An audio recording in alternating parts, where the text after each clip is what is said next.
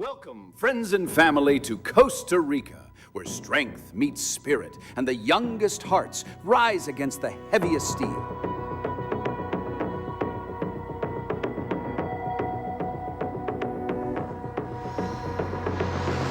Today, the juniors and sub-juniors step forward, not just to lift the bar, but to lift the limits of what the past dictated.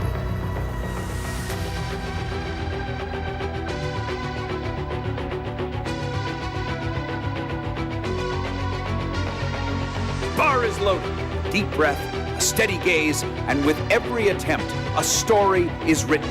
Cheer them on, for every lift is more than weight. It is courage in motion. Now, a chance at history for the next lifter. As they attempt to lift more than any junior has ever done, let's raise our voices, for this is power, this is passion, this is the future.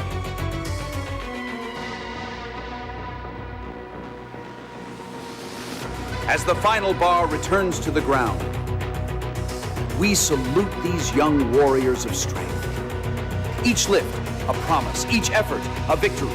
Thank you, Costa Rica, for the energy, the spirit, and the pura vida that makes these days unforgettable.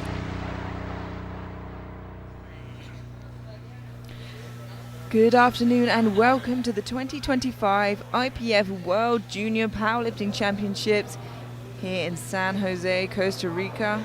I'm Amelia Potter, joined today in the commentary booth by Charlotte Perrault, French coach and international referee.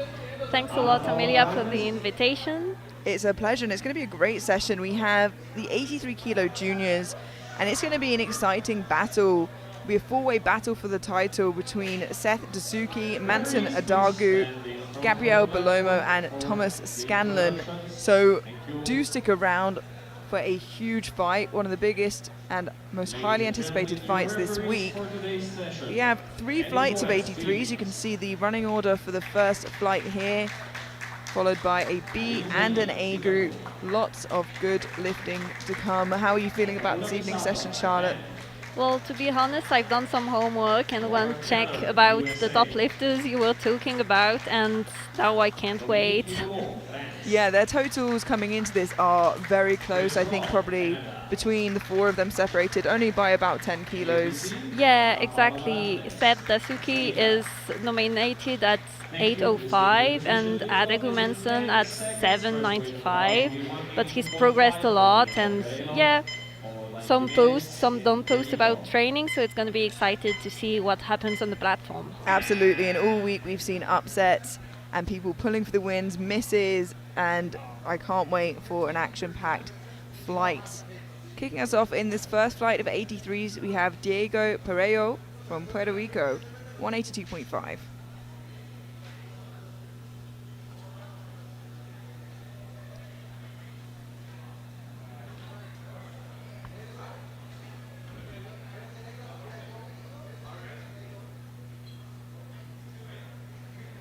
And just waiting for the center referee to announce the bar is loaded. The bar is loaded. And there we go, the competition is underway.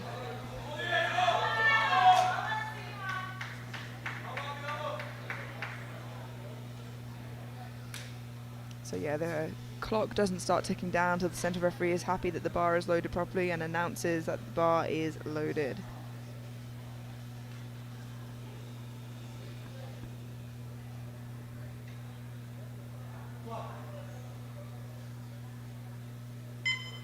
That was deep and fast. Yeah, exactly what you want to see from your opening attempt. No reason for the referees to give any reds or any infractions. Comfortable enough that you can continue growing into your second, third. A great opening attempt from Diego.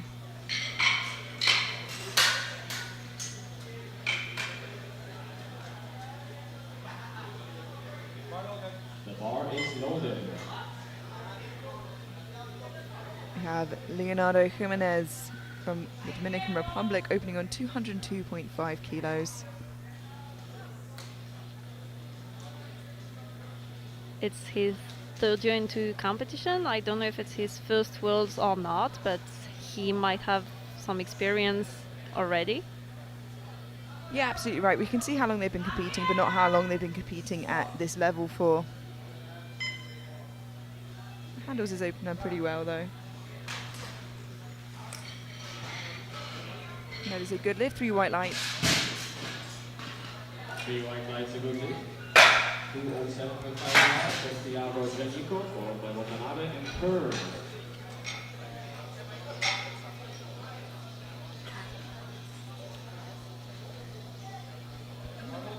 The bar is loaded. Thiago Gianco from Argentina, 207.5. Squat PB at 220.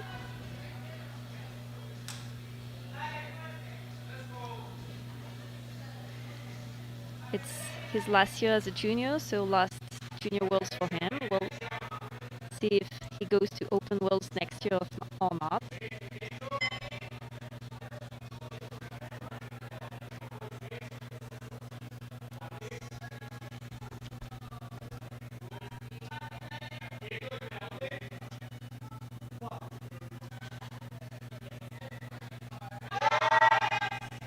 Comfortable enough looking opening attempt.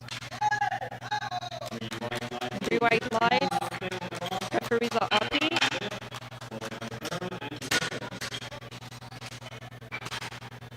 And like I said, that's more or less what we want to see from opening attempts. Not a good place to see anything too exciting or dramatic. Yeah, the first squat is always the most stressful as an athlete, so you want to make it fly and just start the competition confident. 210 kilos on the bar for Fernando Watanabe Ishii from Brazil. And it's great because this year, as the competition is in America, we see many countries that we don't see usually or that have less athletes usually, especially Team Brazil, that is huge this year. Yeah, absolutely. A lot of the Central and South American teams bringing a lot more athletes. Strong opener there. Fernando and a good lift. Brazil has been building their team at a few internationals over the last couple of years, but some teams like Colombia, Dominican Republic, Puerto Rico, we have never seen them bring as big teams as they have this year. Costa Rica, a great example. Yeah, exactly. And I think most of the European teams are still here, so that's nice. Yeah, and for the first time, in a long time, the Europeans are the ones who have to travel as well, and they're not quite as used to it, and it seems to be affecting them a little bit. Yeah, well, that's fair. That's pretty normal. Usually in Europe, we see the change. Casey Hearn from New Zealand, 215 kilos for his opening attempt. Comfortable looking opener for Hearn, and a good lift. And he's the one coming from the furthest country, and he still seems okay. Yeah, and it's important to adjust to how you're feeling on the day as well, if you need to, of course. It's taking what you have on the day, not what the plan was a month earlier. Yeah, exactly. You don't gain kilos by writing tickets. You need to have the 3 white lights. Exactly. Francisco Lopez Garcia from Argentina, opening 10 kilos above his personal best of 220 at 230 kilos.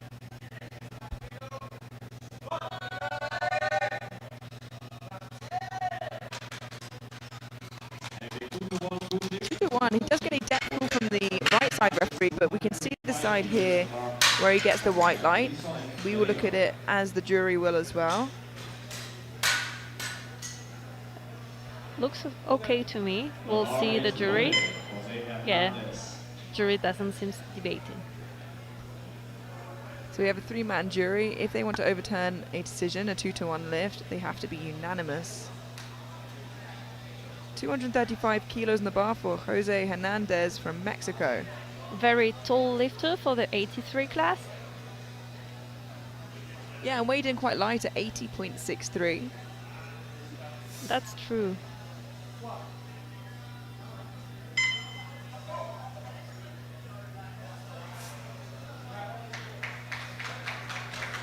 And is a good lift, and potentially had a slight advantage of eating into the competition if that's where he's weighing.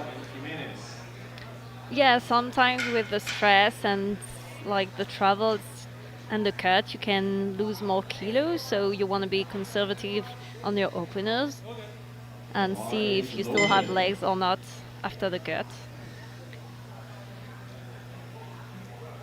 Juan Alico from Uruguay, 237.5 kilos. Alico opening 12.5 kilos above his personal best here.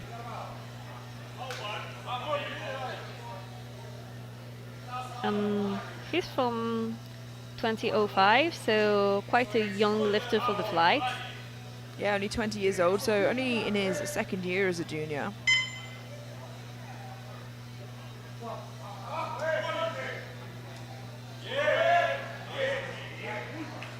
Deep and fast again. 3 white lights, a good lift, and with that, all 8 lifters from this first flight are in and on the board.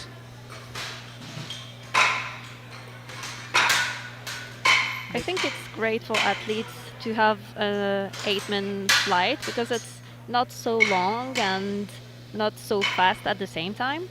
Yeah, it's a nice middle ground. When it's a full flight of 14, I think sometimes they feel like they can be waiting around, can get cool in that time. 8 can be a bit of a sweet spot. I'd say for the middleweight classes, for the super heavyweight, a bit quick maybe.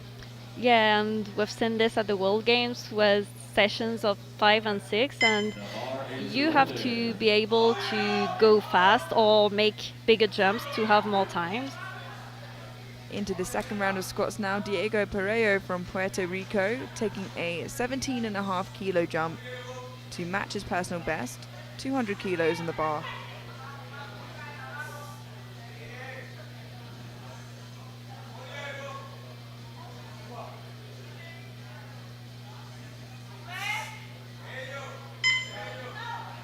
Still looks comfortable, and 3 white lights for him.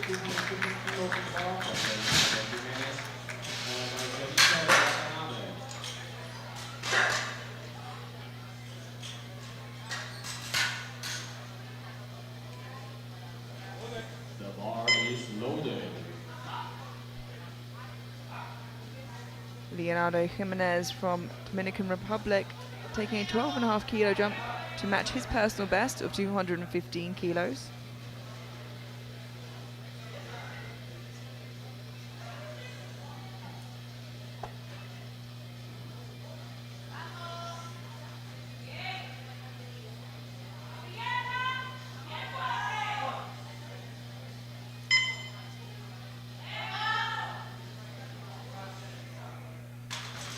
A bit of a fight, so we'll see what the team chooses as a third attempt, but I wouldn't go with a bigger jump.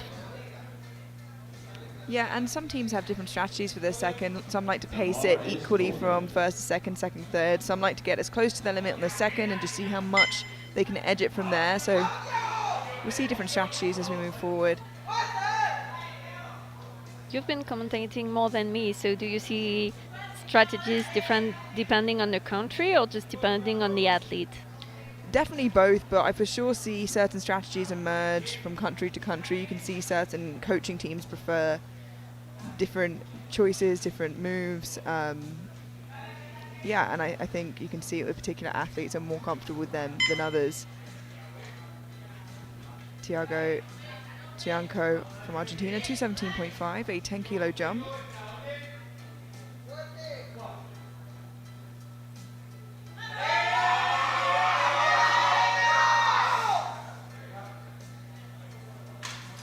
Here again, that was a fight.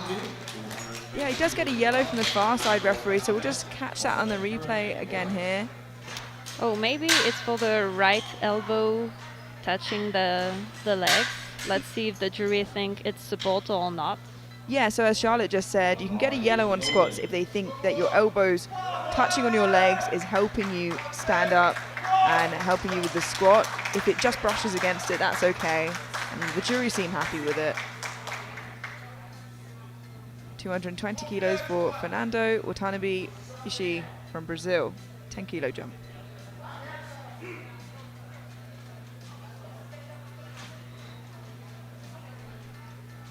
And that Brazil singlet is really so nice.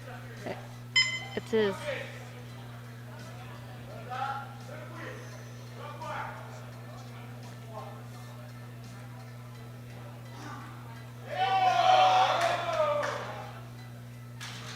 moves really well, and the referees are happy.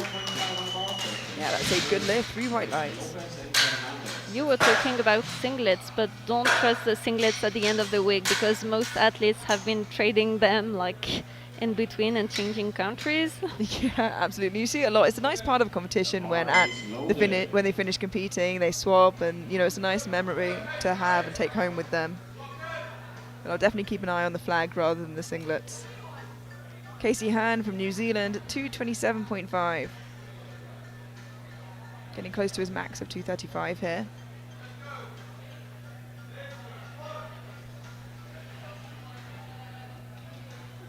And we can also see different strategies from the coaches on where they sit. Very smooth second. Referees are happy, 3 white lights. Yeah, and like you said, you see coaches sometimes crouch down. You can see his coach in the far distance there. They're looking for things like depth, making sure that the squat is good, seeing how it moves, making sure that they know what to put on the bar comfortably for the next lifter. Yeah, exactly. You know that on some athletes you want to stand up and just hype themselves. On other ones you just look at depth if that's an issue, or just to make sure they feel good and not go too deep. Lots goes into the day, both on the athlete side and on the coach side. And looking to come out for 237.5, we have Lopez Garcia from Argentina, but yet to be out on the platform yet. And you can see the clock running down there. He needs to get a squat command before that runs down to 0. And He's here, no wrist straps, no time for it.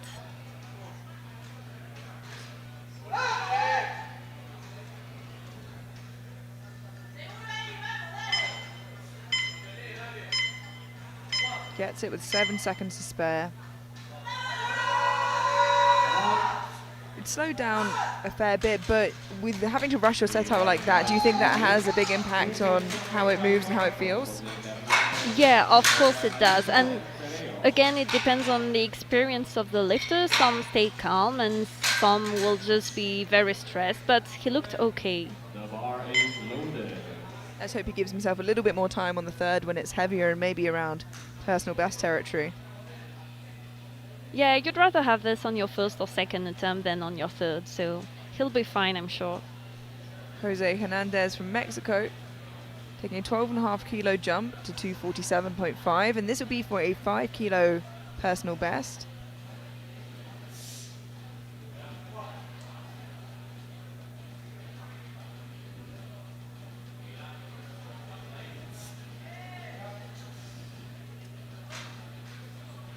Two to one. You were talking about the color of the flag for the other athletes. So here we have a red flag, which means it's for depth. Yeah, so when we're looking for depth, we're looking for the hip crease to go below the top of the knee joint. Parallel is not deep enough. That would be a red light as well. Of course, anything above would be red. That's a huge jump for Juan Alico. Yeah, wow, especially considering he opened below his personal best and now hit a personal best in his opener of 237.5. He's jumping all the way to 255 for his second attempt. An almost 20 kilo jump. Let's see how he handles this. Clearly he's made a lot of progress recently, as you often see with younger juniors.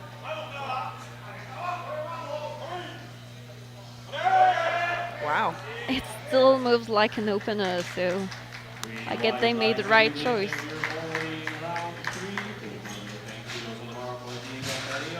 And that's a fast squat, and we've seen before some athletes do like a tempo squat and some do very fast squat. It depends on the technique and also on the knee sleeves maybe. Yeah, absolutely, and adjusting for the coach as well to how a lifter squats and how much they can grind. Some of the faster lifters have a little less grind in them than those that tempo, and we'll see how they adjust to that as it gets towards their top end here in their third attempts, and they're nearing or above personal best territory. Diego Pereiro from Puerto Rico looking for a 10 kilo personal best here, 210 on the bar.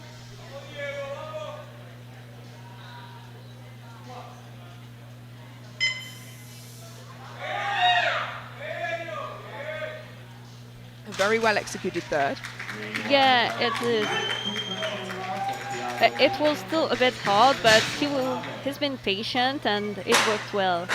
That's what you want to do when you begin the sticking point, just be patient and push through. And I think a sweet spot for a third attempt is knowing that you collected almost all the kilos you could without absolutely emptying the tank and, you know, like running down that energy for bench and deadlift as well.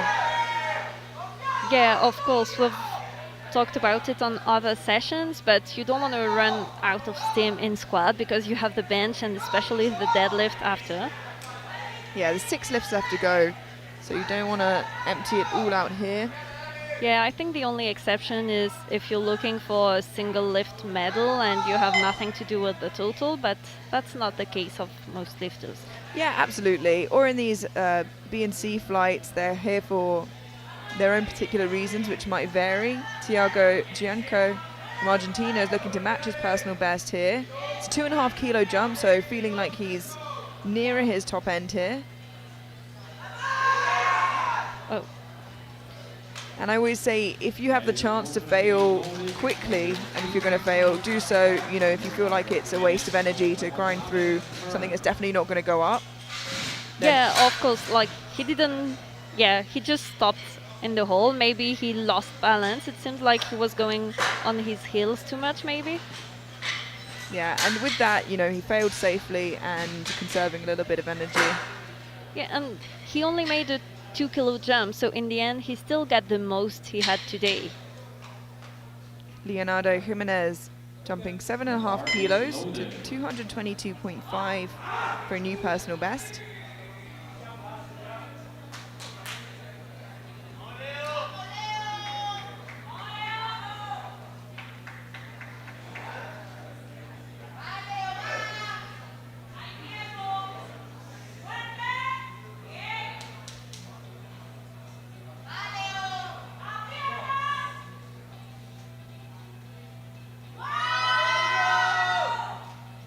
Slow off the hole, but it finishes. Oh. Does get a depth call from the center referee, but I'd say usually, and I say that tentatively, usually when you get whites from the side, depth is usually okay, because it's the hardest position to tell depth from the front angle. Yeah, it depends on the position of the lifter, but here the jury seems happy with it. And it will remain a good lift as we move on to Fernando Watanabe Ishii from Brazil, 230 kilos, a 10 kilo jump, looking for a 5 kilo personal best. It doesn't matter how many Brazilians are in the crowd, you'll definitely hear them.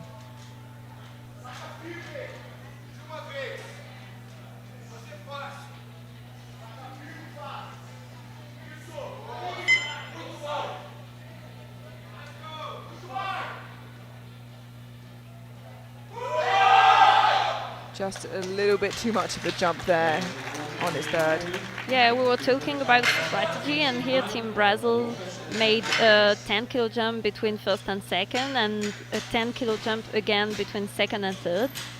And he seemed to be limping a little bit with his left knee as he came off, so hopefully all okay moving forward. The bar is loaded.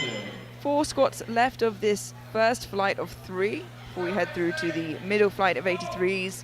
Casey Hearn from New Zealand coming out for 235 kilos, a matched personal best.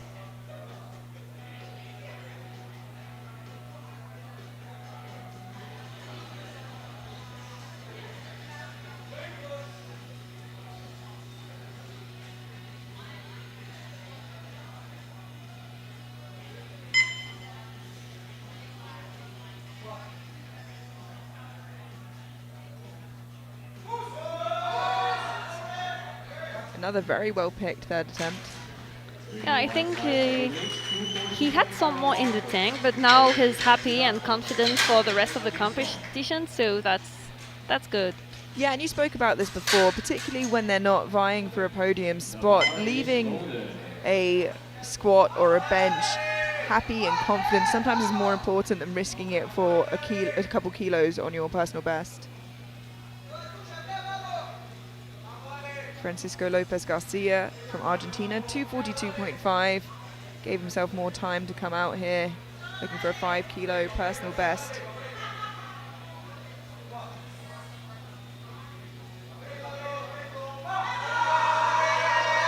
Yeah, and you see, he had no time to put his wrist straps on the second attempt, and now he came concentrated and still got a 7.5 jump. So. Yeah, which is very good. Like you said, managed to actually get all of his equipment on this time, and I think that was the perfect number as well for him. Executed very well. Jose Hernandez from Mexico taking a 5 kilo jump to 252.5 for a 5 kilo personal best. And we see that for now all the lifters keep the rack out, but we might see different story in the other groups.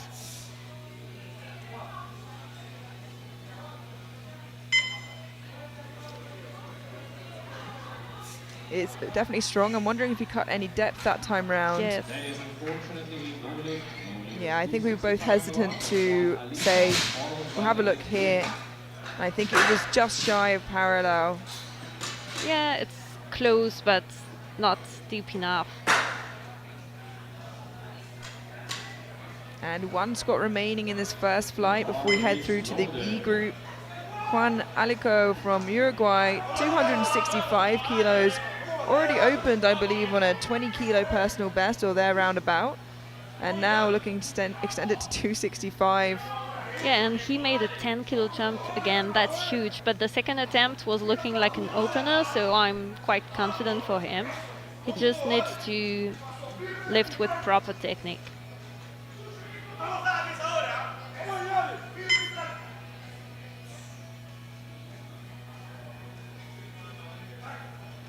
The referees give the start command. Yeah, it took a little while to get it. They weren't quite happy with his position, but did not seem to phase him all too much.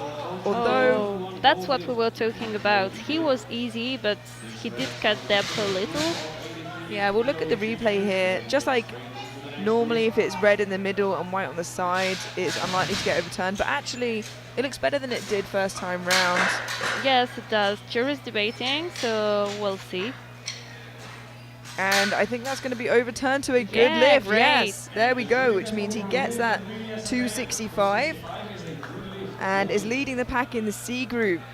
We are going to head through to the B group, where maybe we'll see an outside chance for a medal, but we know with those top 4 fighting in the A group, it's going to be a hard job, but I no doubt expect we're going to see some big squats and personal bests still in this B group.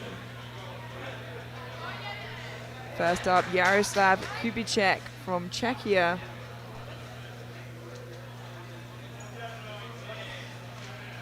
Very experienced lifter, already 5 years in.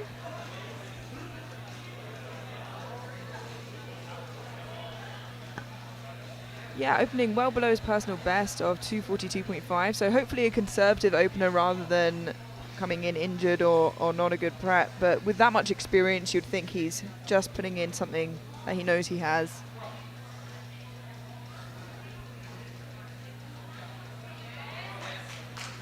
It does look very easy to me. Yeah, and I can't imagine anything wrong with that.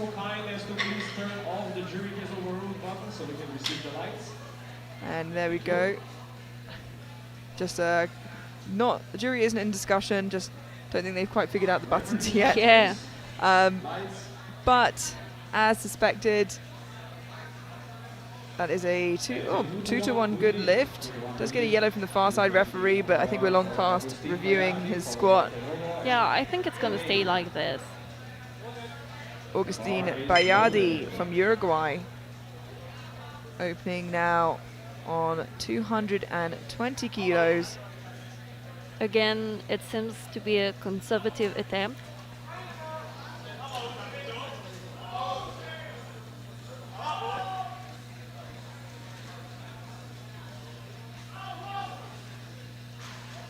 And also we were talking about people coming here not placing for podium, but I think it's also important maybe to talk about team points. Yeah, absolutely it is. it's not just individual athletes that win individual classes. There's also best overall lifters in the males and females, and as you said, best teams, first, second, and third. And that was a 2-to-1 lift. So Charlotte, could you tell us a little bit more about team points and how athletes are to achieve them? Yeah, so within the team, the 5 best place lifters will get to collect points. So it's 12 points if you're champion, then 9, 8, 7, etc. until 1, and every lifter with a total adds 1 point. And so in the end, there's a team placing. Fabulous. And so what you're saying as well is even if they don't come first, second, or third, fourth and fifth and sixth can still be very valuable to the teams. Yeah, and it happens to be very close sometimes, so it's not. Yeah, when you're 6th or 7th, you might think they have nothing to play, but in reality they do, because every point collected is important for the team. Could be the difference.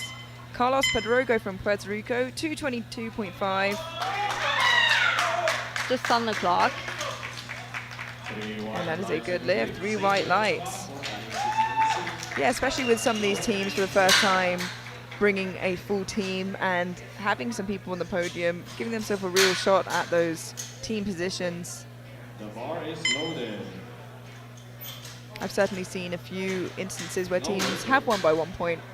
Oh yes, and it does happen too where the teams have the same number of points, but if it's the case, it's the team who has a bigger IPFGL points total that wins. So yeah, every kilo counts. Wow, there you go. Alexis Insil from Peru, 222.5 kilos for his opening attempt.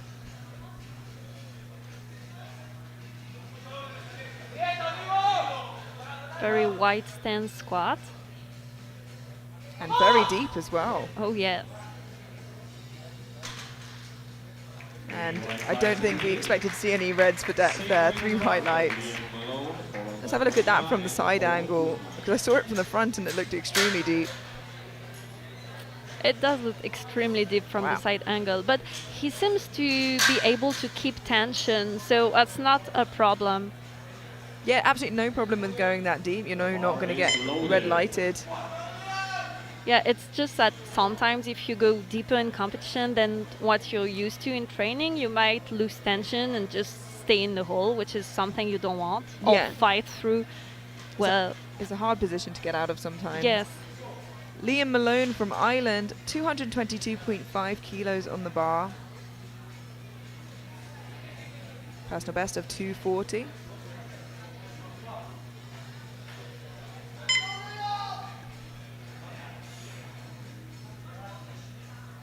Here again, a very tall and quite light lifter.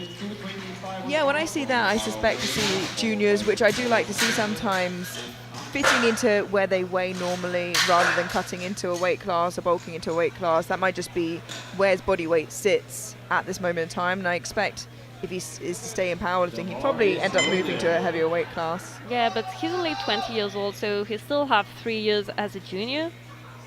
And yeah, you're absolutely right. You don't want to cut when you're sub-junior or in your early juniors, especially if you don't go for podium or medals. Like, it's different if you're playing a World Open title, but health is very important.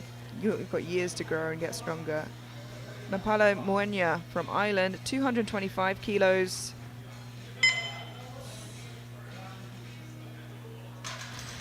Strong lift and 3 white lights. Just got a little trapped in there by the spotters. A very strong start. Yeah, they've been spotting for more than 1 week now, and we've had equipped before with a squat at 440 kilos. So. And actually some of the spotters and loaders that you see rotating through the week, I believe competed equipped last week. So doing everything they can this championships. Maybe we'll see them in the referee's seat soon. Maybe, but that's amazing. Spotting is very hard. Julio Colon Guzman from USVI, 232.5 on the bar.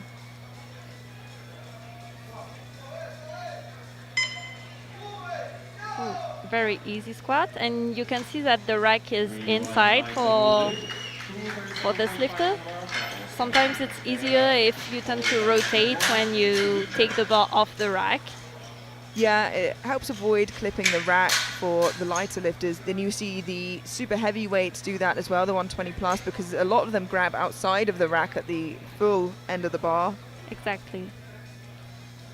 I'll be surprised if I saw an 83 doing that quite yet, but I've seen some weirder things before. Oscar Campas Herrera from Costa Rica. Yeah, on the home soil, 237.5. 20 kilo under his personal best, but these are junior men and 83, so he's still able to make big jumps, and we'll see where he finishes. Yeah, we're at that weight class now where we start to see these slightly bigger jumps look more comfortable as well. And I think as a coach, it's also harder to sometimes guess for this type of lifters.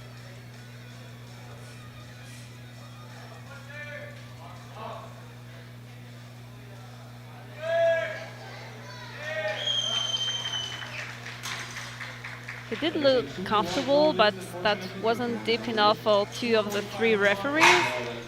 And a lot of these athletes, especially in the juniors, especially in countries that don't normally send big teams, probably haven't competed with international referees before, so the standards might vary. You know, this is the strictest stage you'll ever compete on. Yeah, of course, and being home sometimes can be a bit more pressure, so you want to do good and you're very stressed. I think I'll let you introduce this name, Charlotte. Claude Alexandre from Canada. And we feel like we're in Canada right now, so many people cheering him. Yeah, half of the crowd honestly is Canadian. That's a very wide stance for Claude. 245. You can see his feet almost equal with where the rack is on each side. Yeah. Actually, he could be red lighted for having the feet under the rack, but yeah, it's just before. Great mobility. And we head through to the second round. Ulbar Campos Herrera with a squat on the board, just struggled with depth a little bit there, but no strength issues on that first round, which is great to see. Kicking off the second round, Jaroslav Kupicek from Czechia, 217.5 kilos. 15 kilo jump, that's what we were talking about. Bigger jumps for this category than what we've seen for women or for smaller categories. And it also means when you're at that top end, you know, when we're looking at the A flight, one miss can make or break the competition for an individual athlete because it will be such a big gap. So someone can seem 10, 15 kilos behind for the 47s, that's really hard to catch up, but the 83s, that's just one lift. Yeah, exactly. Yaroslav seems strong and the referees agree. And yes, exactly, it's very hard to have a good total if you miss your third squat, for example. You'd rather miss a bench because usually it's a smaller jump. And the only time I think it's more important in bench is maybe if they have the chance at a chip on the bench. Yeah, of course. But it's still possible. We've seen lifters miss 2 squats and still end up on the podium. But Yeah. I think some people have taken the numbers, and most of the top placing lifters succeed more attempts than the others. Yeah, it's definitely becoming a game of who can get the most attempts and have the best day rather than individual disciplines. In still now, 235. Very deep squat again. It started to be kind of a fight, so probably a smaller jump to come. And I think we saw for quite a few years that world champions excelled not only but mostly in one discipline, a squat, a bench, a deadlift, and now all the world champions you see are strong across all 3 lifts. Yes, exactly. You do see some bench-only lifters come sometimes and took medal, but most of the time you can't have one weak lift. 235 kilos for Liam Malone from Ireland. 12.5 kilo jump from his opener. 5 kilos off his personal best.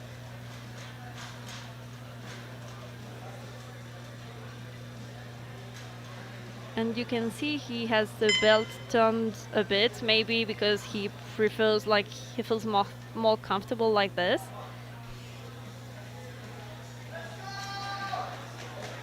Oh, that is a tough second. He's going to get through it, but it might be the top end, Charlotte. Yeah, I don't know if this was a missed groove. He seems laughing, so maybe it was just a missed groove. It's very rare I see an Irish athlete in bad spirits when they compete, though, to be fair, so it's hard to read. But yeah, like you said, you can see the belt off to the side. Some athletes like to have it to the side or even to the back, so there's not that extra bulk at the front when they are in a low bar position and fold over. Yeah, and I think that's something we see even more in deadlift, because when you grab the bar, it's all tight, and sometimes having the buckle back is better. Now, without his opener in, he's looking to retake. Campos Herrera, Costa Rica. Can he get it a little deeper, the 237.5? It looks better, but is it good enough? No, still a bit more to go. So let's have a look at that again. He gets a depth call from the left side referee and a yellow from the right. Let's have a look here. Is it those elbows that he gets from the right? Elbows don't touch. The bar is loaded. We can't really see. But jury seem happy. That is not a good lift, and he's going to need that on his second. And that's where it's important to have a coach that is confident, and there's a lot of mental work to do right now in between the second and third attempt. Carlos Pedrogo from Puerto Rico, 237.5 kilos, 15 kilo jump. It's 3 kilos below his personal best, and then what I imagine to be a junior Puerto Rican squat record.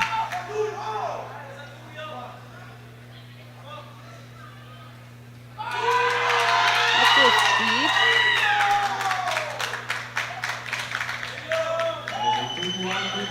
2-1, a good lift. Let's have a look at that again in the replay. He gets a depth call from this side. And it's quite hard to see with where he pulled the squat out to with the rack, but I think he should be okay. It seems good to me, and it does seem good for the jury too. But he has a very vertical squat, and that's why sometimes it starts fast, but it stops slower, and you're less able to grind than a hip squatter. Yeah, absolutely. We'll see how his third goes. Mapale Mwenya from Ireland, 237.5. Slow down a little bit in the middle portion where you'd expect to see that breakdown come in, but he handled it very, very well. And it's a good lift. Maybe a 5 kilo jump on top of that. Maybe 7.5 at a push, but 5 kilos seems like the safer option. Yes. I'd say 5, but comparing with what the coaches have done so far, I'm sometimes a little bit too conservative. Yeah, and again, that comes down to particular coaches and their strategies. Yeah, they put a 7.5 kilo jump. We'll see. I think I would have gone with 5, same as you, but that's why it's so important to know your individual lifters, because he could absolutely have that in the bag, and we don't know that. Augustin Bayardi from Uruguay, jumping 20 kilos to 240 for his second attempt.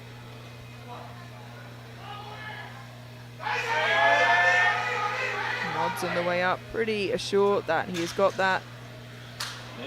And unfortunately, maybe a little too early, gets called for depth. Yes, he seems confident, so he'll probably come back taking the same weight. The jury's debating. It seems right on the border. And it's hard sometimes, as we've spoken about, with those darker singlets to find that hip crease, especially an all black, or actually an all white one can also be troubling to see that hip crease. But yeah, and also with the spotters, sometimes when you're a referee, it's hard to see. But it's going to remain a no lift. Julio Colon Guzman from US Virgin Islands, 247.5. 15 kilo jump. This will leave him 2.5 below his personal best. And you were talking about the Brazilian singlet, but I need to admit that the Virgin Islands singlet is amazing too. I did think that when he came out for his opener as well. And it's a lovely second. But I thought, I've already mentioned one singlet, I'll leave it. So I'm glad you said it, because it is a lovely singlet. There's a theme going though, both have blue and yellow on them. We haven't seen any Spanish lifters yet, but I do like their singlet too. We'll see if we have some in the A group. I imagine we will, and also Spanish lifters often great squatters too. Claude Alexander Gumon from Canada, 20 kilo jump here to 265, 20 kilos below his personal best, and you can hear the support from Team Canada as you have done all week.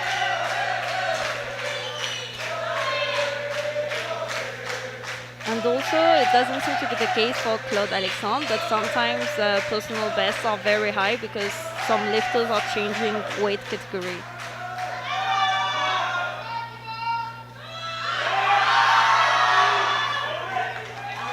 Looks strong, definite slowdown there, as you'd expect with a 20 kilo jump, but it looks good. 3 white lights. Yeah, probably they took such a big jump because with such a wide stance, it's very hard on the adductors, and so you don't want to be like grinding 3 attempts. So yeah, exactly. It's very taxing, and probably he did basically his last warm up on the platform. Yeah, and he probably doesn't want to have to take the heavier end of his squats, that top end, or close to it more than once if he can. Oh, Costa Rica is still making a 22 kilo jump, so right now it's all in. Yeah, so hopefully that works out for them, and we're gonna see how that pans out very soon as we head now into the 3rd round. If the Costa Ricans get that, they'll end up second highest squat in the flight. Yeah, second in the flight and 3rd overall because we've had a big squat in the C group. Yeah, absolutely, which is great to see a C group lifter placing so well. Malone from Ireland choosing to not come out for his 3rd, which I think is the right decision. Like we said, that 235 really was top end. Yeah, so you were right. He was just happy but didn't take. And that's exactly what we've been talking about. You'd rather save energy for the rest of the competition than grind for 2 kilo you're not sure to have. Yeah, and going confidently into bench knowing I've chosen not to take that attempt rather than I've come out of squats and missed a heavy attempt. Yeah, exactly. And today with the 3 group, they do have the time in between squat and bench and deadlift to warm up, but sometimes with smaller group, that's also something you want to make just to have the time to warm up for the next lift. Alexis Insil from Peru, 242.5, looking for a 2.5 kilo personal best here. Very deep again, and he was fighting, but I think the bar had gone down when the spotters took the bar. Yeah, we'll have a look again in the replay, and he doesn't seem annoyed by that at all. I think he knows that it already dipped just there. Even if it's quite small, the referees would have noticed that. Of course. And if anything, saves a little bit of energy trying to push any longer. Yaroslav Kubacek, 245 kilos in the bar, looking for a 2.5 kilo personal best.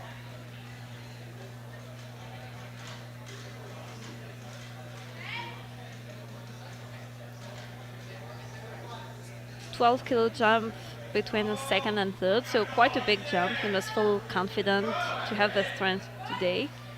He's a very controlled lifter, almost tempos it like you were speaking about before, so he knows how the weight feels on his back the whole time. I do think this is going to be hard.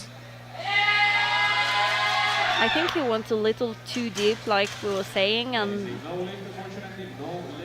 if you do go too deep, it's harder to keep the tension and get through the sticking points. Yeah, and the 2nd attempt definitely slowed down, and as I said, I expected if he was going to get that, it would have been a tough lift.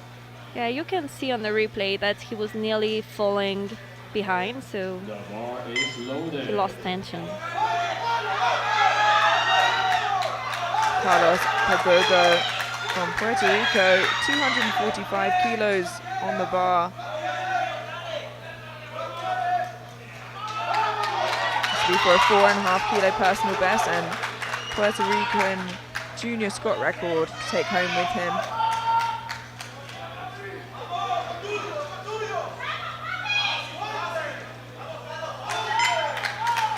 We haven't talked about it, but he's lifting in sneakers, and you can see that some lifters have flat shoes. Oh, that is a great fight. Do the referees agree? 2-1. And that is a new personal best. Yeah, you'll see lifters squatting in what we call heels with an elevated heel, and a lot of lifters you also see in flat sneakers like that. And he still has a very vertical squat, so it means that he has the ankle mobility, because sometimes heels are to increase artificially your ankle mobility and just be able to hit depth. Mapala Mwenya from Ireland, 245. We spoke about a 5 kilo jump for us that felt sensible. They know him better than we do. They've gone 7.5 kilos to match his personal best. And that is on the money, and exactly why it's so important to know your lifters. Yeah. And also we talked about the attempt, and sometimes you want to be more conservative than other times, but Yeah, but like we also said, you know, they're in the B flight, they're not going to be fighting for an overall medal, so they're going to be pushing their personal best total, I imagine, and their squat. and also there are two Irish lifters, so they are just 10 kilo apart on the total right now on the prognosis, so they must be pulling one against the other. Yeah, absolutely. Augustine Bayardi, Uruguay, 247.5. Missed that second on depth, yeah, and looking to go up a little bit here. 10 kilos below his personal best still, so hopefully still comfortable. Nods again, but this time, does he nod for good reason? 2-1, a good lift. Does still get a depth call from the far side referee. But it does look better than the second. Yeah, really better to me.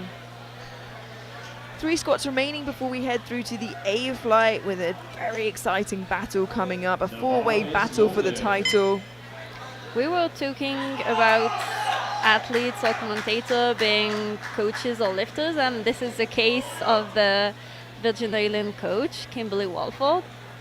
Yeah, she does it all. She's ref this week, coaching now, and she has put 260 on the bar for Julio Colon-Goodsman, the USVI, for a 10 kilo personal best. He's been squatting really well today. That's a lovely third attempt for Guzman. Yeah, I think he had a fourth attempt in him. That was so great. Yeah, and a personal best at that. So leaves squats happy with the personal best and confident in his strength. Now, as you alluded to before, Charlotte, the Costa Ricans are going for all or nothing here. Oscar Campos Herrera from Costa Rica on home soil now. 237.5 kilos. He's jumped to 260 for a 2.5 kilo personal best. 260 on the bar to stay in the competition. If he gets this, he can post the total, continue to fight too. And if he doesn't, he gets no total. This is very important. Needs to reach that depth. The crowd is cheering him. Oh, just And that's three red lights. Three red lights, so the jury can't even change the decision, even if they agree it was a bit deeper or not. Yeah, and unfortunately, you know, it just wasn't there. And he can continue to lift if he wants to, but we now head into the final squat of this B group before we head through to the A flight. Claude Alexander Gumon from Canada, 270, a 5 kilo jump. After a 20 kilo jump, and it's no squat PB here today, but just taking what's free on the day and trying to get the most kilos.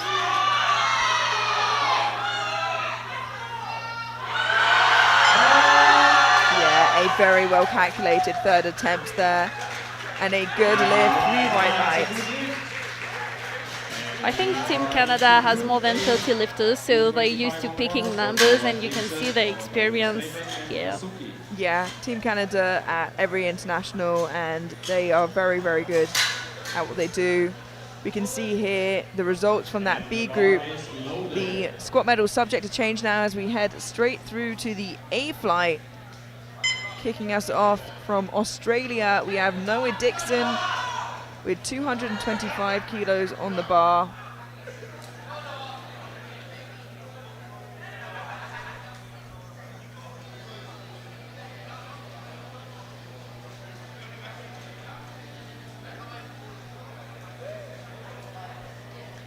$30 away from his personal best, but probably willing to make big jumps too.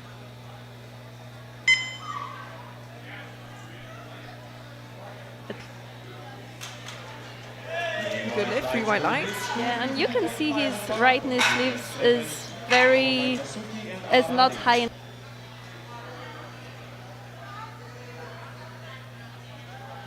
And we can see Belgium flag in the crowd.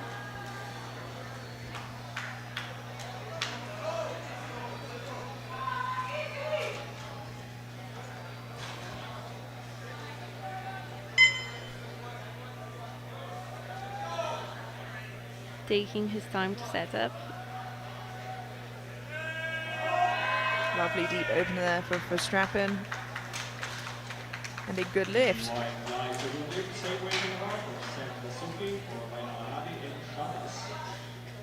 Seth Dasuki, one of the contenders for the podium and the title overall.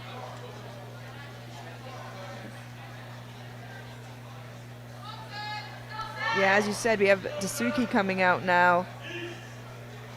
Definitely in the fight for the overall. It's going to be an exciting battle watching all of these lifters fight for that title that they all so desperately want. And Dasuki coming out for 252.5 for his opening attempt. yeah, we were talking about experience. He's been into powerlifting for 10 years. Yeah, at 23, that is a long, long time. And a comfortable looking opener for Dasuki is a good lift, and he is on the board.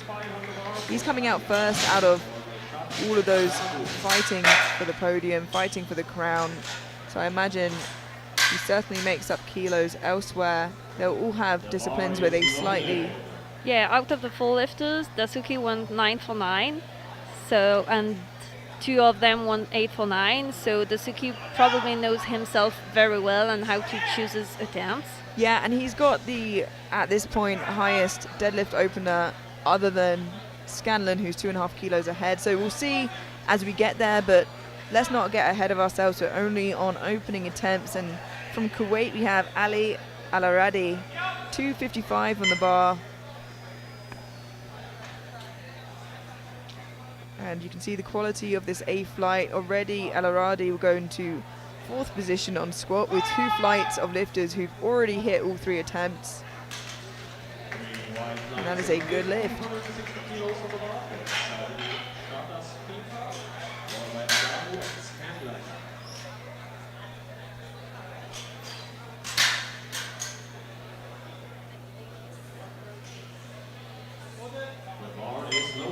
And the bar is now loaded for Samir Chataspiemia for Colombia.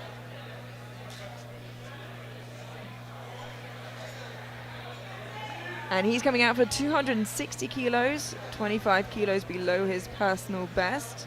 So hopefully a nice conservative opening attempt here for Chatas Piamba.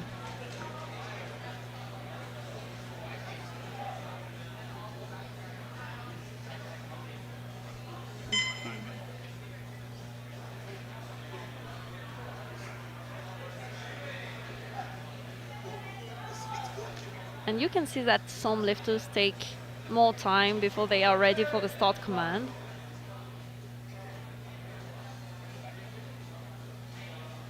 Very controlled squat. A very interesting stance as well, his feet very outwards. And it's a good lift. Yeah, but I think he's able to keep the knees in line with the feet, which is something you'd rather want.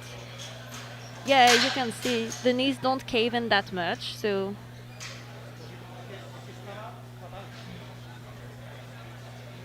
We now have coming out reigning world champion in the juniors, Manson Adagu from Great Britain.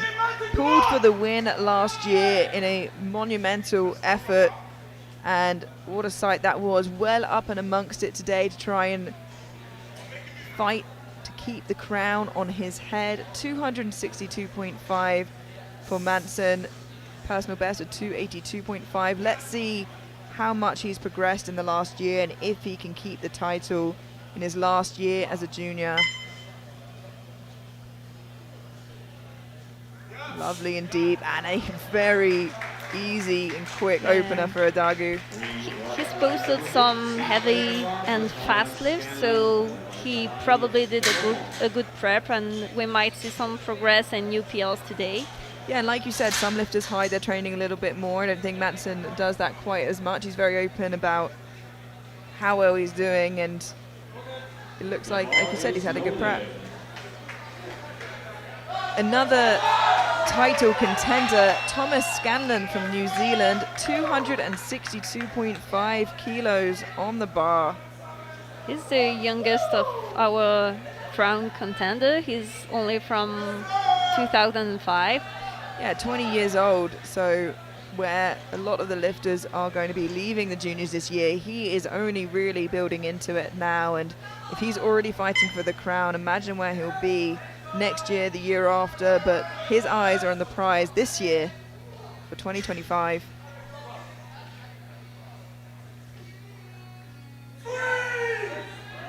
Another comfortable opener. 3 white lights from the referees. Very relaxed athlete. Yeah, and you definitely see, like you said, different kinds of athletes. Some seem to be more outwardly enjoying themselves, a bit more relaxed. Some very focused, and you won't see them break emotion until the very end. Now, we've spoken about a 4-way fight, but if any of those tops slip up, then Zalali is definitely someone who could capitalize if he has a day of a lifetime. In the Netherlands here, 270 kilos. And he might be in for a squat medal too. Absolutely, well in the fight for that. Already with 2 flights, having completed all 3 squats, this already takes him into squat silver. 3 lifters to follow for opening attempts. A bit slow out of the hole, but a strong finish. 275 an hour for the Loma, Esteban and the Loma.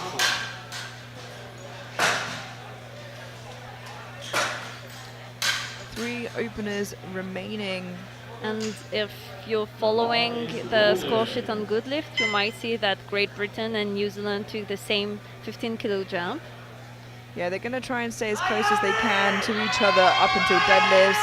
And another title contender, Gabriele Bellomo from Italy, 275 kilos. Like I said, a lot of the top contenders in their last year as a junior.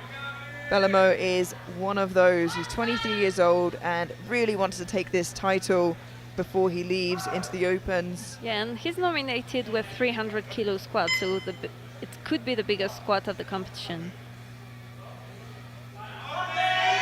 Very deep. It slows down on the way up, and maybe he sunk it a little too much, but he is on the board. And it's worth mentioning at this point, because you said that, and we have 2 openers following, that the world junior record is at 308 kilos. So it'll be interesting to see how close they can push to that, and if anyone can take a chip in that fight for the crown.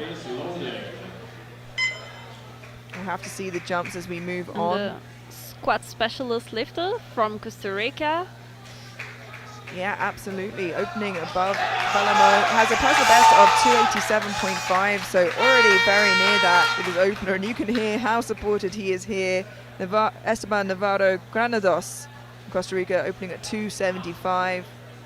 Like you said, probably vying for a squat medal. Yeah, he's nominated 8th right now, so Let's see how this moves and if he can make some big jumps. Very controlled squat. It doesn't move as fast as the other, and 2 of the 3 referees think depth was a bit high, so we'll see if the jury agrees or not. Yeah, and we've already seen some Costa Rican lifters earlier today struggle with that depth. Goes to the jury.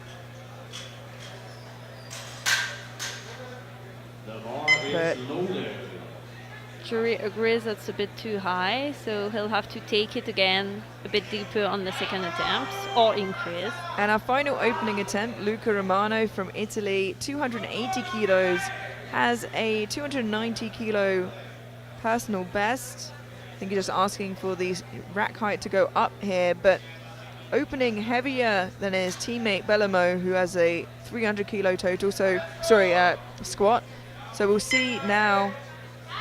Yeah, he might have progressed a bit, well, a bit and a lot maybe, because opening only 10 kilo away from your PB in 83 is not much.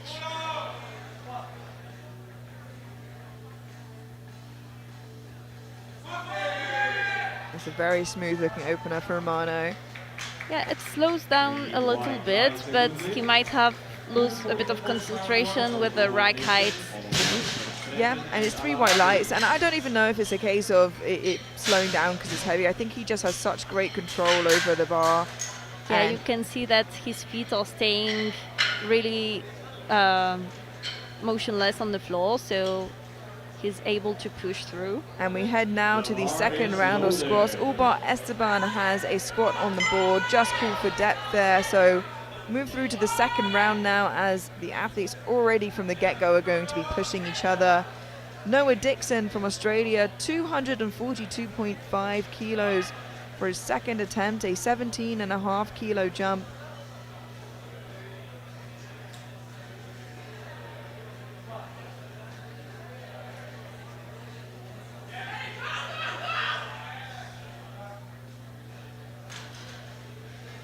That is a good lift, 3 white lights.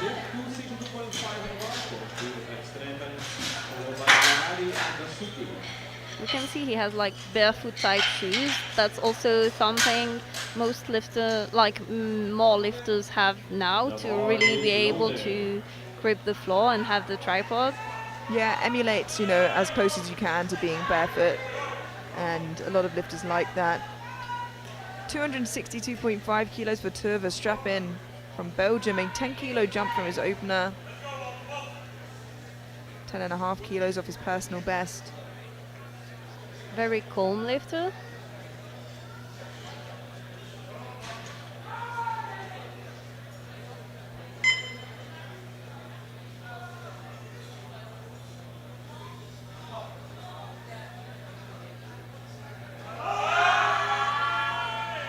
Still moves very well. 3 white lights. And that is a good lift, 3 white lights.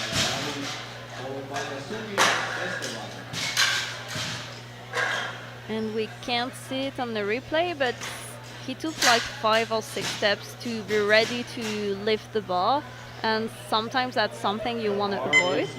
Yeah, some lifters do step quite far out of the rack, and you'll see some very experienced lifters take a very small step, just far enough so they don't hit the rack. Yeah, Save some energy. Yeah, and also to not lose energy. Sometimes you want to do like 3 or 4 steps. You have to find the balance between not losing energy, but also not losing balance or hitting the rack. Ali Al-Aradi from Kuwait, 265 on the bar, a 10 kilo jump, landing in 5 kilos below his personal best.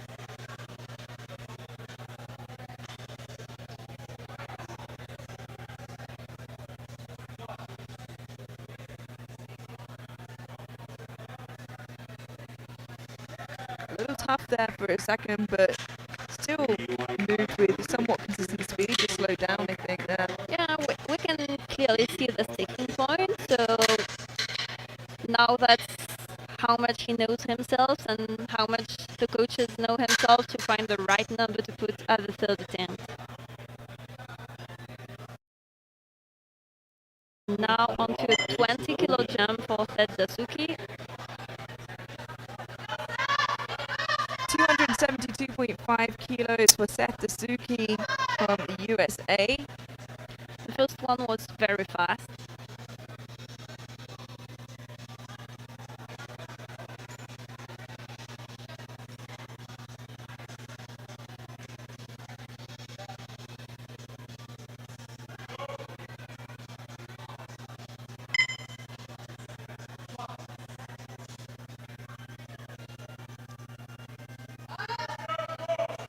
Yeah, still looking pretty solid. 3 white lights, a good lift. And 3 white lights, a good lift. Pacing himself very well here. Of course, his other competitors are coming out after him in squat, so just looking to build as big of a squat as he can before bench press. Navarro Granados from Costa Rica.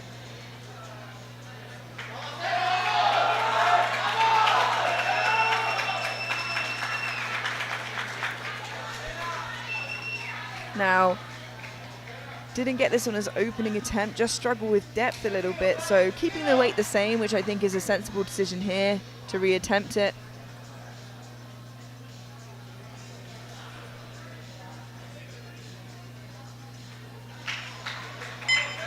Strength didn't really seem like an issue. It was a little wobbly on the lockout, but just needs to find that sweet spot on depth to get on the board.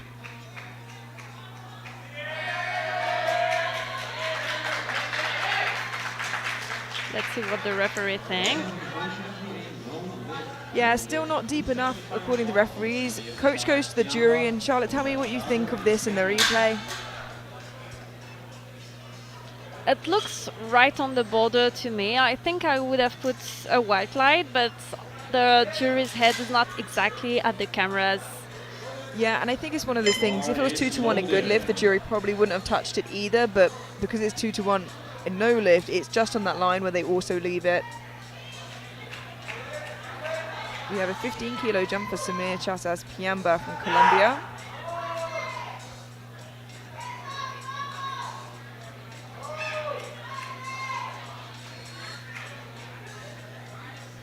And Sami only put the right of the rack in. You can see the difference. What would be the reasoning behind that? To not hit the rack when you unrack and step back. Yeah, so you just need one in really to avoid that. Some lifters like both in. Yeah, because sometimes for some lifters, if you put both in, you could like have your hands on the rack. Did very well to keep position because he knocked forwards a little bit with his torso. Yeah, he twisted a lot, and one referee thinks that's a bit too high. But it's not the side we will see on the replay. I think that looks pretty good to me there. In terms Yeah, of I depth. think the right hip looks good, but maybe as he was twisting, the left one was a bit higher. Yeah, that's absolutely possible. 5-second attempts remaining, and very much all fighting for positions.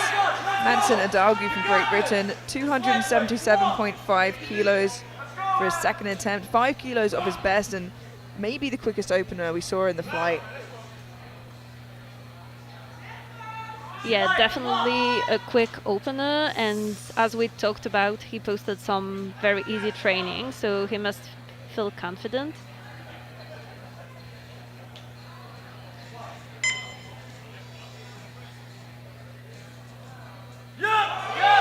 Yeah, and I think we'll see a new personal best today, because that's 3 white lights and more room for a third attempt. Yeah, absolutely, and he'll be well aware that the target is on his back. You know, everybody's aware he's the junior world champion reigning from last year, so everybody's looking at him, and there's going to be a bit of pressure that comes with it, so we'll see how he handles it, but so far, so good.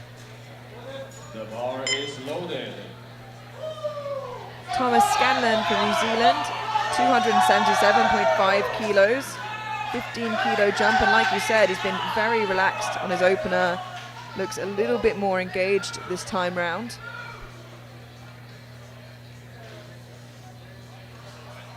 And I think the rack height is not good. You can see how tall he looks compared to the rack. So now they're going to correct it and reset the clock.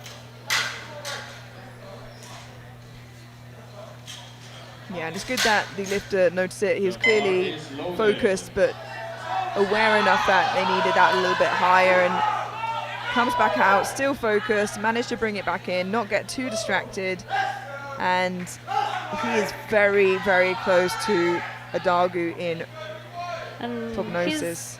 he's also only 7.5 kilo from his personal best, so he must feel good because that's only the second attempt.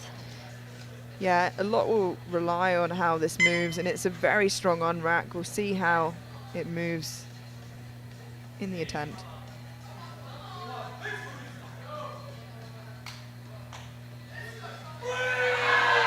And it's still pretty comfortable for him, I have to say. It is, and you can see the bar is starting to be heavy based on how much it wipes up, and that's something you want to control too. Yeah, absolutely, and he's certainly trying to chase the lifters who are aging out of the weight class a little bit faster than they want to go. And the bar is loaded. Fikri Zalali from the Netherlands taking a 15 kilo jump to 285 for the time being, moving into squat gold with Romano and Bellamo to follow.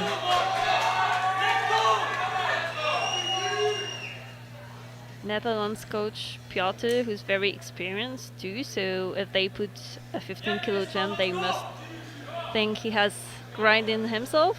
Yeah, the Netherlands, a team that don't often take unnecessary risks. Similar to France, you know, they're going to put something on the bar for the second attempt that they have full faith that he can get. So we'll see. Hopefully that's the case.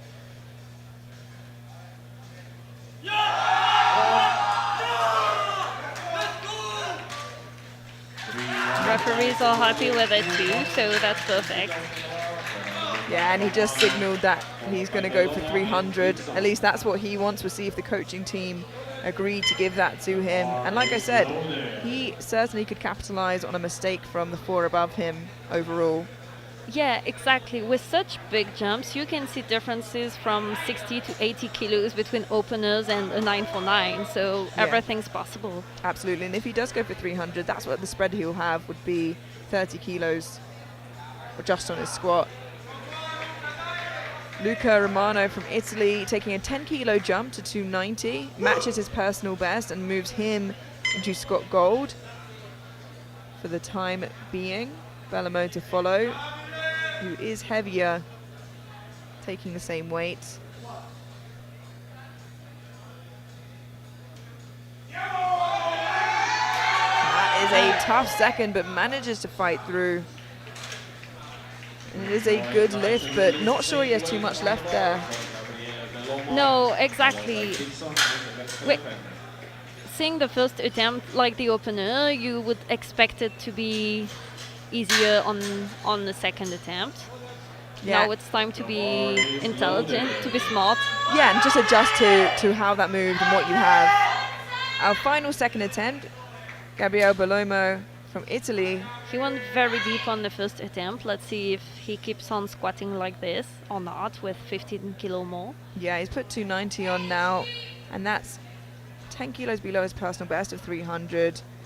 It matches Romano's second attempt, but at a heavier body weight, so he'll go into silver, but should he make this look more comfortable, I'd imagine a bigger jump than his teammate. Like you said, very deep and not so much easier than his teammate. No, not really. And to be honest, being nominated third, I think I wouldn't go for a squat medal, but just take what's here, because 2 kilo right now might be the 2 kilo you miss in deadlift. And yeah, absolutely. I could argue as well that if he could cut a little bit of depth, he has the space to do so and probably would help him get those kilos. yeah, I wonder if he squats like this every day or if he goes deeper today. Bar is loaded. And we head into the third and final round of squats now. 247.5 on the bar for Noah Dixon from Australia.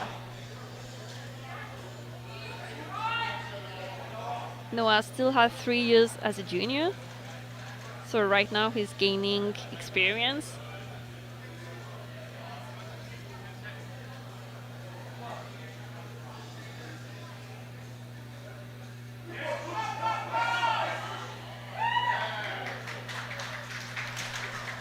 That was a smart choice. Yeah, 319, good lift.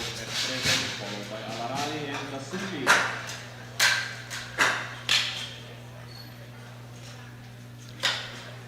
We have now Turbo Streppin, 270 kilos, 7.5 kilo jump, 3 kilos below his personal best.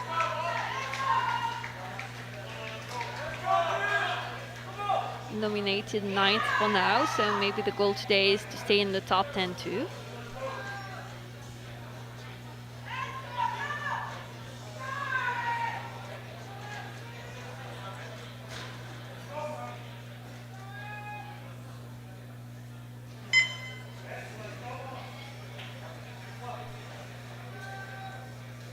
Very controlled eccentric. Oh, a little bit too much for the day. It's the first miss we've seen so far on strength in this A flight. We've seen some tough seconds though, so let's hope we've got some big grinders. From Kuwait we have Ali Alaradi, 270 kilos to match his personal best, a 5 kilo jump. Yeah, all the lifters but one took first and second attempt. And that's what we were talking about. We're seeing more and more lifters with a clean technique and doing smart choices.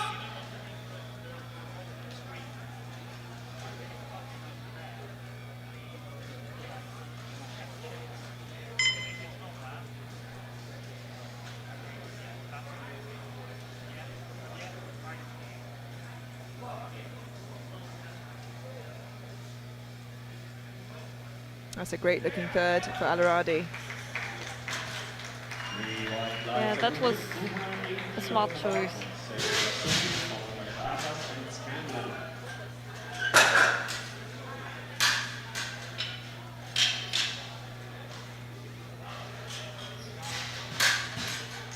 We now have Seth Dasuki from the United States coming out for his third and final attempt. No personal best attempt today. No, he's taking a 7.5 kilo jump to 218. It's a smart thing to do. You know, out of the top few, he's just off podium in prognosis. But as we said, one missed lift can really change that up. And if he's looking to go 9 for 9, have the day that we know that he can, he will end up right up there fighting for the title. It's just about staying in your own lane and taking the kilos you can and making sure everybody else is too worried about each other and lets you have a good day. Yeah, he's taking the time to set up. And that is a great final attempt for Dasuki. Yeah, we can see the 10 years experience, and I think that was a conservative but a very smart choice. And we can see the different coaching strategy between USA and Italy now. Samir Chasas Piamba from Colombia.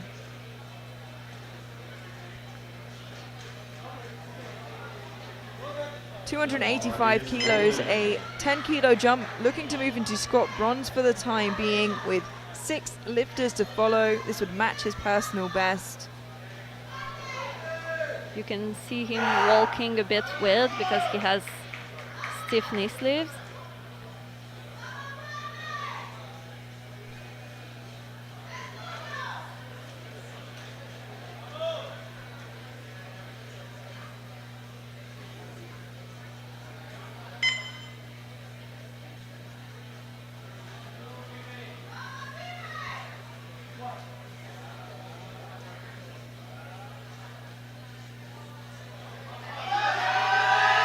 A great fight there from Chasas Piamba. Yeah, very controlled lift. And 2 to 1, a good lift. For the time being, moves into the squat bronze position. And still a red on the same side, sorry, as last time. So maybe a hip shift again. Yeah, and it's not unusual to see. Oh, and the jury's overruled that to a no lift, unfortunately. So does not take provisional bronze. Stays with Zalali for the time being, but Thomas Scanlon from New Zealand are looking to move into provisional bronze at 285. A matched personal best, and way more hyped up than he was for his first and second now, looking to add kilos to stay ahead of the competition on prognosis. It is so close. He cannot afford to make a miss here.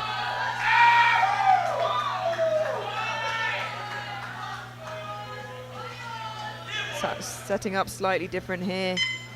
He is extremely hyped up, and let's hope he hasn't gone too far in the other direction. He needs that energy to get those extra kilos. 7.5 can do a lot in that fight for the crown.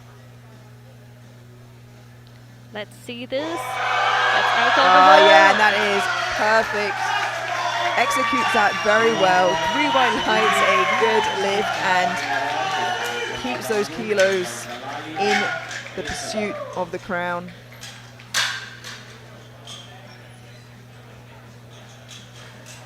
Yeah, you can see him stay in position and strong on his feet during the sticking point. 5 squats remaining. And we have Manson Adagu from Great Britain at 287.5, looking to move into provisional bronze, 5 kilo personal best. It's a 10 kilo jump, and like I said, every kilo is so pivotal. None of these top lifters fighting for the title can afford to make a miss, especially this early on, especially in a squat where those jumps are bigger. Let's see how Adagu handles this, trying to defend his title. Very deep squat. And that is a fantastic attempt. Adagu doesn't miss. 3 white lights, a good lift. Scanlon doesn't miss, and it's going to stay tight moving forward in the pursuit of the junior world title. Yeah, only 10 kilo between the two lifters right now on the prognosis total. The bar is loaded. And we now move forward into Fikri Zalali from the Netherlands, looking to move into provisional bronze on squat.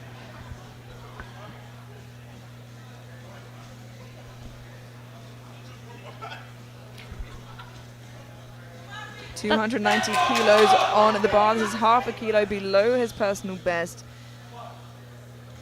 But this is exactly what he needs for a squat medal.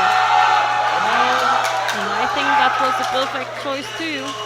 3 white lights, a good lift, and moves into provisional bronze. No, he secured the bronze as Esteban is heavier.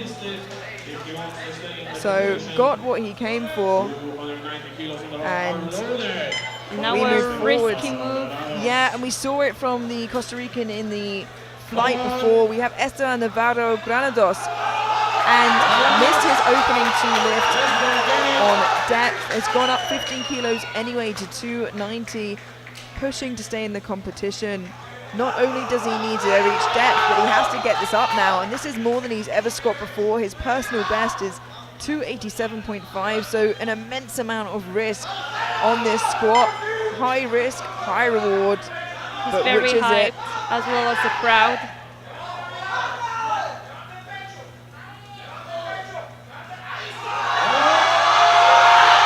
Grinding, can he get through it?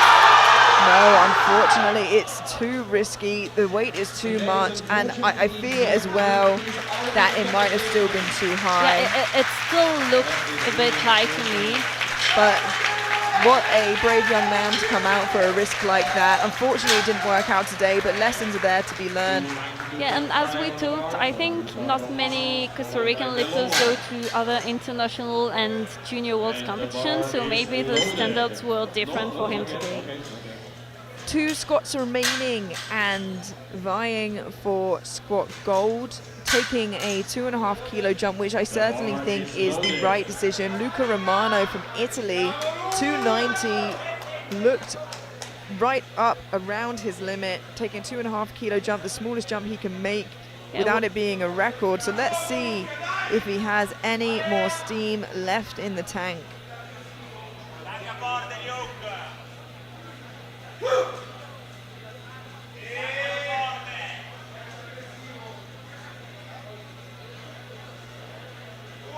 You can see he has a very slow lift off. and it was just too much. 290 really did empty the tank, but he still stays in provisional squat gold with only Bellomo to follow, and at the very least he would have secured the squat silver, as he is lighter than Zalali on body weight. Bellomo doing kind of a risky call because he wasn't that easy on the second, but maybe he has some more grind in him. Yeah, and like we said, if he does cut depth, he might be able to make this squat.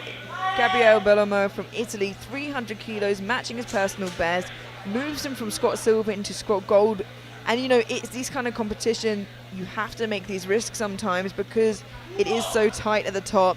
His discipline that he excels in more than the other competitors is the squat. Like we said, high risk, high reward. Can he get this 300 kilos to push him in the competition for the title? Oh, and I think they might have taken that too early. And he says, let's have a look at that. And he begs his coach, I think, to talk to the jury. Yeah, because if the jury thinks the splitters took the bar a little bit too early, they might give him a fourth attempt. The only issue with that, of course, is that it will have to be in the next couple minutes, and the jury shake his head and say, no, unfortunately, no fourth attempt. So that may hurt him in the long run because it's so tight at the top. In squat bronze, Zalali with 290. But on body weight ahead of him with the same weight, Bellomo with silver, and still with the same weight, just lighter than the other two, Romano, also from Italy. We're going to head into a 10-minute break now before bench press. We'll catch you then.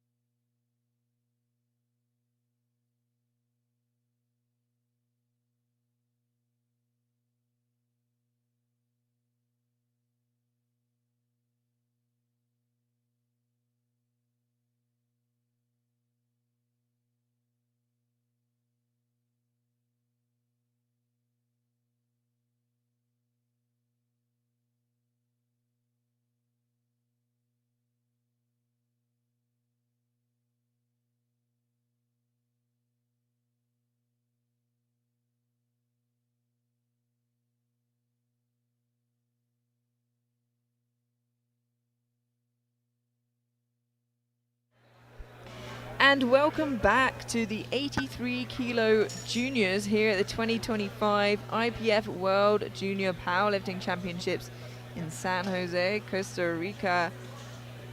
I'm Amelia Potter, rejoined by Charlotte Perrault. Hi, Amelia. And that was a great start to the 83s, and honestly we had great lifting from all three flights. A couple of unfortunate lifters from Costa Rica who unfortunately couldn't post a squat, but still a lot of lifting to come. Yes, start is only 1/3 of the competition, so now we'll see if lifters are able to continue pushing.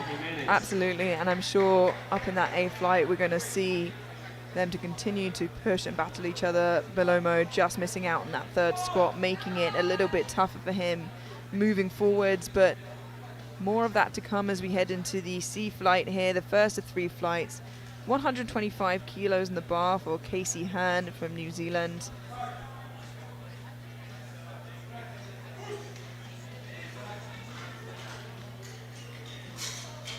Two to one, a good lift. Just gets a yellow from the side referee, so if we can see that from the side angle, we might be looking for a lift of the butt there. And Yeah, and I think we can see some lift there, but it's up to the jury whether they decide it's enough to overturn. it might be difficult for lifters to adapt to the bench. And it looks like it's going to stay a good lift for now. Thiago Gianco from Argentina, 127.5.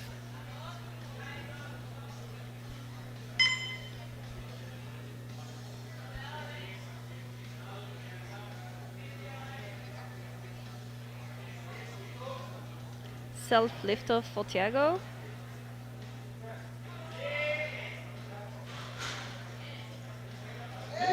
Oh, unfortunately, gets a call for elbow depth on the right side and yellow for the left side. So we'll have a look at one of those in the replay here. Yeah, we'll look at the side angle. And again, it looks like there's some lifting, but the jury left the other one alone, so he might be safe too. Yeah, maybe jury wants the lifters to stay in the race, and they know it's a bit hard to adapt to the pad because it's very different from other ones. Yeah, it's tough. Maybe they just didn't see enough of a lift for them, but we move on anyway to Leonardo Jimenez from Dominican Republic, 132.5. Very controlled lift and very fast.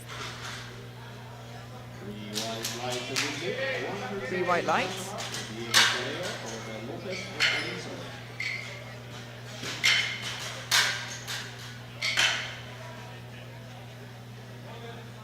The bar is loaded. 137.5 kilos on the bar for Diego Pereiro from Puerto Rico.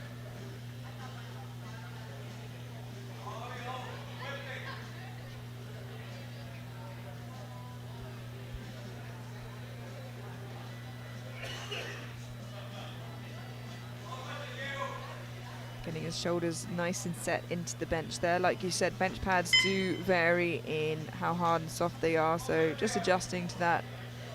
Yeah, and he also has his feet very close to the bench, and so he needs to be careful to not touch it, but he must know this and control.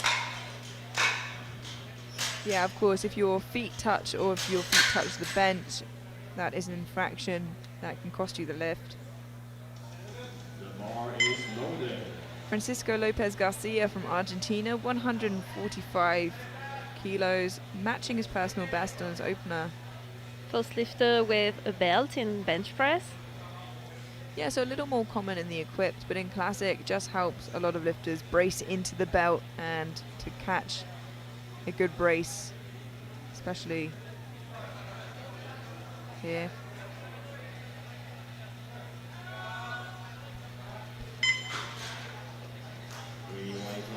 Yeah, exactly. It also happens with people who sink a lot the lift. I've seen it on girls, on women lifters. The bar is loaded. Yeah, they hold an incredible amount of tension in their body to stay in that position and to sink it. So the belt just helps with that. Juan Alico from Uruguay, opening 5 kilos above his personal best here with 150. He must feel good today because if I remember well, he already opened at the same weight or above his personal best in squat.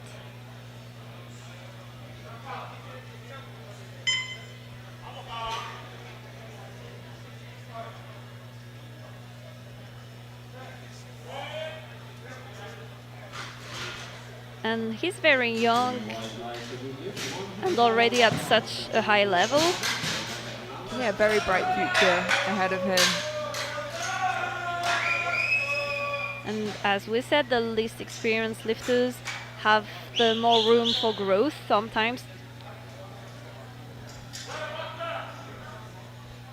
Fernando Watambi Ishii from Brazil, 155 kilos, half a kilo below his personal best already.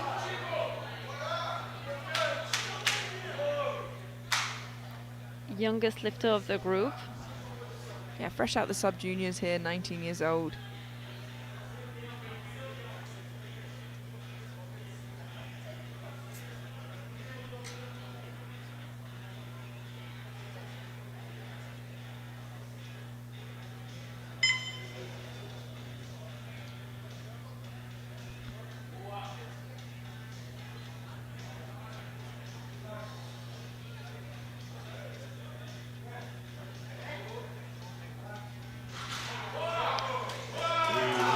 It's a good lift, but a bit of a fight for a first attempt.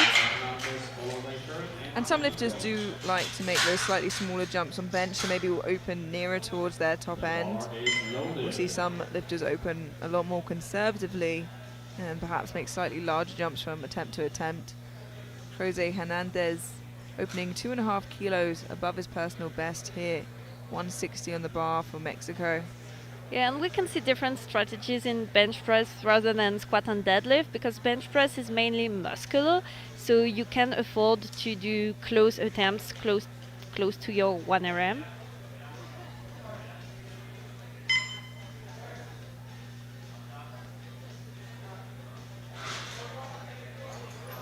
And gets yellows from the side referees. If we look at the replay here, I imagine that would be for the glutes lifting off the bench.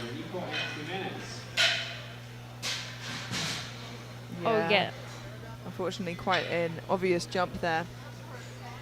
Yeah, yellow is with red. The red flags are the ones we see the most often in bench press. And still, Gianco and Hernandez without a bench on the board, and now to make some sensible decisions, not just for those who have their attempts in for their seconds, but those who don't, you know, and how the coach is to advise them to move forwards. Casey Hearn from New Zealand, 130 on the bar, 5 kilo jump.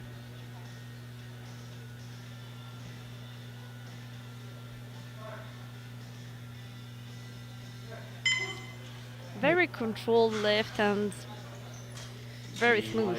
3 white lights. And how would you advise a lifter coming off the platform who maybe missed their opener on butt lift? I think I would set up differently because it depends on, as we said, it depends on a bench a lot. And sometimes if your shoulders are, if you feel very stuck in the bench and when you will push on your feet, you will push and push your butt up. But now you need to try and put your push your butt toward your head rather. But it's something you'd rather work before the competition. Yeah, it's hard but not impossible to adapt on the day, but if you need to, obviously that's what coaches are there for as well, to help advise you and make those adjustments if possible. Now, one of those lifters who has to make adjustments, Thiago Gianco from Argentina, 130 kilos. He's chosen to go up 2.5 anyway. Let's see what the referees think. 3 white lights, so he did adjust.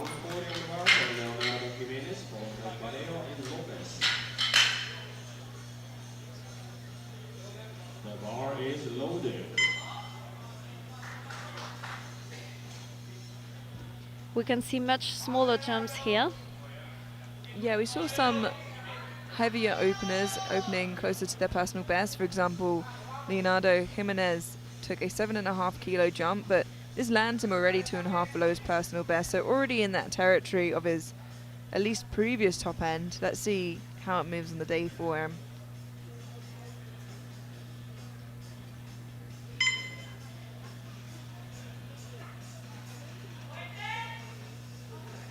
Coaches giving the last advices. Very nice soft touch there. Three white lights, a good lift.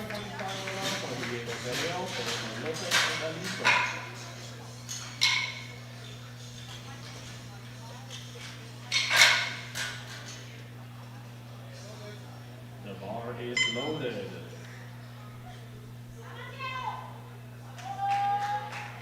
Now have Diego Pereiro from Puerto Rico, 147.5 kilos, a 10 kilo jump from his opener. And already a 5 kilo bench press PB attempt.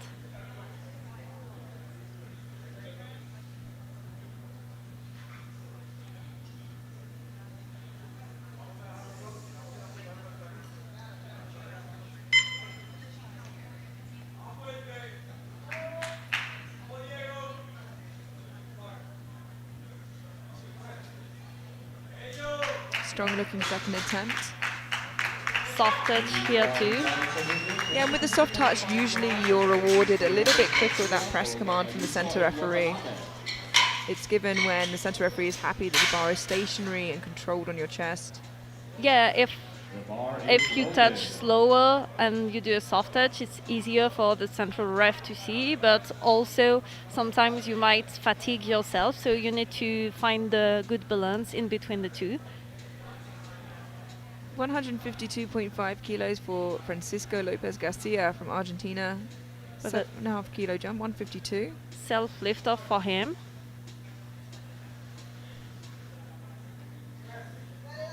And you can see a soft touch here, even though he has the belt on. And 2-1, a good lift. Center referee gives it yellow, so if it's not a jump command, you try and catch it in the replay.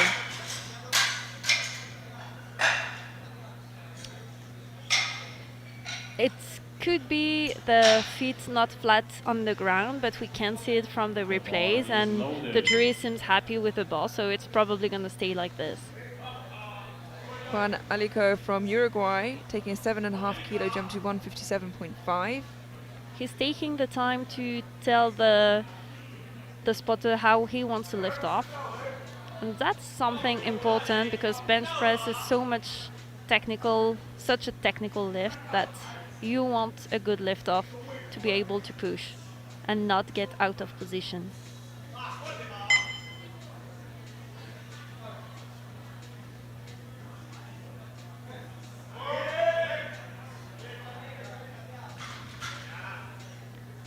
Three white lights, a good lift. 3 white lights, that is a good lift. Hernandez and Kern. Oh, and also something we didn't mention is that the yellow could be for soft elbows at the beginning of the lift. Loaded. So a yellow on a bench could be an array of things. There are a lot of things to look out for on bench press in terms of infractions. Fernando Watanabe Ishii from Brazil taking 5 kilos to 160 for a 4.5 kilo personal best. As we mentioned before, 4.5 kilo means he probably has the national record in Brazil.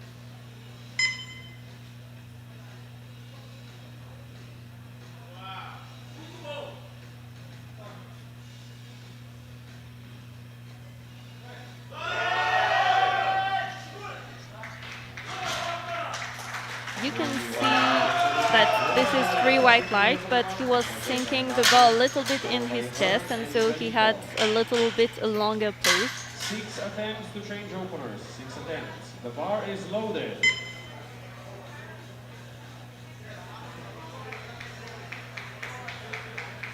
Now Jose Hernandez from Mexico, retaking 160 kilos, just got pulled for his glutes coming up on that opening attempt. So let's see if he can't correct that here. Like you said, the best thing the coach could suggest is probably slightly altering that start position and then setup. Yeah, and it depends. If the lift is very easy, maybe he can just do like a Larsen and just not push on the feet. Yeah, less leg drive certainly will help Yeah. that. You know, you see the lift often when there's a lot of leg drive. Yeah, something I've also seen is some lifters who has the bench in between the legs that just use the bench to not lift off the butt. Yeah, and it looks like you use minimal leg drive this time round. And the referees are happy with it. 135 on the bar for Casey Hearn, followed by Benito and Jimenez. And he does use a sink, but you can see the bar was not very stable on the chest, so that's why the referee had to wait a bit more before doing the press command. And we now head into the third and final round of bench for this first flight, with everybody now on the board. Can push towards some slightly bigger third attempts and try and pick up some personal bests. Casey Hearn from New Zealand, 1:35 on the bar. 5 kilo jump again from Team New Zealand. No personal best today, just getting what's here. 3 white lights, and that was quite an easy lift, so he might had some more in the tank. But sometimes you want to be conservative if you've had some pain in the chest, for example, in the previous weeks. Yeah, and you can also change your position slightly from your second to third, and suddenly your third looks a lot better, and it's very hard for an athlete and a coach to know that's going to happen. Yeah, exactly. Often when you do a misgroove in the second, you take a conservative third, and it happens that you wish you had a fourth one. Yeah. Thiago Gianco from Argentina, 137.5. Missed his opener, got it on his second after going up 2.5 kilos. Hoping he can keep the form that he found on that second attempt to gain extra kilos. Yeah, he made the minimum jump in between the first and second, and now he's on to a bigger one. That's a fight. Yeah, and I'm a little worried that he jumped the commands there in any case, but it's very easy to do when you're worried and your body only wants to push when a heavy weight is on your chest. The first thing you want to do is get it away, and sometimes waiting for that command can feel very tough in the moment.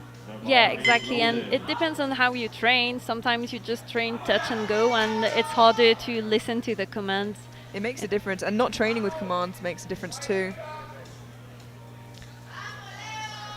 Jimenez from Dominican Republic now, 145. 2.5 kilo personal best. Should he make this?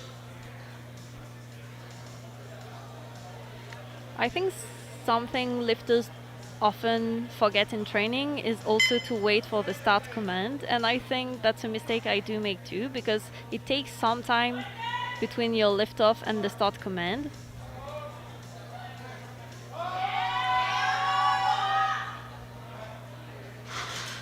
Just a perfect goal for Leonardo, 3 white lights. And he seems pretty happy with that. Lopez and Aliso.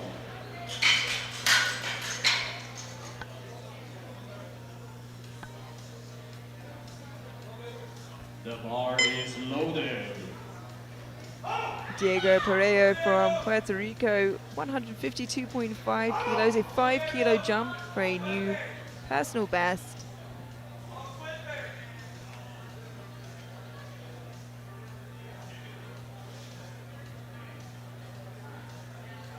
Very close stance. You can see his legs pushing to get into position.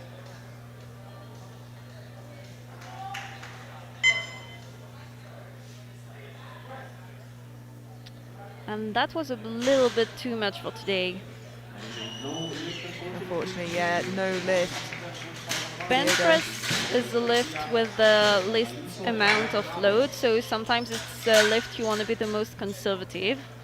because 2 kilo can make a bigger difference than in squat. Yeah, and it's using the smallest muscle group. You know, that percentage increase can really make a big difference. Yes, Francisco. some of these guys were close to 300 squats, and now it's only around 150 bench. So it's when you do a 2 kilo jump, it's like a 5 kilo in bench press. Francisco Lopez Garcia now 157.5, a 5 kilo jump for a new personal best.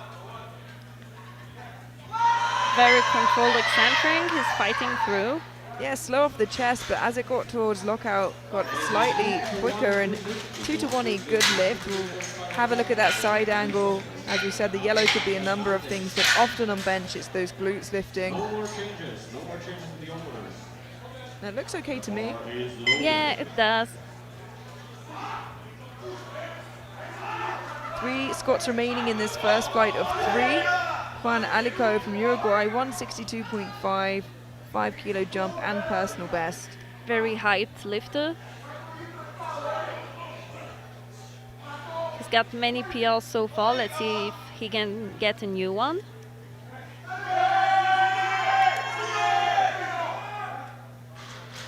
That was a fight, and the side referee thinks that's not a good lift. Let's look at the replay. It's already a bit floaty there, and it's minuscule. Like, I've seen higher jumps pass, but Yeah, the Uruguay coaches with the jury, but the jury will keep it like this. we move now to Fernando Watanabe Ishii from Brazil, 162.5, taking the minimum jump of 2.5 kilos for a new personal best. And you can see you can hear the Brazilian team cheering him.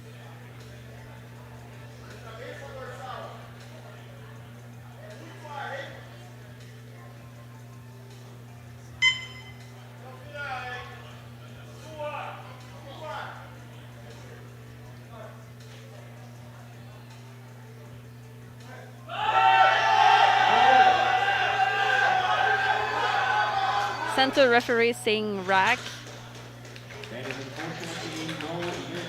But got everything he could have out of the bench. As we said, he made that small increment of 2.5 kilos for a jump.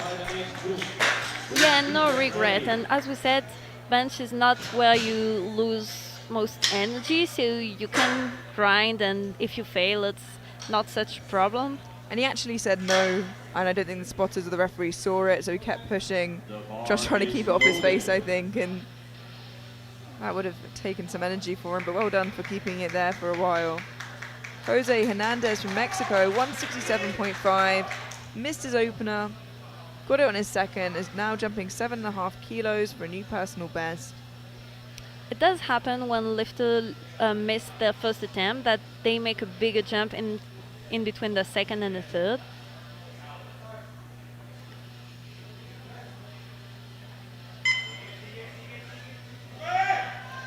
And as for Gianecco, that was not the best call. And he finishes with 1 out of 3 in bench press.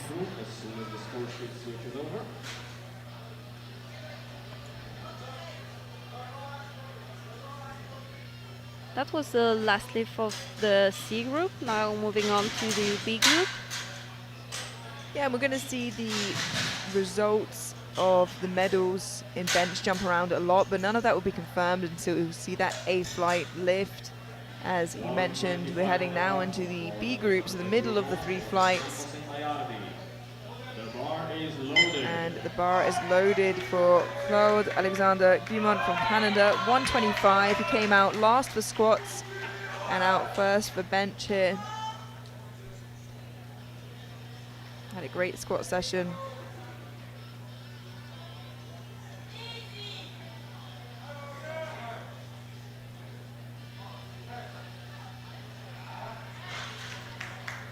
That was a very easy lift for Claude Alexandre.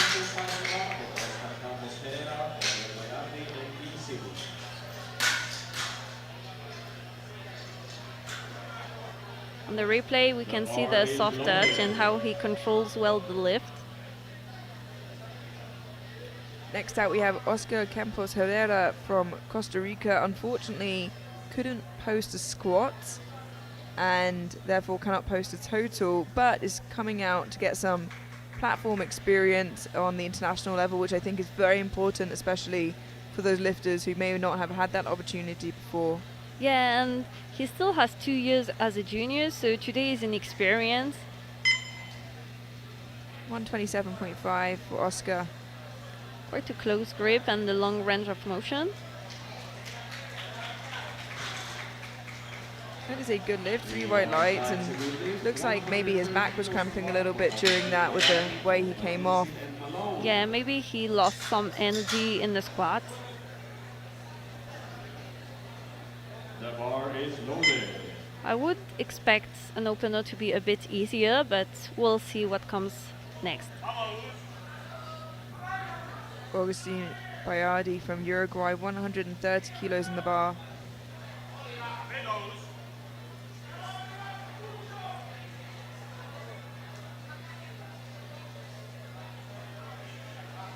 Self lift off here. Just an extra variable you can control.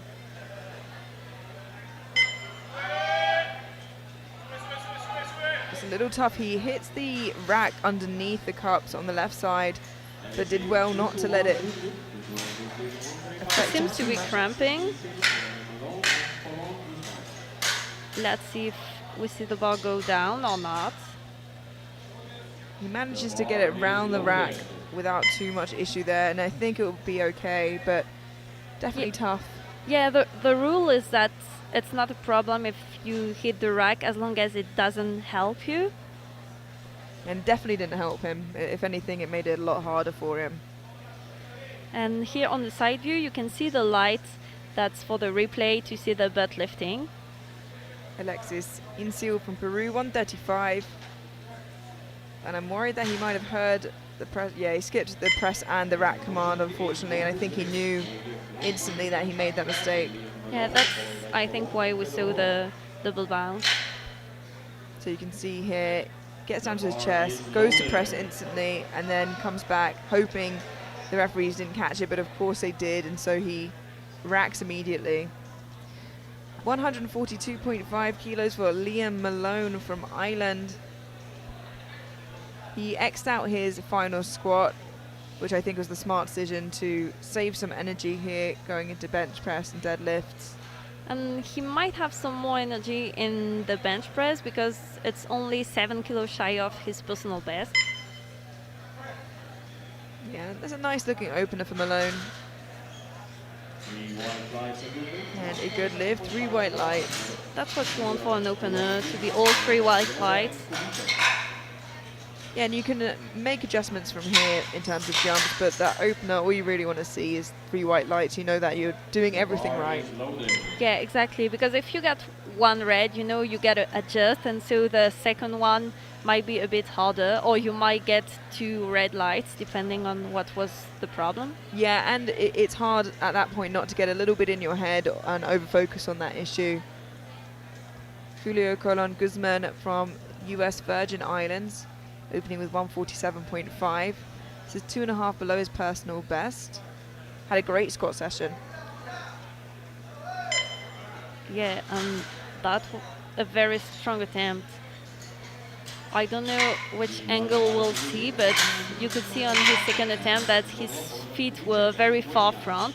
I think it's the first lifter I see like this.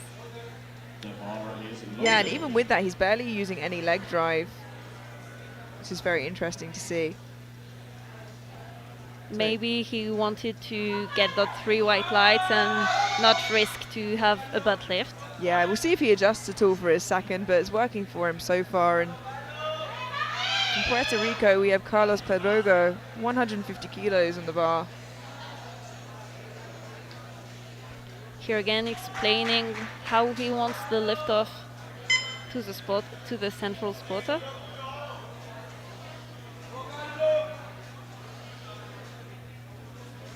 That's a choice you gotta make. Would you rather have a lift off but not exactly the one you want, or do a self lift off and lose some energy?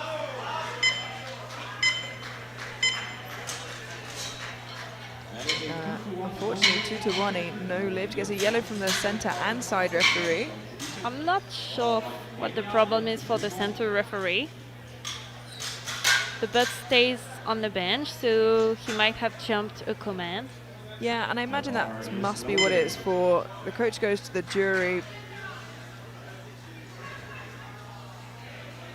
But yellow often from the center referee is going to be for that, or perhaps the head being off the bench. Yeah, or the feet, like the heels not being flat. Yeah, but the glutes are hard to see from that position. Yeah, the central referee can't see the glutes, but he has many things to watch. Yeah. Yaroslav Kubicek from Czechia, 152.5.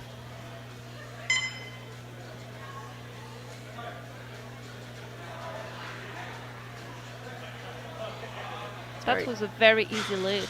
Yeah, it's very, very comfortable for him. Yeah. And as a referee, I think the bench press is the hardest to judge and to referee. The central has work to do, but it's even worse for the side referees because you have to watch at the elbows, the butt, and the feet, so it's a lot. Yeah, it is a lot. I think it's the toughest for everybody involved, you know, the athletes and the referees. They have to think about doing a lot of things right, and the referees have to watch for them, anything they're doing wrong. And like you said, there's a whole list of things. That's where the jury sometimes is helpful. Napalo Mwenya from Ireland, 162.5 kilos for his opening attempt.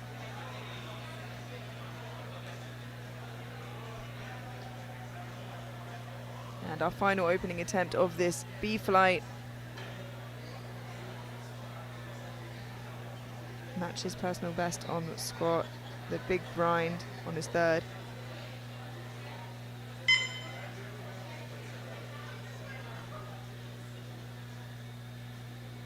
Getting into position. And it looks like he almost jumped the command there, and I'm wondering if they caught that. Yeah, they did. He got 2 yellows. Yeah, and I worry if I've caught that, then naturally the referees are likely to catch it as well. But he's just going to have to keep an eye out for the second, or an ear out, better saying. Yeah, sometimes it's difficult too when you have the crowd and you're not used to having the commands. The jury is going to see the central ref to make sure that was a problem. And heading into the second round, 3 lifters, Pedrogo, Mwenya and Insil, do not have a bench yet on the board, so let's hope they can adjust as we move forward. I'm sure they will. None of them was a strength issue, so now they just got to correct, and we've seen in the C group that they were able to. 132.5 for Claude Alexandre Dumont from Canada, 2.5 below his personal best. A bit slow off the chest, but a strong finish. 2-1, a good lift. We'll have a look at that side angle on the replay, but some of these athletes getting quite long press commands. Yeah, he certainly got it still on his chest quicker than he got the command, but I suppose it comes down to reaction times from the center referee as well. Yeah, the fact is that as long as the center referee gives the same time for all athletes, it's just everyone has the same rule. You have the same center referee, but it might change and you might have to adjust the plan. 135 kilos for Oscar Campos Herrera from Costa Rica.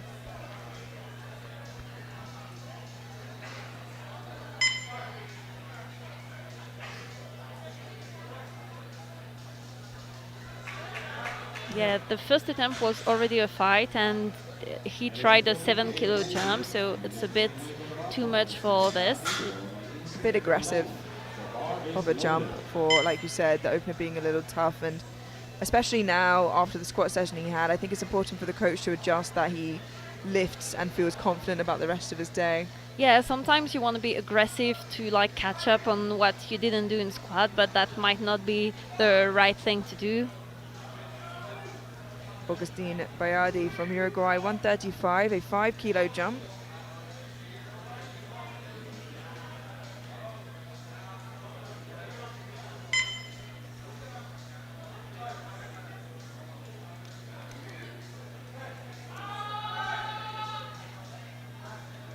Very controlled lift.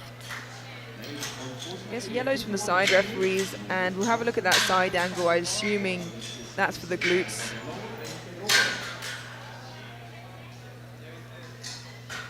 Yeah, even when it's blurry, you can see the lift there. The lift is gonna stay a no lift. Let's see if the coaches want to increase or stay with the same load as a third attempt. Alexis Insil from Peru, yet without a bench in on the board, taking a 2.5 kilo jump. Chose to go up anyway here, 137.5. Let's see if he can correct his technique. Certainly looks a little bit better. That is a good lift. Yeah, he didn't jump the command, no double bouncing this time, so that's perfect. And like you said before, it wasn't a case of a strength issue at any point, just when you're not used to hearing commands and you have the nerves of the platform, sometimes it's easy to forget to listen out. Liam Malone from Ireland taking a 5 kilo jump to 147.5.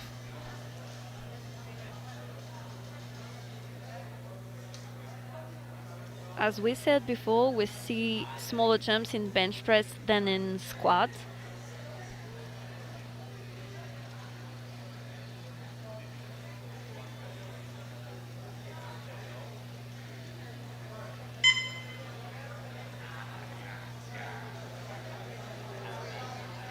Yeah, and it's a tough moving second, but it's a good lift. He did very well to keep the glutes down and to stop the bar from dipping, but I think similar to his squat, he might do well to X out that final attempt. I was gonna ask you the question. I think, yeah, except if he thinks he got out of position, I'm not sure he has 2 more in the tank.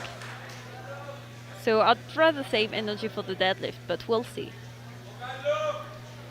And Maybe he wants to enjoy the platform too. Yeah, that's absolutely fine as well. You know, it's less taxing to try and grind out a bench than it is a squat, so a different technique perhaps, but Yeah, exactly, and he put on a third attempt. Carlos Pedrogo from Puerto Rico now 150 kilos, trying to get on the board. And it Here looks again, no better. strength issue and 3 white lights.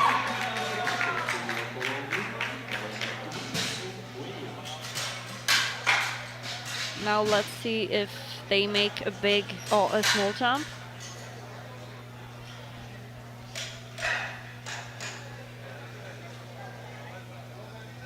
We have Julio Colon Guzman from the US Virgin Islands.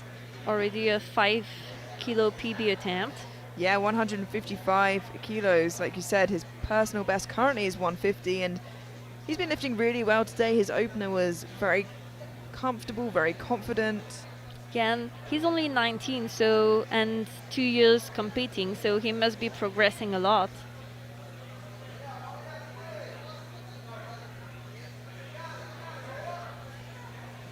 And still really using barely any leg drive by the looks of it, so very, very strong on that upper body. Yeah, maybe he just uses his legs to stay balanced.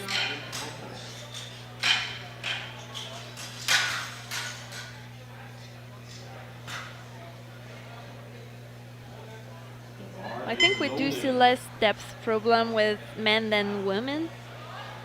Yeah, we see a lot of the time as the weight classes get heavier as well, a less exaggerated arch, which is usually when we see some elbow depth issues. Jaroslav Kubicek from Czechia, 162.5, taking a 10 kilo jump here to his second.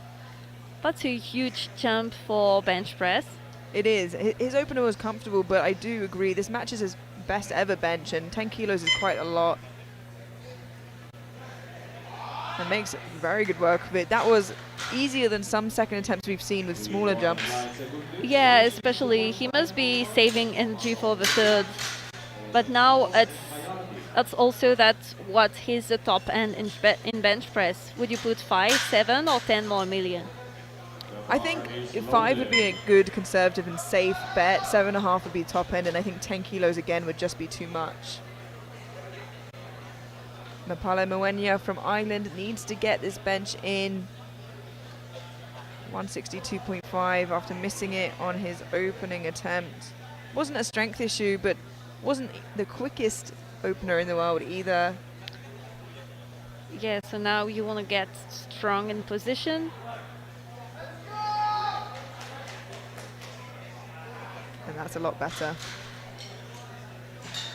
And a good lift, 3 white lights, and arguably I think it moved a little smoother than his opener as well. Yeah, but also you can't, I don't think it's wise to make a big jump after this. And maybe he's one of the lifters who's not used to lifting on the sky pad. Yeah, absolutely. But he is on the board now, and that means every lifter is on the board. All 3 that didn't get their opening attempts got their second attempts, which is a great sight to see. And we move into the 3rd round of bench in this B flight before we go into the A flight lifters. Oscar Campos Herrera from Costa Rica. He's the only one who missed his second attempt for strength, so let's see if he's now able to. And I think instead what they're doing, unless he's late, which I don't think he is just letting the clock run down for his competitors. And depending the size of the flight, sometimes it's the sportsman thing like to do to help them, and if it's on the bigger end side, actually the better thing to do for the other athletes is to cross the lift out. Yeah, it depends. If the flight is too big, like maybe 12 lifters or more, you just want to say, I'm not coming to the 3rd. But if you get a short flight, you'd better stay the attempt, and so the other lifters are able to rest a bit more. Yeah, and it could be a technique on a shorter flight to exit out to not help the other lifters, but it's not really the done thing. You know, it's people want to fight fair in most cases. Yeah, well, we can see videos of the warm-up room, but usually teams are fair, and it's just who's the strongest. You want to see the strongest on the platform who win. You don't do like nasty moves. Yeah, and the athletes want that as well. They want to win knowing that they were the best on the day, not that they played those tricks. And we have 135 being retaken now for Agustin Bairardi from Uruguay.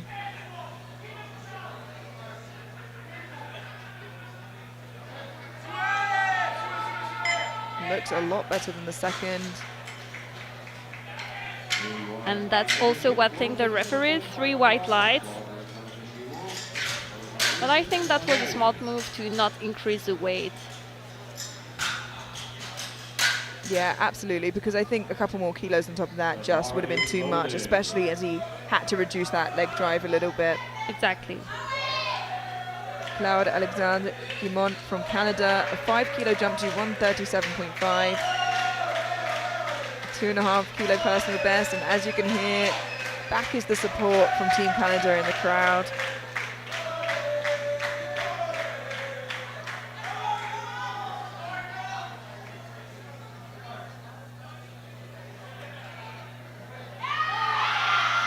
And that was a little bit too much for today. It stayed on the chest.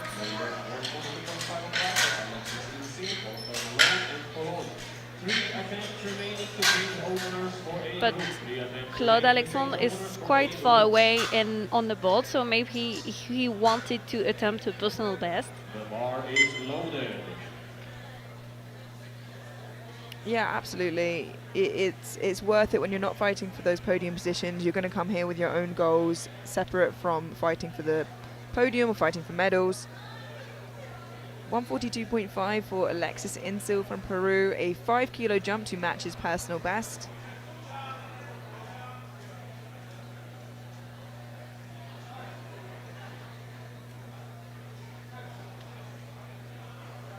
Solid 3rd attempt.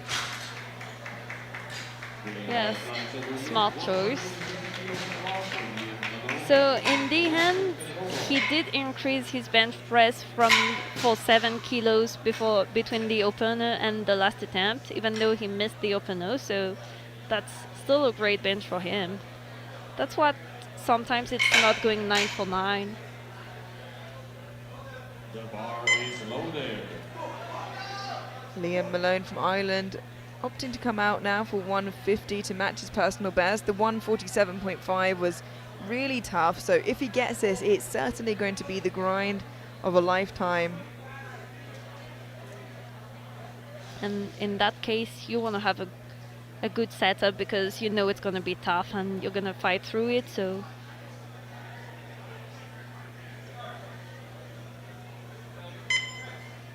chest up.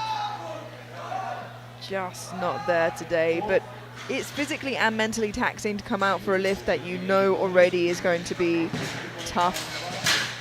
Yeah, I just hope he didn't injure himself. He was touching at his chest.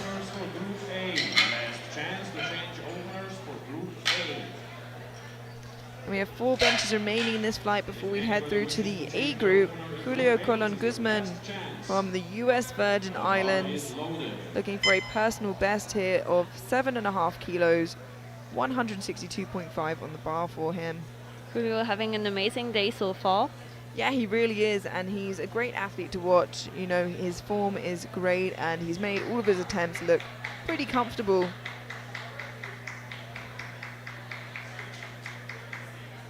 That's also something you want in international competitions, to be as clean as possible.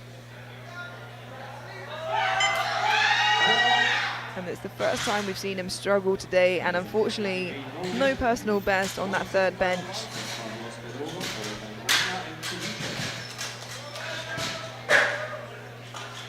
I'm sure he'll come for new ones in deadlift. Yeah, I think 7.5 was just a bit too much from second to third for him, even as well as he has been lifting. Yeah, probably.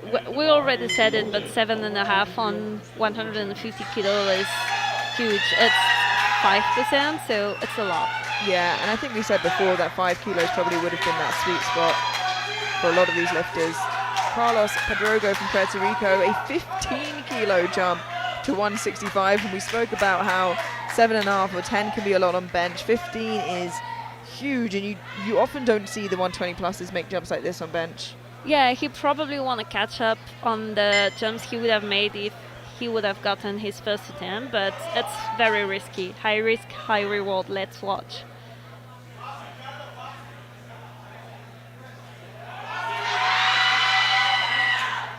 Again, once again, the bigger jump after is not the smartest idea. Yeah, and you can't always end up where you planned to originally if you've missed a lift and you have to retake or take a smaller jump. You have to adjust on the day because jumps between lifts really do make a huge difference. Our penultimate bench press in this B flight, we have Mapalo Mwenya from Ireland, 167.5, a 5 kilo jump from his second. Second looking a little bit more comfortable than it was the first time round he tried it. So let's see if he has another 5 kilos in here.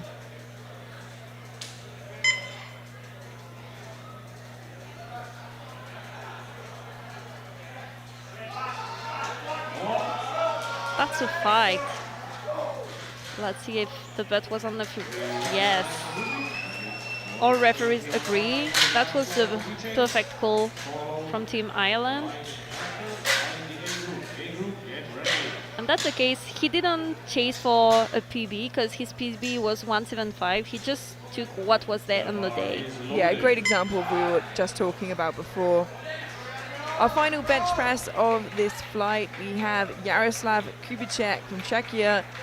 We spoke about the jump he would make, 5, 7.5, 10, and I said 7.5 probably is the top end I would pick for him, 10 a bit too much, 5 conservative. They've gone for the 7.5 kilo jump. What do you think of that? I think I would have been conservative, but I'm often a bit more too conservative, so I think we'll might have it.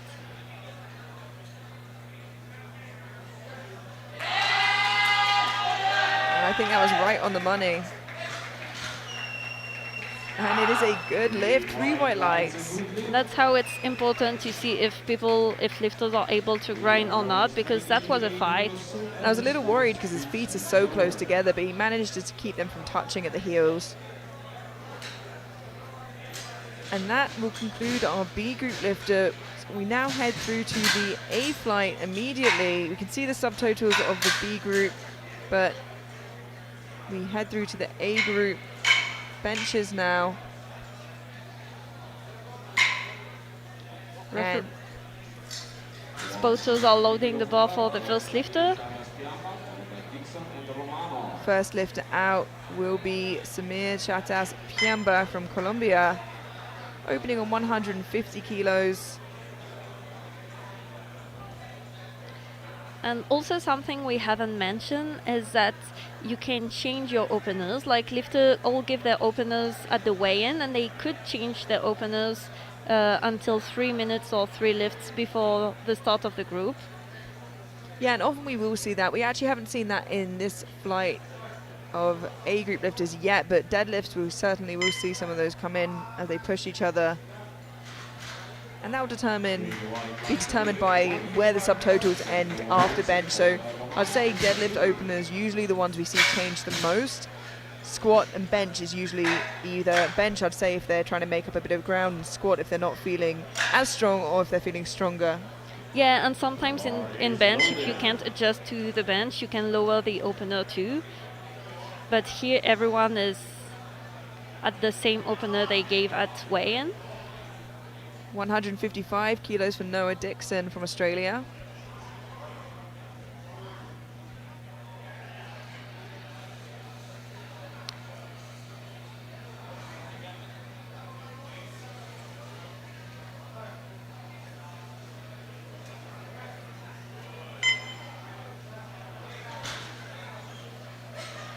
And that is a good lift, 3 white lights. Self lift off for Noah.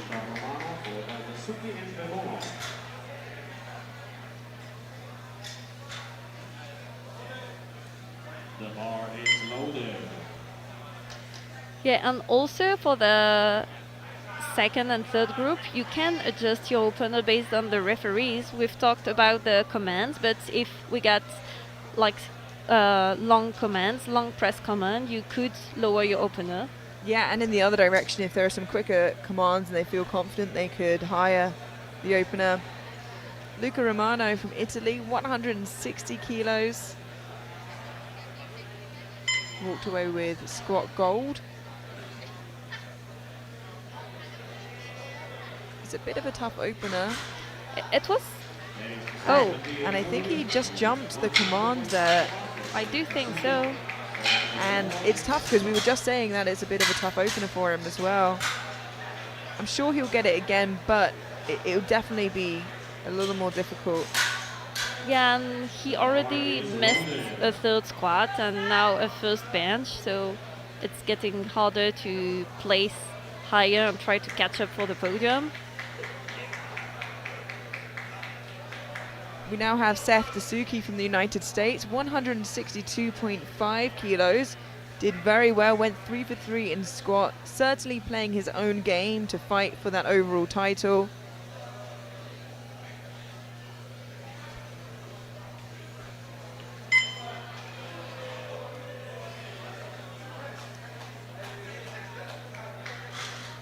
Quite smooth, but we can still see the sticking point, and 2 of the 3 referees think it wasn't a good lift, so Yeah. let's look at the butt. That's certainly a spanner in the works. We said he went 3 for 3 playing his own game, but a missed lift can be really dangerous for those fighting, and clearly you can see the butt comes off the bench, and it means Team USA have to find a middle ground between do we push and trying to keep up with the others, or do we stay the same, stay safe, and just hope we can make ground up on deadlift. We'll have to see what they do. Another top contender out now, Bellomo from Italy, who missed his last attempt.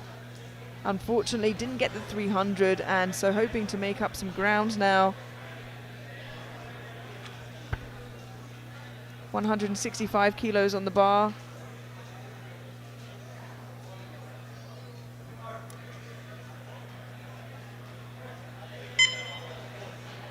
And it moves well. But yeah, I Yeah. think he jumped the command Yeah, again. exactly the same as his teammate. And some of these lifters fighting for the overall, I think, starting to feel the pressure. Yeah, and I need to admit as a referee, I think the commands are a bit longer than usual, but they are exactly the same for the lifters, so they just need to adjust to it. Yeah, and they have to listen and wait for the commands. I know a lot of lifters try and meet the commands instead of wait, and that is the risk you run, is that you can skip it. Now 3 lifters without a bench opener in, and 2 which are contenders for the overall. Yeah, if I were a coach right now, I would advise my athlete to really wait because it's going to make a difference right now. Esteban Navarro Granados, 165. Unfortunately, didn't post a squat, but looking to continue and get that important experience. He gets a yellow light from the side referee and looks a little confused coming off the platform, but we'll have a look at this replay. The bar is loaded. Referee seems happy with it, so he's going to stay on the board in bench. To Verstrepen from Belgium, 167.5 for his opening attempt. So far, 50% of the openers we've seen are successful, 50% unsuccessful. Hopefully he tips the scales in the favor of successful openers. Yeah, we usually see more of this in equipped. It's quite more, it happens quite less in classic, but today is different. And that is a good lift, 3 white lights. It's a little tough for an opener, but he gets on the board, which is important, and more than we can say for some of the lifters in this flight. Yeah, get on the board and adjust on the rules and the bench and the commands, so maybe just smaller jumps for today. Fikri Zalali from the Netherlands, opening 12.5 kilos above his personal best, 170 on the bar. He's placing 5th right now, but he's not so far off the podium, so it depends if his opener in deadlift is right or not, and if he gets a good bench. Yeah, and this was what I was saying. If those lifters at the top start to make mistakes, which they are, he could capitalize, and he's having a great day so far, 4 for 4, and if he continues in that path, he could very well end up on that podium ahead of some of those athletes who were spoken about coming into the competition. Yeah, of course. Don't count him out. Yeah, with social media, we tend to forget some lifters sometimes because we don't see how they train and how they progress, and on smaller nations too, but this is why it's important for athletes and coaches to take every lifter seriously coming into the competition. Thomas Scanlon, certainly a lifter that needs to be taken seriously, still on prognosis in first by 10 kilos. 172.5 for his opening bench. will he be able to get his first bench?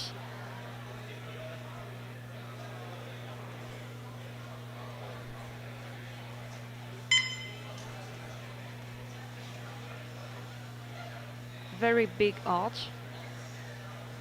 Yeah, let's see if he can meet that elbow depth. It looks like from here he has, but we'll see what the referees think of it. The referees are happy too. I think I'll make a 5 kilo jump because it wasn't that fast compared to his squat. Yeah, and it depends how he as a lifter benches. Again, he's going to want to keep making attempts, especially now his competitors are making mistakes. And same goes here for Manson Adalgi from Great Britain, who's opening on 175. You know, he's gone 3 for 3 so far, and not as much can be said for those who he's fighting against.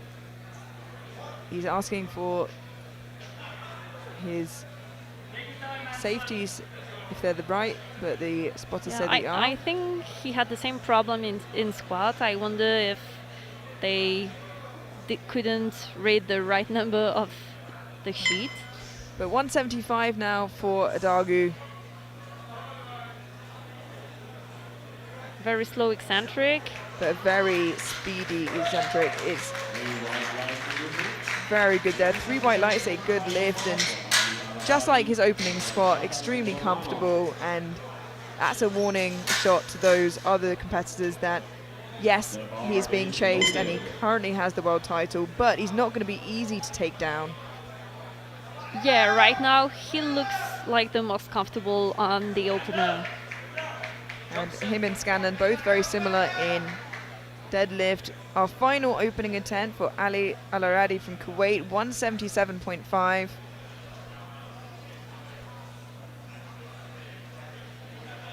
And Ali must have the bench press PB of 191.5 because it's a national record. That's a comfortable looking opener and a good lift. 3 white lights. Will he be able to stay on the podium in the bench press? It certainly looks like he has a good chance of it. We'll have to see the jumps that each country choose to make. And he closed out the round for opening attempts. Now in a flight of 11, 3 lifters you can see not yet on the board with bench press. Dasuki and Belomo in the fight for the overall. Romano also without a bench on the board. And we can see Belomo being aggressive again with a 5 kilo jump, even though he didn't take his opener, but Dasuki is being conservative so far. Yeah, we'll see what happens as we get there, but first, Samir Chatas Piamba from Colombia taking a 5 kilo jump to 155 for his second attempt.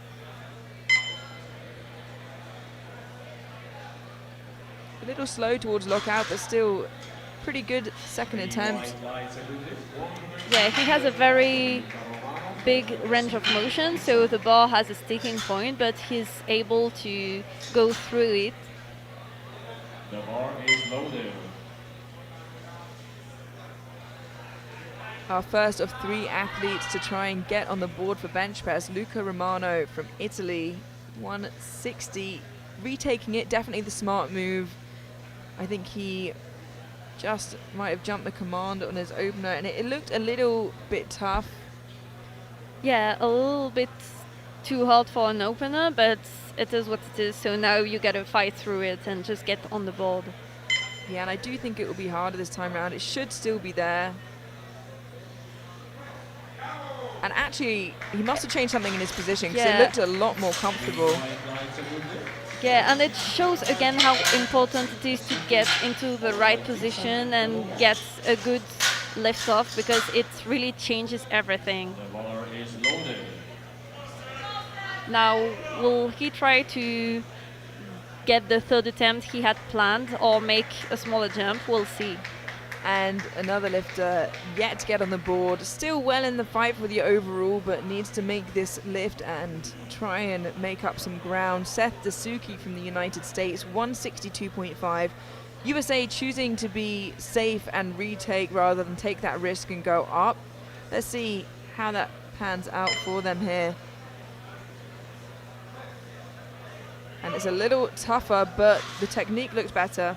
And it was. Yeah, once again, maybe those lifters haven't warmed up on the same pad, because there are different pads in the warm-up room, and it might take some time to adjust to the bench.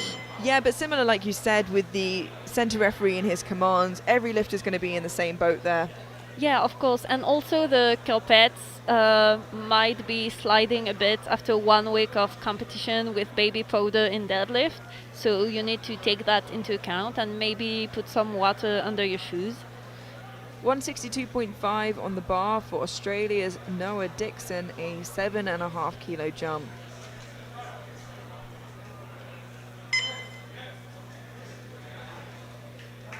Little tougher towards that lockout, but it is a good lift. 3 white lights.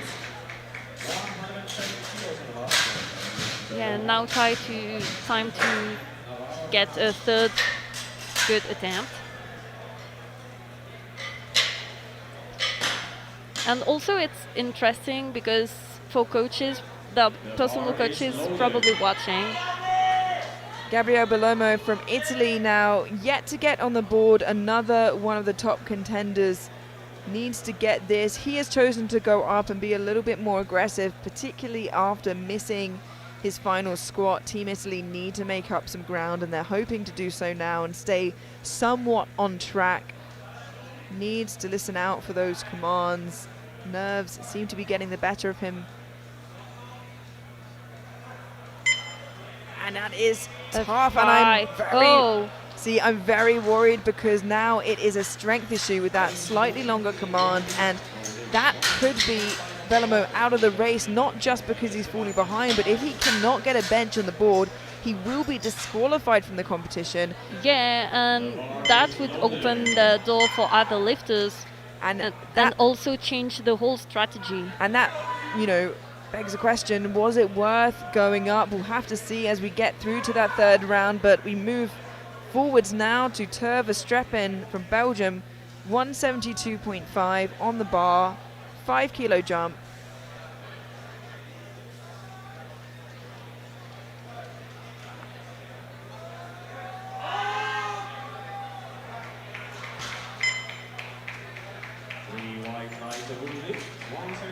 That is a good lift, 3 white lights.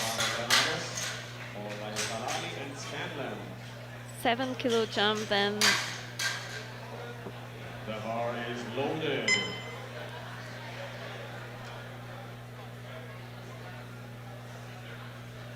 We now have Esteban Navarro Granados from Costa Rica.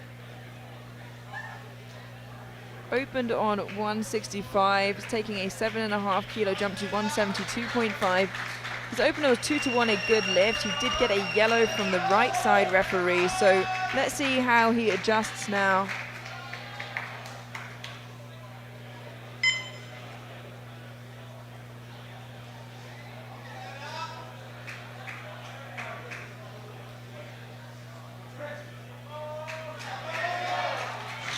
the lift is quite fast. Let's see if the bus stays on the bench. Yes, it does.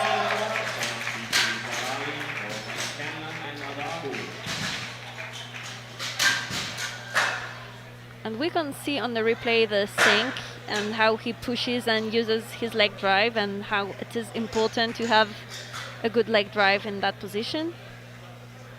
Fikri Zalali from the Netherlands, 175 kilos, a 5 kilo jump to move him into bench bronze for the time being, with Scanlon to follow, moving into the third round. But like we said, he's doing really well to pace himself, have a great day, and especially with those lifters above him making mistakes, like we said from the get-go, he can really capitalize on it. We'll see how he does now with an extra 5 kilos, starting to creep up on those top few lifters.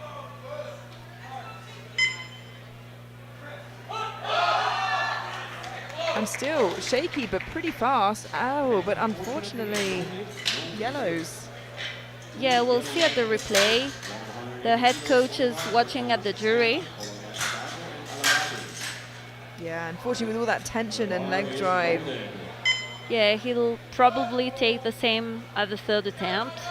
We'll see if Team Netherlands make a risky move or not.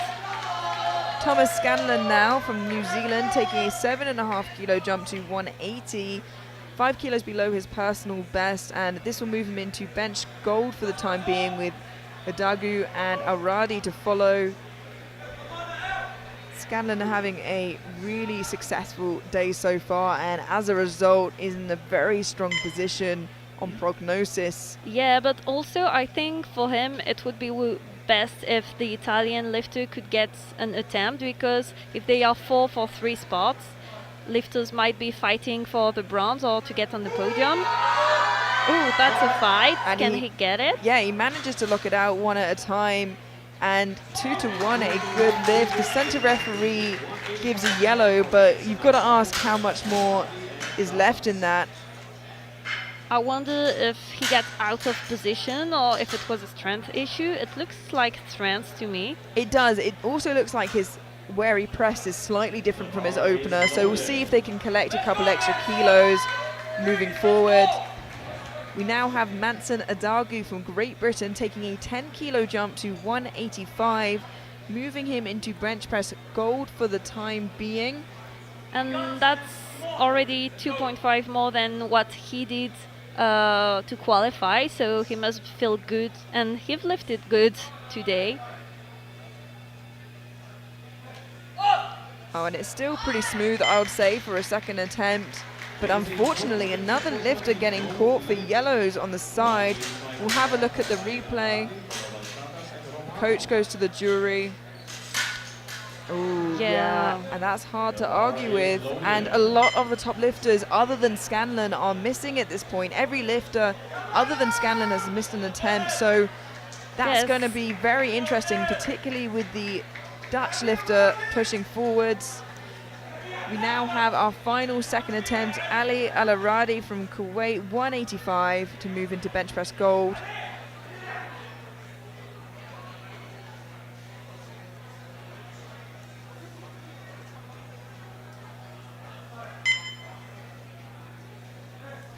very soft touch, and it's hard off the chest too. Fighting, but couldn't lock out. That is unfortunately a normal hit. Yeah, lifters tend to like have a hard time adjusting to the platform and the referees today. What do you think? Yeah, it seems like a lot of athletes are making mistakes, athletes that we don't normally see do so. And moving into that final round, Bellomo still doesn't have a bench on the board, which could knock him out of the competition either way for good. We'll have to see how that pans out. But now every top athlete that expected to fight for the crown, except Scanlon, has made a missed attempt. So it really opens up the door, not just for Scanlon, but maybe for our Dutch lifter. Let's see how thirds pan out as Samir takes 160.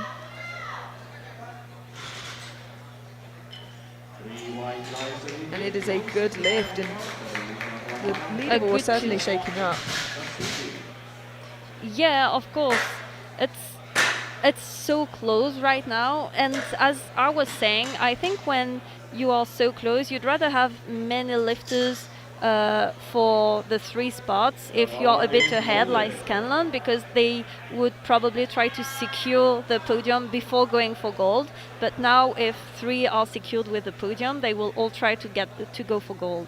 Yeah, and there is a separation starting to happen between them, with a couple fighting for gold and a couple fighting for bronze. But so much can change, especially with the jumps they can make in deadlift. So we'll have to see how that pans out. 165 on the bar for Romano now. 5 kilo jump.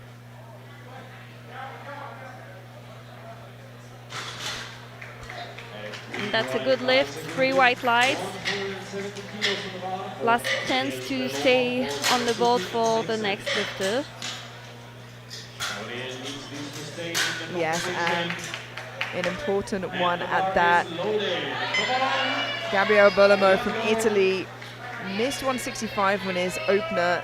Italy chose to be a little aggressive to try and keep up with the pack with 170 in his second, and it was just hard. He really needs to pull out all the stops here in his third attempt, not just to stay in the competition, not to stay in the fight, but to qualify with a total. And he locks it out this time, but is it good enough? Yes, and just at the brink of disqualification. He's staying on 3 the white bench lights, because a good lift. and that's where you see the experience and how he stayed calm and was able to get that third lift, because if you get too anxious and can't get on the board, then you're screwed. Seth Dasuki from the USA, 170 on the bar, a 7.5 kilo jump.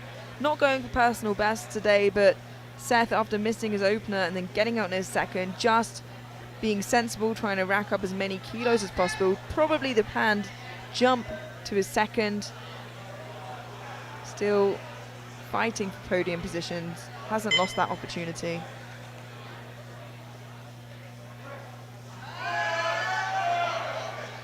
Hard lockout. Did he kept his butt on the bench? Oh, And that's tough. Like you said, you weren't sure about the glutes. We'll have a look at the replay from the side. And again, that's going to really hurt him after such a consistent squat session. And it does look like there was a lift. That's a lot of the top lifters missing right now.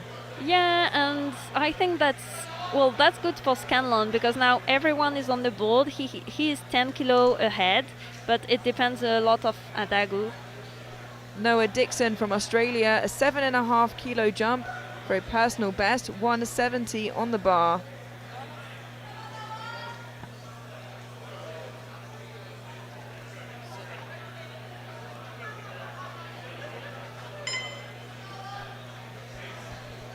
Self liftoff. That's a fight he's going through. And unfortunately, that was a little bit too much for today.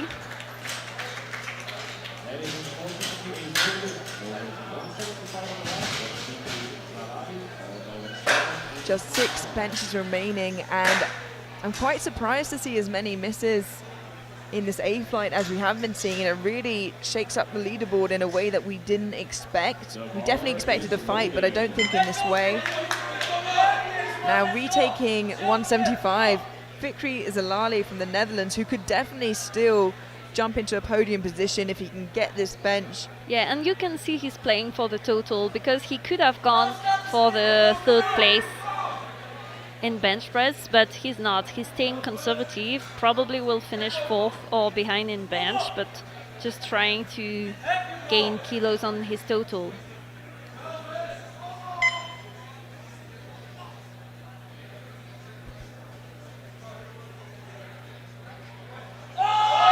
And that's a fight. And 3 white lights for him.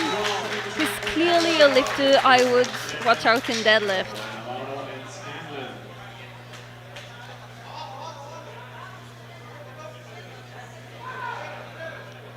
Now Zalali is just 10 kilo away for the podium, from the podium. We have And now. just 2 kilo behind Dasuki. Yeah, it's definitely starting to become a tighter race for a few lifters. And Bellamo's not out of it just because he didn't get 2 benches, but it definitely is a harder job for him now. Tur Verstreppen from Belgium, 177.5 in an attempt to move into bench press bronze.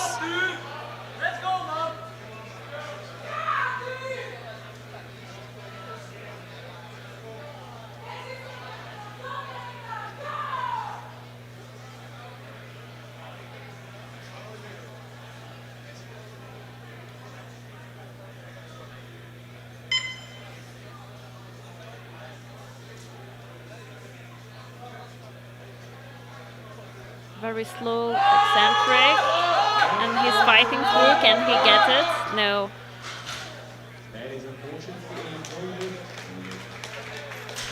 Yeah, I think the difference between squat and bench is really that a squat rack doesn't change the way you squat.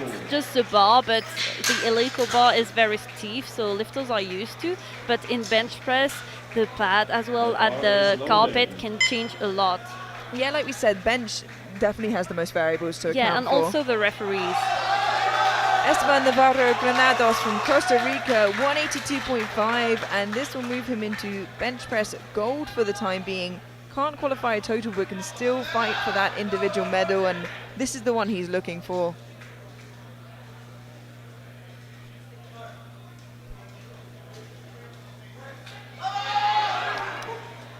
It's just not there today. That was a risky move too. It was a 10 kilo jump, but he's already out of the race for the total, so he had nothing to lose to try and make such a big jump. Absolutely, it was well worth going for that. Scanlon is next, taking just a 2.5 jump. This is the smallest jump you can take, and I think that's the best option for him, because if he fails, he would have lost no kilos, and if he succeeds, that's even 2 kilo more for the deadlift. Yeah, he only has something to gain from this. The 180 was very tough, but there's no risk in this. You know, he either got everything he could out of that second, or he gets an extra couple kilos.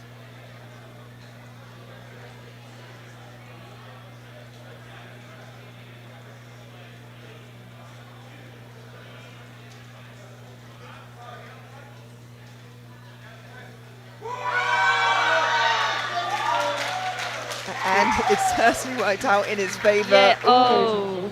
But yellows from the side referees. We'll have a look from the side angle as the coach goes to the jury. But yeah, I think you can see some lift there.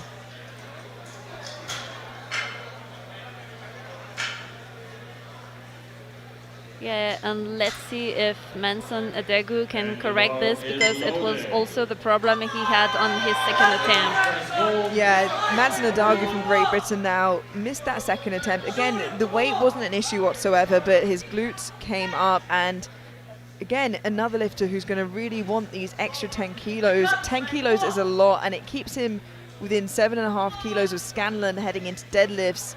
But if not, that's a pretty big hill to climb. Weight, again, not an issue. And 3 white lights, he gains those extra 10 kilos, and the fight is on between him and Scanlon. We know that they both have a big deadlift in them. That is going to be quite the battle. Yeah, and that's funny because Scanlon and Adagu were the ones nominated 3rd and 4th, and now they are 1st and 2nd. And we have 1 bench press remaining to move from bench bronze into gold ahead of Adagu. 185 on the bar for the Kuwaiti athlete. We were talking about lift specialists, and I think we have one here.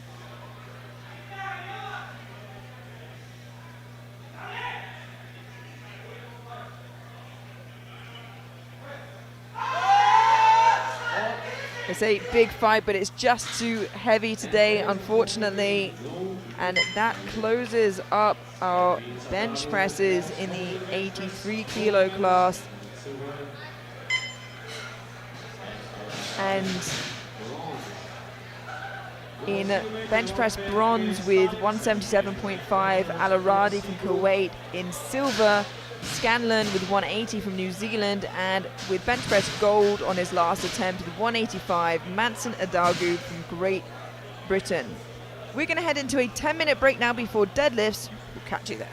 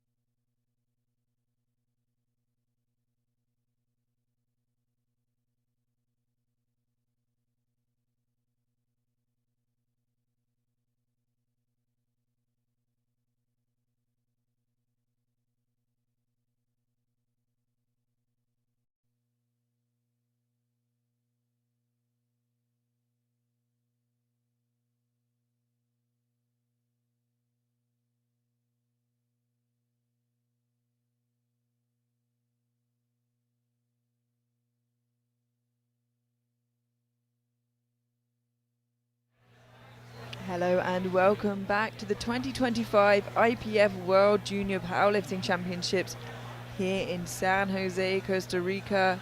I am Emilia Potter, rejoined by Charlotte Perrault. Hi, Emilia. And we have the 83 kilo juniors for you, and we're heading into the deadlift now after a pretty interesting day so far.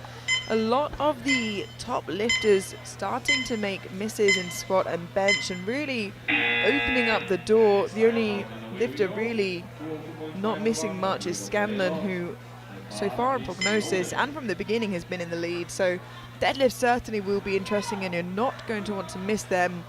That is in the third flight though. Right now the first flight of 83 is kicking us off. We have Diego Pareo from Puerto Rico, 202.5.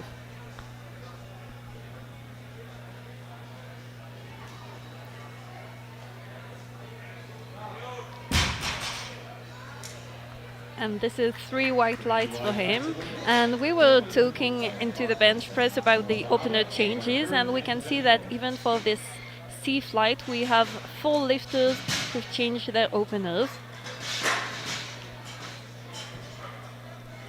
Yeah, like you said, it's most common to see it in deadlift than anywhere else, and I'm sure the same will go for the B and the A flight to follow. One of the lifters who did change their opening attempt is Fernando Watanabe Ishii, who is out next for 222.5 kilos.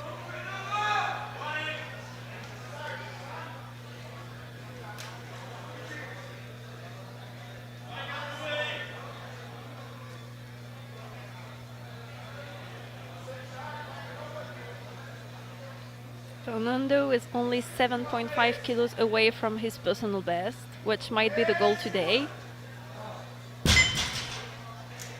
This looks like a solid opener.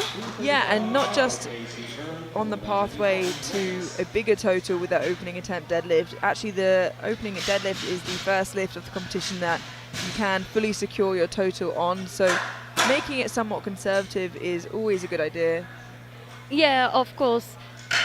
I think the only exception is when you want to lift after a lifter to make the calls depending on the ones that lifts before you, which might be the case we'll see on the A flight, but right now for C flight, just secure a total and then have fun.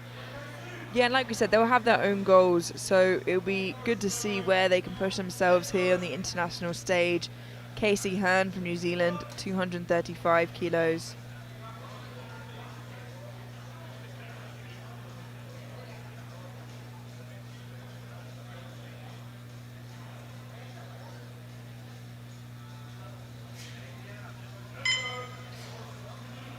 Very calm lifter. 3 white lights, a good lift, secures his total.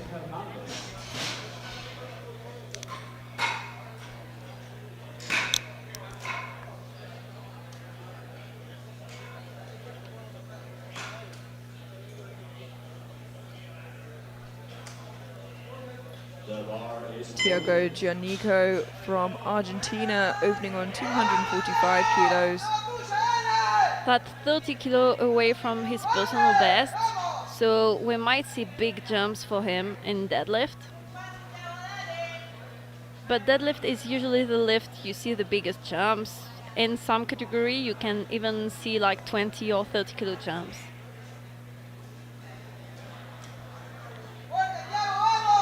Thiago taking his time to lock his belt. Very high belt position. Yeah, and I was worried for a second that he'd forgotten to lock it, but just part of his ritual, it seems.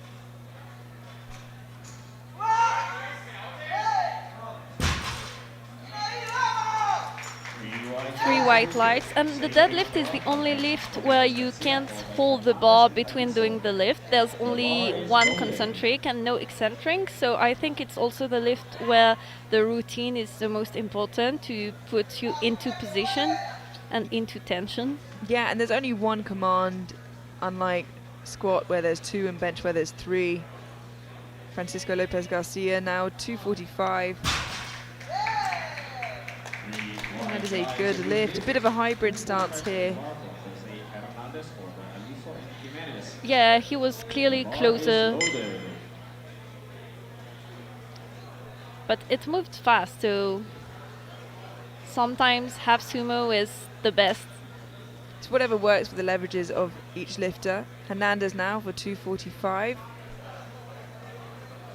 As you can see, Hernandez pulling conventional wherever the lifter feels strongest. The right tricep release, 267.5 on the bar for Juan Aliso. Yeah, and also I think the sumo is maybe more muscular rather than traditional is like make you run out of steam, and it's more about being hyped sometimes in conventional, so it's what you feel the strongest and what you can train the most sometimes. Absolutely.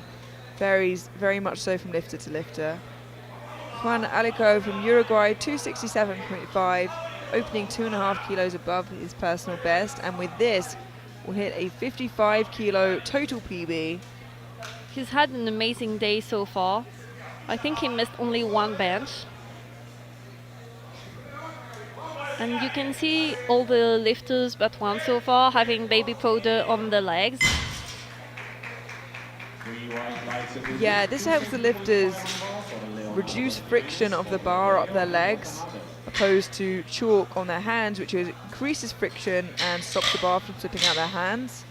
Yeah, exactly. But that's also, if you watch, you could see that some of the baby powders sometimes go off the floor if you put too much. So it might be risky for the lifters after you and to have tension in the feet. So sometimes you want to roll the bar forward or backwards to avoid this. Leonardo Jimenez from Dominican Republic, 272.5.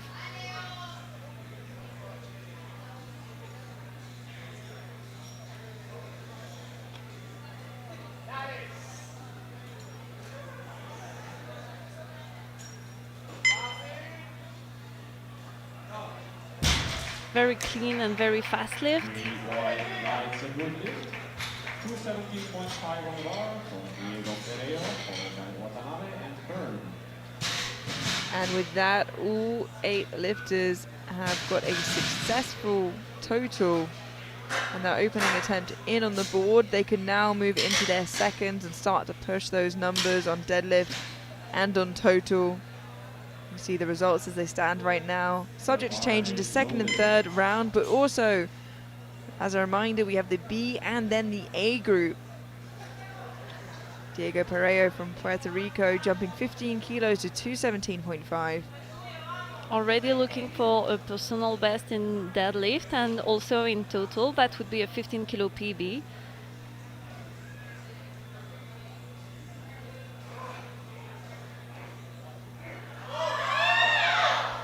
A little bit of a tough start, but manages to finish the lift off well. Yeah, and you see that in this position, it's important to be patient off the floor when you lift sumo, because it might be hard off the floor, but once it gets out, it finishes strong.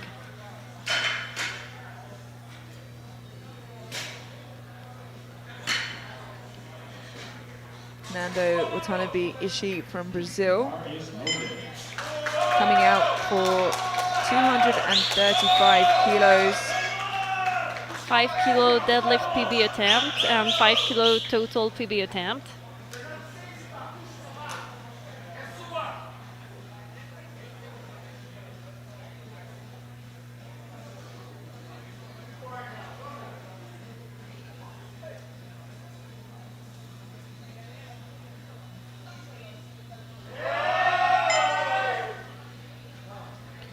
Very solid looking second there, and a good lift, 3 white lights.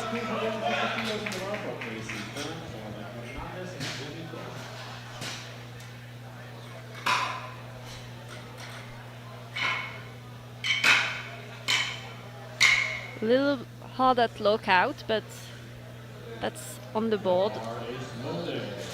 We have Casey Hearn from New Zealand now, coming out for 250 kilos, a 15 kilo jump.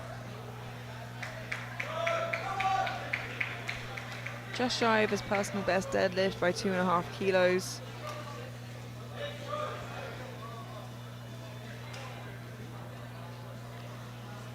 Taking his time for a strong setup.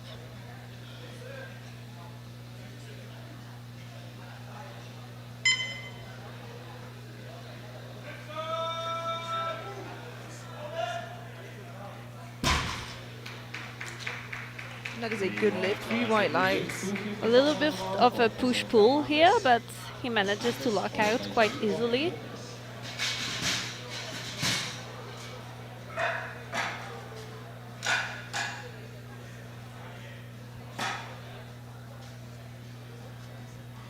Jose Hernandez from Mexico.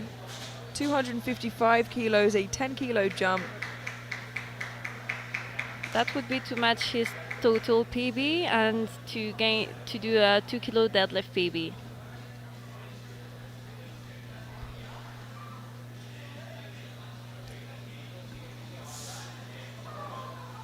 Sorry, that was for a 10-kilo total PB, and that's 3 white lights. Wow, so pushing that total already.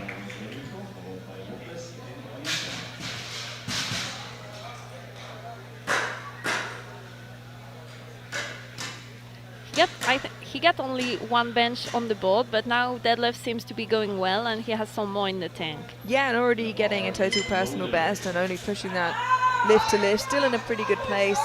Yeah, especially on the international platform, with the referee standard and all the pressure of having everyone watching. That's great. Thiago Gianco from Argentina, 265 kilos, a 20-kilo jump from his opener.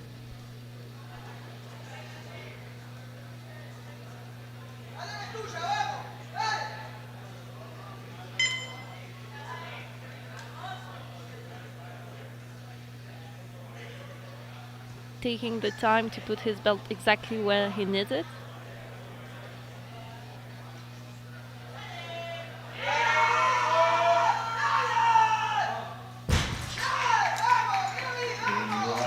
Three white lights, and you could see that his fingers are just right at the limit of the smooth, and that's also something you want to make sure to control, because sometimes if you take too much on the smooth, you can open the ends.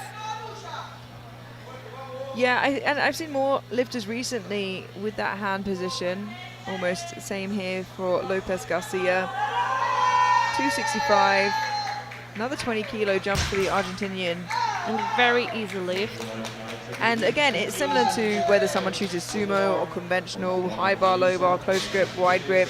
It just has to be what feels comfortable and right for them.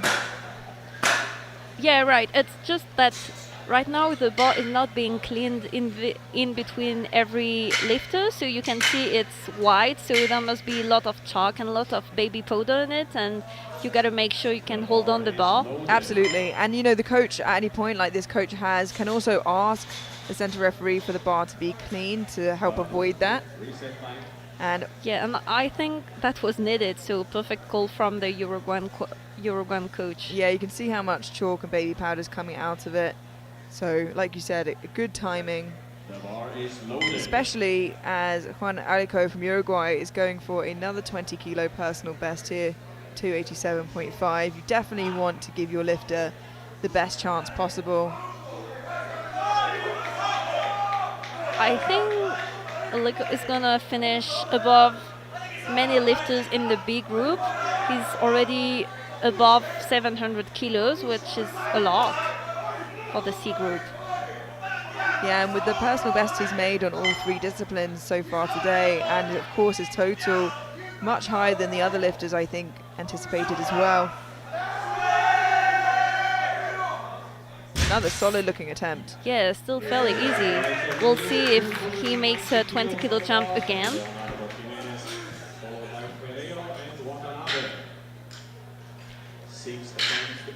And as we already mentioned, he's only from 2005, so he has many years to come, and I would keep an eye on him.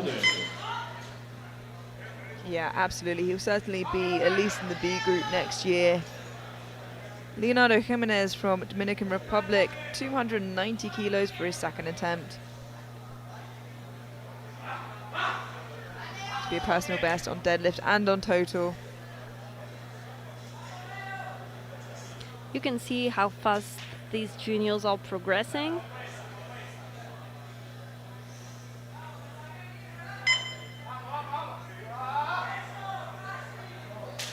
That's so easy. Yeah, I expect to see a decent jump for his third and to extend that personal best.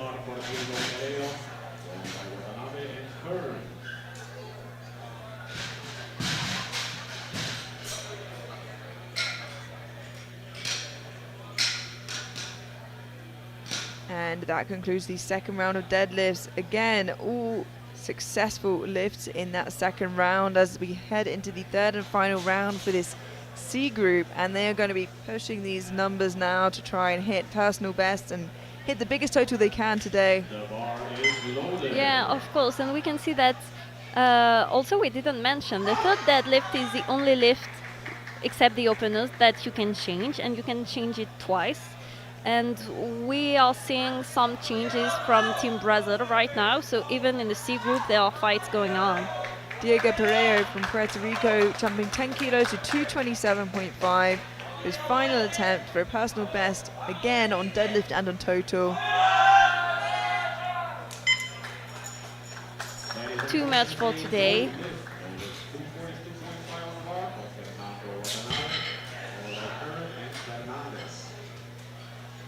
Team Brazil coming closer to the platform, so you might hear them right now.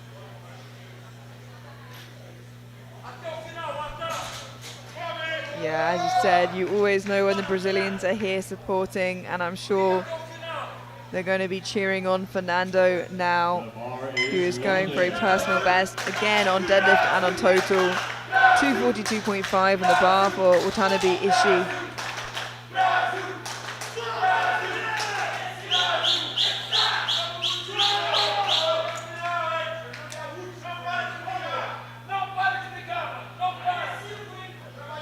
Taking the time to set up, ready to put all his energy into this last deadlift. Youngest competitor of this flight, so he'll have more attempts next year and the years after. Yeah, absolutely. Like you said, plenty of years to come, and he increased his personal best on, I think, everything today anyway.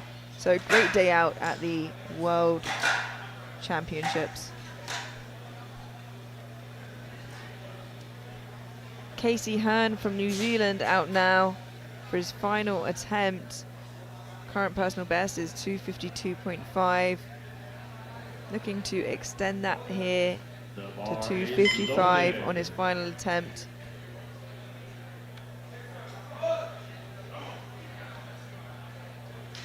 Team New Zealand must have to organize themselves today, having two lifters on the same platform, one in the C group and one in the A group.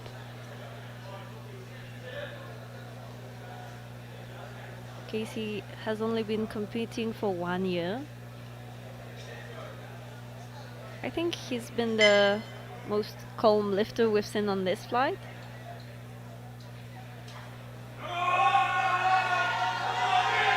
And a very strong finish to the day for Hearn, and a good lift and a new personal best. Perfect choice. Absolutely a great day, and can now sit back and enjoy Costa Rica. Yeah, exactly. And you can see how the lockout was a bit of a fight.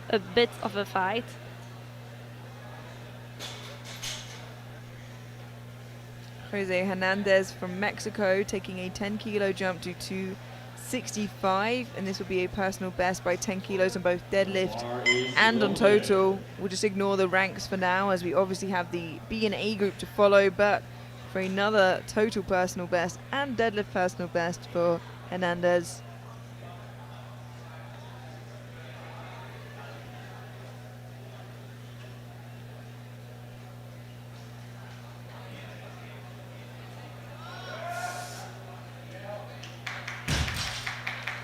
And that's a good lift for Jose Hernandez. And in the meantime, we're seeing changes of third attempt from the Dominican team.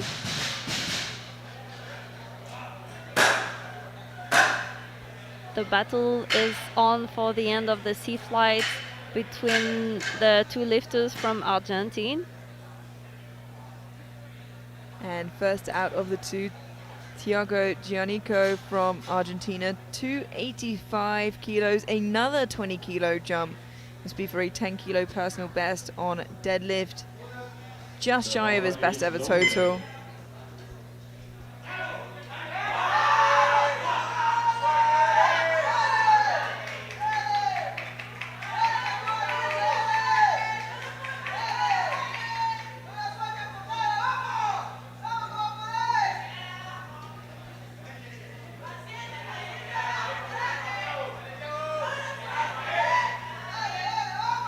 The lifter has 1 minute to start pulling the bar. There's no start command, unlike in the squat and in the bench press. Just needs that down command before the time runs out.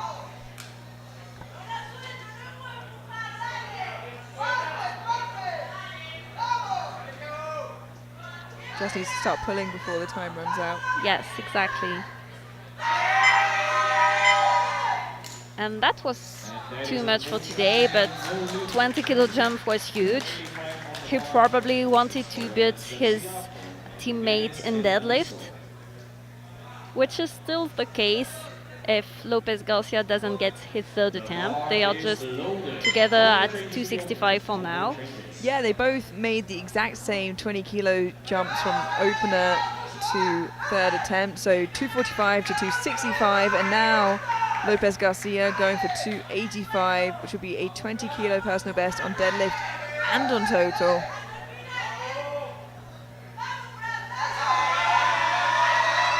Manages to break the floor, wow! And just loses grip there, unfortunately. And that's how close it is to make a 20 kilo PR. Sometimes it takes years and sometimes it just takes a last deadlift attempt. Two deadlifts remaining in this C flight before we head through to the B flight 83s. Leonardo Jimenez from Dominican Republic. 10 kilo jump here. He hit 300 for the very first time, a big milestone deadlift attempt.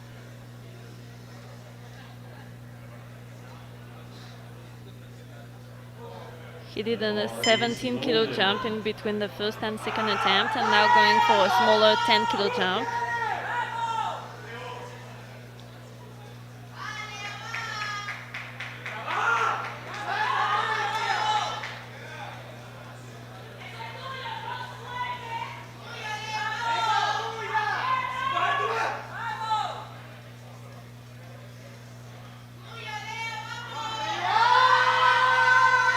Oh wow, manages to break the floor, but it's just a little too much to lock out.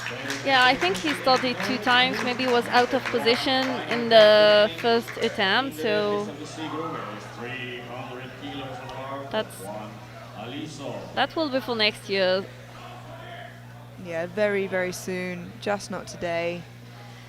And our final deadlift in this first flight with 300 kilos, another lifter going for it for the very first time, a 12.5 kilo jump, 300 on the bar for Juan Alico from Uruguay.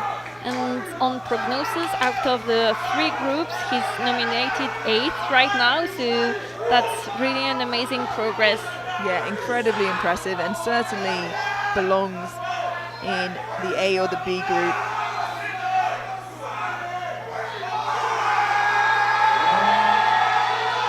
He lock it. Just on grip, unfortunately, but still ends on 7:10, and what an impressive young man.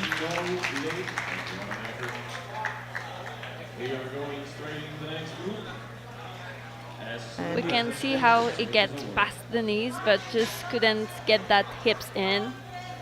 Yeah, but that will be there for him very soon. And as you said, with 7:10, still sitting in 8th overall. Of course, we have the B and the A group to follow, but I think he'll end up in a pretty high position considering that he was in the C group there, and with time to go in the juniors, he certainly has a bright future ahead. Yeah, I'm quite confident for him, but to be honest, I can't wait to see the B and A group. Yeah, it's going to be great, and you don't have to be excited for too much longer, because we head now straight into the B group in a flight of 9, and kicking us off we have Carlos Pedrogo from Puerto Rico, 232.5 on the bar.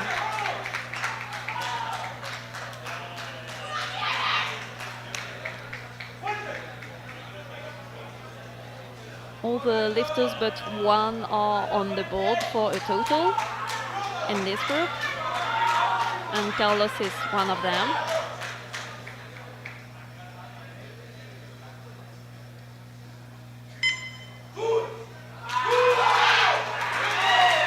Lovely snappy opener for Pedrogo. That's what you want an opener to be.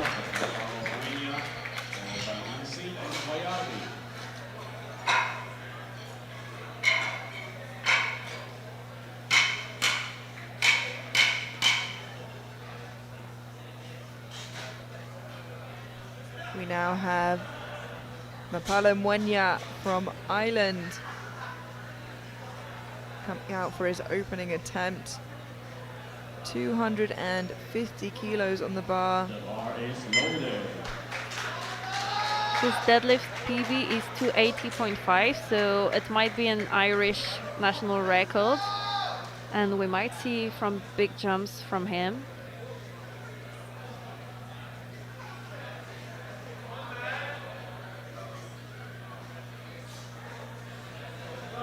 Very Okay, now comfortable I'm opener. convinced we'll see big jumps. 3 white lights, a good lift. Yeah, and certainly has the room, and it seems like the strength to make those bigger jumps. Yeah, the deadlift is most taxing mentally, so you can't grind all three, and you want your lifter to make the first one fly and just do bigger jumps. 250 for Alexis Intil from Peru. Very quick opener, looking to secure his total, and he does. And you can see how some lifters take a long time to set up, and other ones just come and pull. Yeah, some lifters don't waste any time. So fast, the replay couldn't even catch him.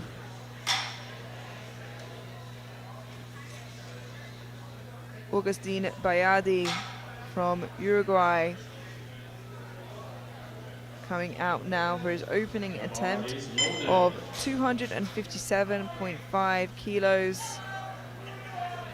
Quite an experienced lifters, 4 years already into powerlifting. Should be a pretty conservative opener for him, 30 kilos below his best deadlift.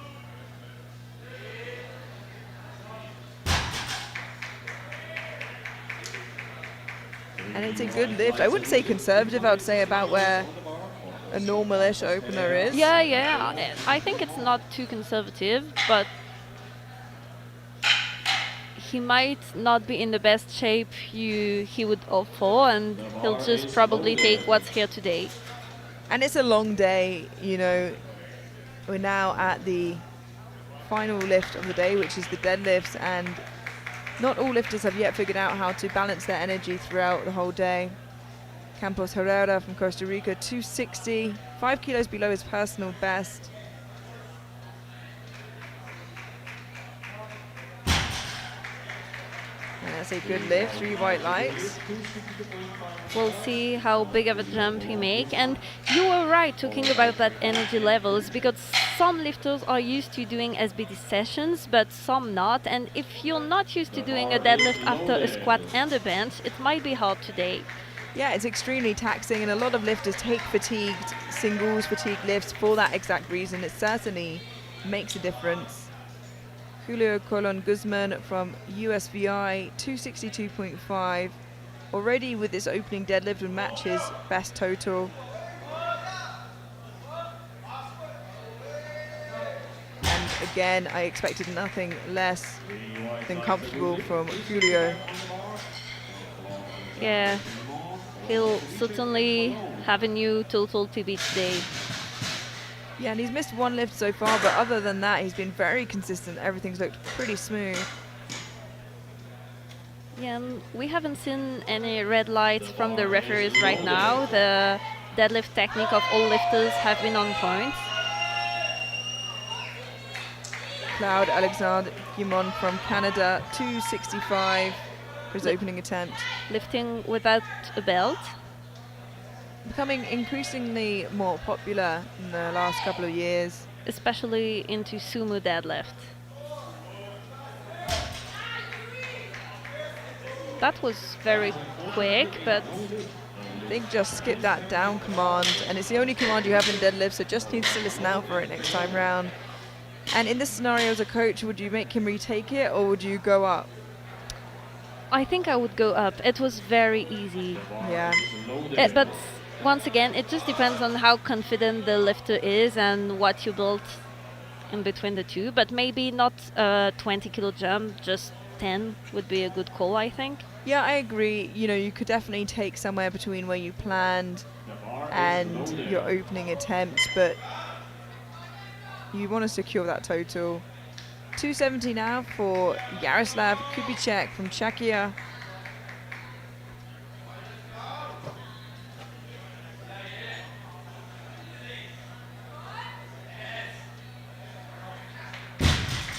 Super smooth looking opener for Kubicek, and it is a good lift. This is only 12 kilo under his personal best, so probably gonna go for a new PB on the second attempt.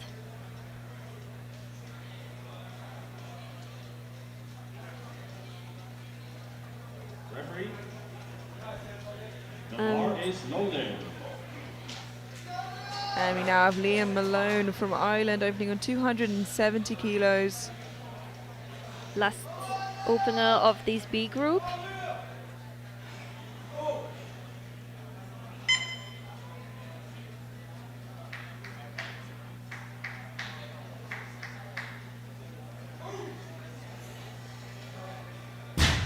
That was so quick I couldn't even watch. Yeah, it's a lovely smooth opener, and I think nice and conservative to secure that total, and maybe we'll see the bigger jumps here that we expect. And that concludes the opening round of deadlifts. Ubar, Canadian lifter Gumont, securing that total, who's chosen to retake as we head into the second round. But these are the results in deadlift of the B group as they stand. Now looking to push where they can, heading into the second round. And kicking us off in that second round, Carlos Pedrogo from Puerto Rico, 250.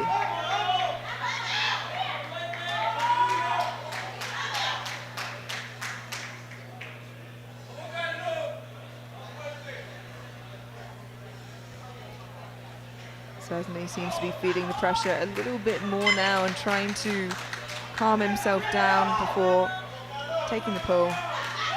Yeah, you don't want to get too hyped and get out of position.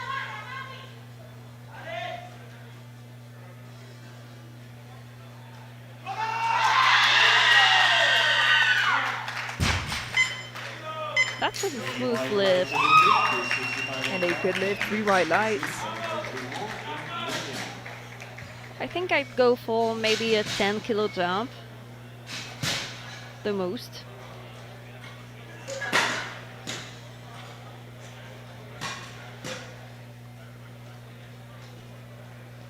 We now have Alexis Insil from Peru taking a 15 kilo jump to 265 for his second attempt. And this is 5 kilos off his best ever deadlift.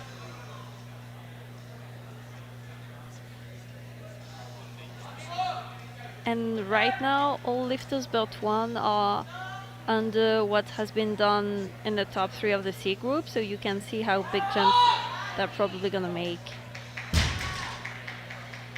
A bit of a work, but still 3 white lights for Team Peru. The bar is loaded.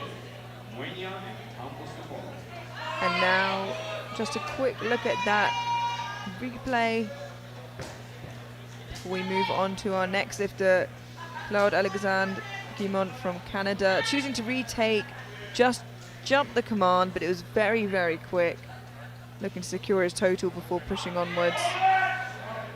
And I agree with you, I certainly think I would have found a middle ground and maybe gone up, but if the coach and the lifter aren't comfortable without a total, then I can completely see why they would want to be confident before pushing onwards. Yeah, of course, and I really think that the number one thing you want in between a game day coach and an athlete is to have a confident, like being confident with the other, because if the athlete doesn't trust you, you're going to do nothing with him, and you'll probably have to handle him at other competitions, so it's important to just go for the long term. Yeah, absolutely. Trust is essential in that relationship. Mapala Mwenya from Ireland, jumping 17.5 kilos to 267.5.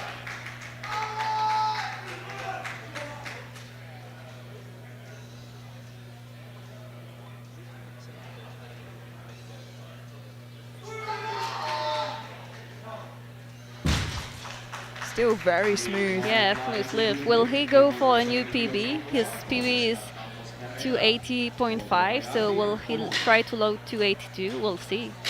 Yeah, I imagine that where they're going, they lose nothing by trying that. And I think Team Canada is trying to miss the ground they lost. They're doing a 40 kilo jump for the last attempt. I mean, it was quick. I wouldn't put it past him, but 40 kilos is 40 kilos. He's going to feel it. 270 for Oscar Compas Herrera from Costa Rica. A 10 kilo jump for a 5 kilo personal best. Didn't have the best day so far, so making a more conservative attempt, but that's a little bit too much. Yeah, and it's tough, and certainly lessons to take forwards. And when you have a day like this, you often don't again because you take those lessons. Yeah, exactly. You learn lessons, you never lose. Augustin Bayardi from Uruguay taking a 12.5 kilo jump to 270 for his second attempt.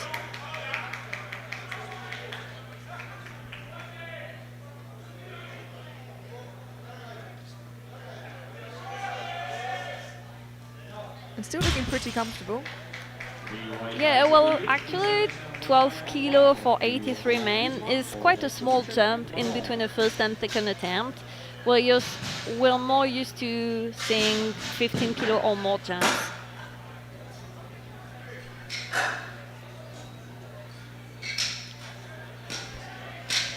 Julio Colon Guzman from US Virgin Islands now, taking that 15 kilo jump that you just said is more common to see in the 83s, and this would match his personal best deadlift and extend his personal best total, leaving him just shy of that 700 kilo total mark.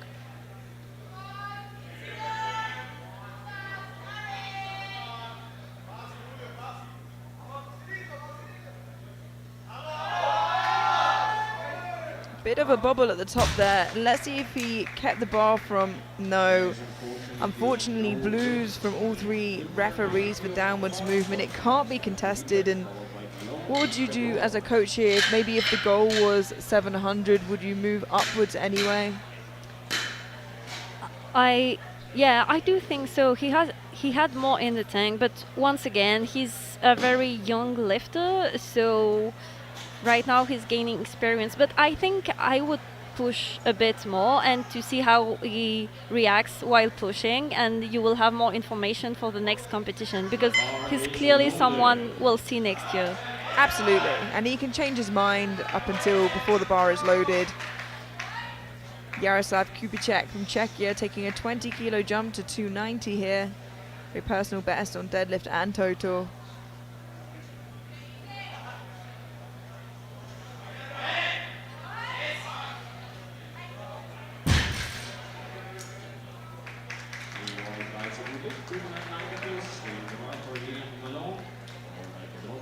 And that is a good lift, 3 white lights. Moving quickly through these deadlifts now. He's done big jumps so far, and it's been quite successful. Only 1 deadlift missed, 3 benches, and now 2 deadlifts. Let's see what he loads. Liam Malone now taking a 20 kilo jump to 290. Just 12 kilos off of his personal best.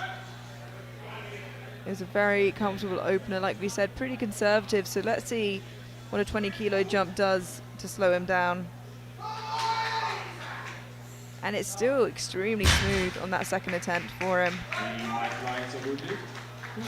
Yeah, but I don't expect a 20 kilo jump either.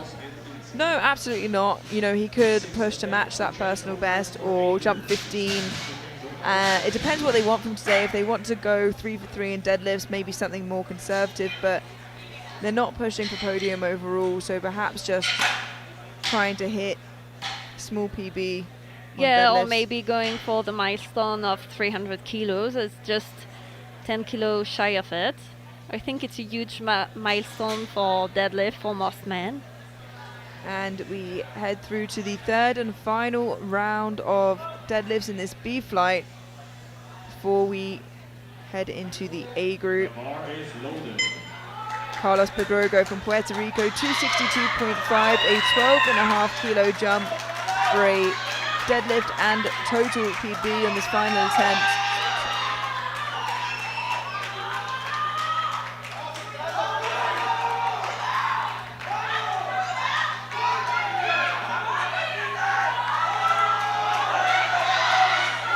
Crowd is cheering him. He still looks calm.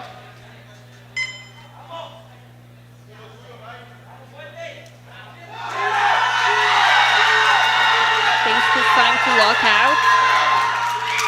That's a fantastic final effort and 2 to 1, a good lift.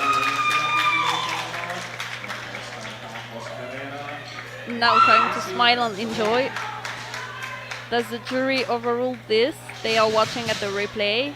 Yeah, he gets blue from the right-hand side referee, and it doesn't look like there's too much discussion going on.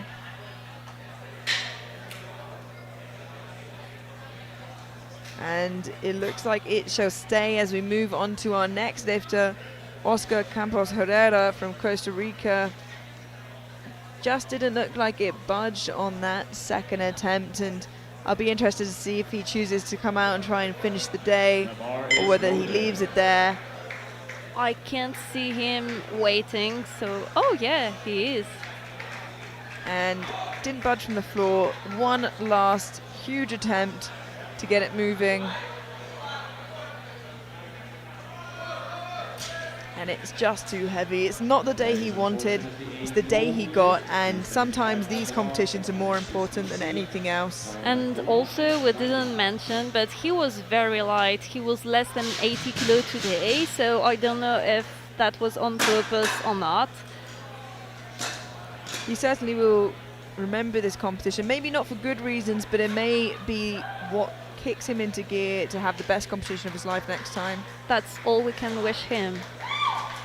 Alexis Insil from Peru coming out next, taking a 10 kilo jump to his third attempt, now attempting 275 for his final deadlift of the day to match his total PB and get And to do a 5 kilo deadlift PB.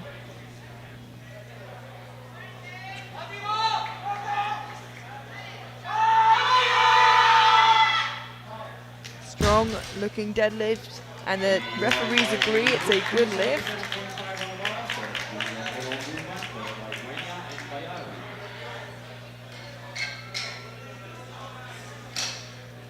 He might have had some more in the room, but it's great to finish the day on the lift you got, so you can forget. Sometimes you forget if you missed a squat or a bench, and now he's just happy with the competition. We now have 6 deadlifts remaining for the A group, and first up, Julio Colon Guzman from USVI retaking 277.5 for his final attempt to match his personal best on deadlift and extend his total PB. So Kimberly Walford doesn't have the same opinion as us, and she took the same bar again. And it looks like the right decision. Yeah, exactly. He might have tempoed a bit the lift this time, so 280 kilos on the bar for Romania. the jury is watching at the replay. I think it's the knees locking out that puts him a bit out of position. But the jury agrees to keep it this way, so good day for the lifter. And we move now on to Mapalo Mwenya from Ireland, 280 on the bar. I believe they dropped his third attempt down, just trying to finish the day on a high with a total personal best of 2 kilos. This is half a kilo below his personal best deadlift. It was fairly easy at the second attempt, but 12 kilo is a bit of a work.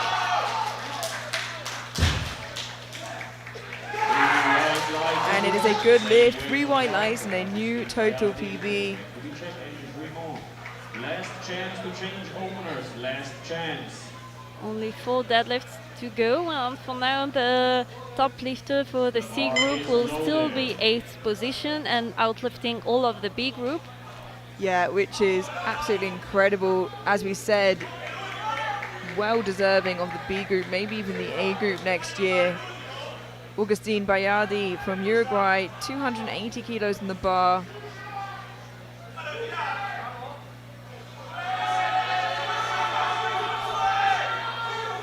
Fighting for lockout. That is a 2-to-1 And 2 referees thinks the bar went down while going through the knees. We might see it on the replay. It's very tiny. What do the jury think?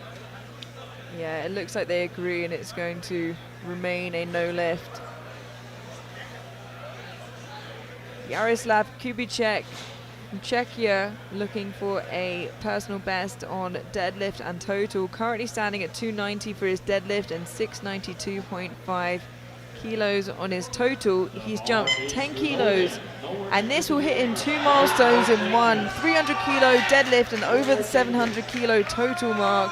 A big final pull for Jaroslav.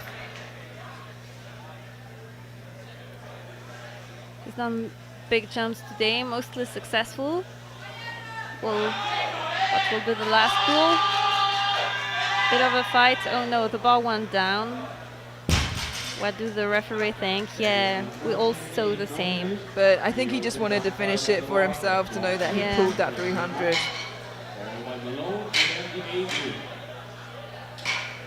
Now a very risky move coming from Team Canada, who's done a 37.5 jump.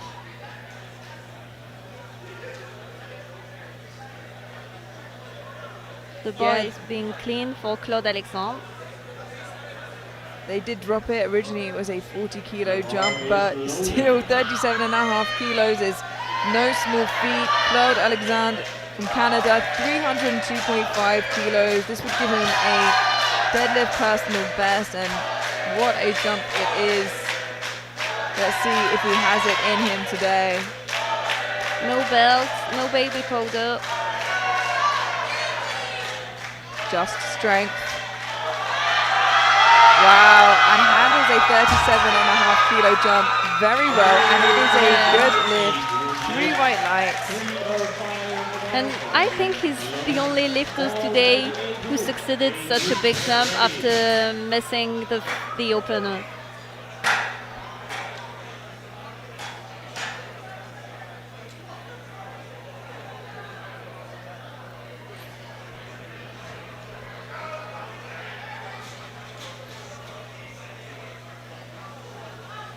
And our final deadlift of the B flight before we move into the A group, we have Liam Malone from Ireland. 305 kilos on the bar, a 15 kilo jump for a deadlift personal best, and I think this is what I said they would go for. He loses nothing by trying it. He has his own goals here today at Worlds. It'll be a big fight, but a big reward if he gets it. Biggest deadlift of the B and C group. Oh, but just too much today, unfortunately, for Malone, but loses nothing by giving it a good go.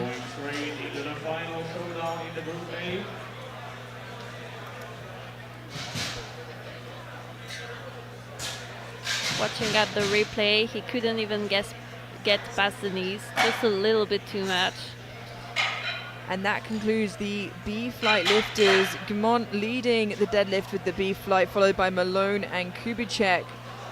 These medals subject to change now as we see the conclusion of the 83 kilos and a big fight.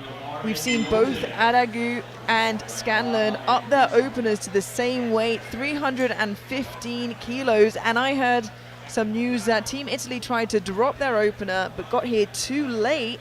So let's see how that affects it. Al-Aradi from Kuwait opening on 260, and He doesn't seem to be going very well. He seems to be cramping. His coach is coming to help him get out of the platform. yeah, let's watch that again here, hoping the cramping can stop and he can get his opener in and secure a total. But yeah, just seems like you said he's cramping. We'll see if he's able to get healthy again to pull his second deadlift.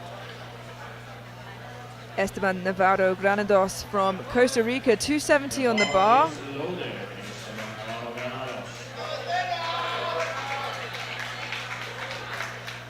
Cannot post a total, but looking to finish the day nonetheless.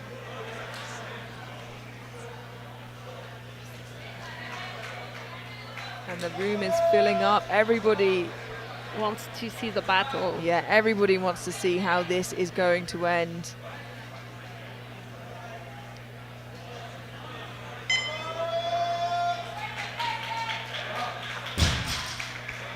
And that is a good lift. And if you're watching at the good lift score sheet, Yeah, there's a lot of exciting things to come.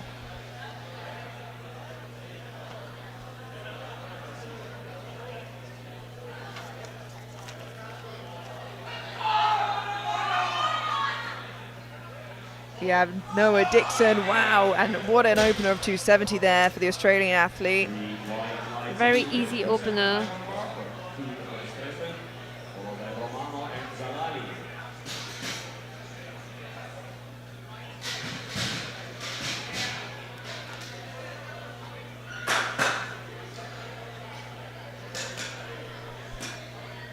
To Verstappen from Belgium, 275 for his opening attempt.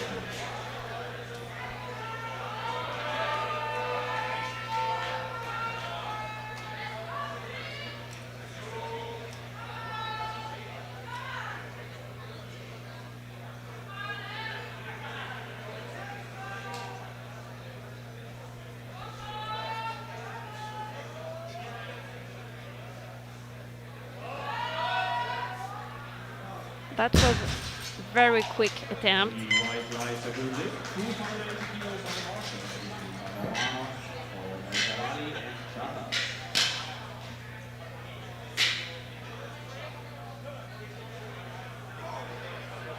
Still 7 openers to go now onto the last flight, last group of deadlift. Yeah, and once they've secured their totals, if they can, a dogfight begins at the top. Luca Romano from Italy, 280 kilos for his opening attempt.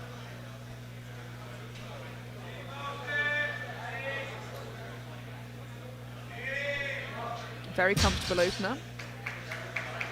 Yeah, he had a hard time with the bench opener, but now it's all forgotten and he's in a good shape with the deadlift.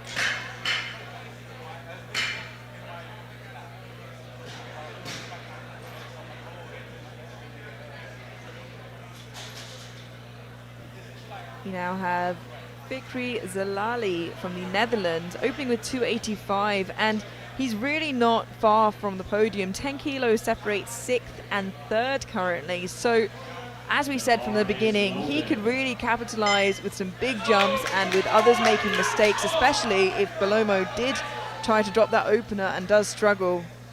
Let's see what he can do Yeah, here. exactly. Now it's a close battle. And we'll talk about it as the competition comes, but there seems to have 2 groups now. And that's very comfortable. Yeah, he clearly has the 10 kilo missing right now, so we'll see. And Team Italy are certainly going to want to watch their backs because he seems in very good form. And Dasuki, not to forget about him, also has to keep his eyes open for Zalali. We have Samir Chatas Piamba from Colombia, opening on 290.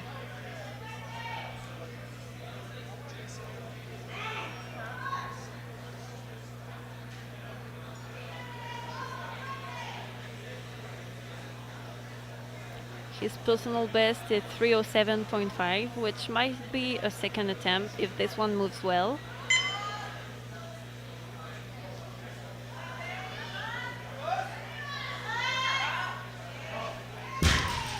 Yes, a nice opener. 3 white lights. Perhaps somewhere slightly below that for a second, and then they'll push for a bigger personal best in the third. We'll see what kind of pacing they want to do. Yeah, and now 4 openers remaining and all above 300 kilos. And all contenders for that podium. And as I mentioned before, we heard news that Bellomo tried to drop his opening on 300 kilos. So I'll be interested to see how this moves and see if this affects him. Still well in the fight for the podium, but you'd hope that he's not in trouble after the team missed this. Yeah, of course, we hope so. But he's done 325 to qualify, and he's pulled on 340, so you'd hope this is well within his reach. And yeah, it looks comfortable, almost wobbled at the top, but stops it happening and secures his total. And very lucky for the coaching team, I think, if the case was that he wanted to move it down. Yeah, sometimes when you step on the platform, you're another man. And just with the hype. He has at times in previous competitions struggled with that deadlift lockout, so good to see him well in the fight today, keeping it clean. Seth Dasuki from the United States, 310 kilos. He was nominated first on Good Lift, and today, like right now on Prognosis, he's only 6th, so he has some gap to close. Yeah, 6th currently, but that is with the successful potential attempts of a lot of the other lifters. So a little bit above that, but still further down than maybe they anticipated. But the day is certainly not done yet for Seth Dasuki. Oh yeah, that's a strong opener. And a good lift, and now begins the pursuit to try and close the gap as much as possible. Let's see that opener one more time here.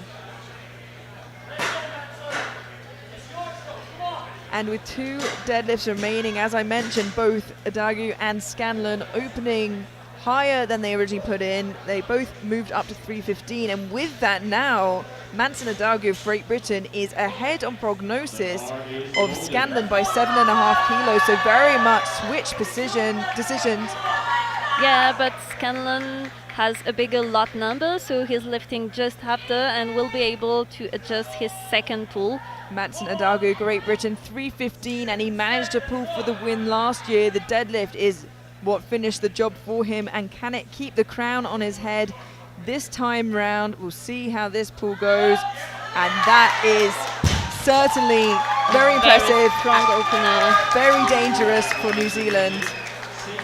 And Scanlon would have had to stand there and watch that opener and have to come out for the same weight now. Yeah, I think Team GB can make quite a big of a jump. They still need to watch for the back, but Italia is coming, but it's still... And Thomas Scanlon, New Zealand out now, also opening at 315. On paper, his deadlift personal best is only 7.5 kilos above this, but he knows the pressure is on. He was leading the whole competition, and now slightly behind Adagu, knows he needs to make a statement with this opening attempt, and you can see how fired up he already is for this opener. That's only 7 kilos away from his PB, so he must be feeling very strong today to open so high. And it certainly looks good. 3 white lights, a good lift. The question is, can he make the same sorts of jumps as Adagu can? Adagu also the lighter of the 2 lifters, so it's certainly about to heat up in here. Yeah, Adagu is making a 15 kilo jump, so Netherlands would need 22 kilo jump, which is a lot. And the results after the first round: in deadlift bronze, Dasuki; in silver, Scanlon, as he is heavier than Manson Adagu, who is sitting with deadlift gold, but that is subject to change, and there is so much more on the line than deadlift medals. And as we head into the second round, we will see how that pans out. Ali Al-Aradi from Kuwait seemed to cramp up on his opening attempt. Looks like he wants to retake it if he does decide to come out, but perhaps unfortunately injured himself on that opener. So if that is the case, I think I want to look at the current results as they stand. And as we were mentioning, just talking about the scoreboard here, we have leading, if everybody gets their second attempts, Adagu 12.5 kilos ahead of Scanlon, who is then 5 kilos ahead of Belomo, who is 2.5 kilos ahead of Dasuki, who is then 7.5 kilos ahead of Zalali. And we know in an 83 kilo class, that can be between first and fifth, one missed attempt. So much is on the line right now between these lifters. No one can afford to miss now more than ever. Yeah, and I think Italy is making a risky move because they are third right now and people are chasing for the podium, but they seem to be going for gold, doing a 25 kilo jump. So they must be feeling confident. Maybe they didn't want to drop but wanted to increase the opener. And we'll have to see how that heads into that second round. It's going to come very much down to that final pool. Who will be the junior world champion? Would it be Adagu, Scanlon, Bellomo, Dasuki, or an upset of Zalali? First, Esteban Navarro Granados from Costa Rica, 285. 9.5 deadlift PB attempt for him. Didn't have the squat on the board, but looking on a strong finish.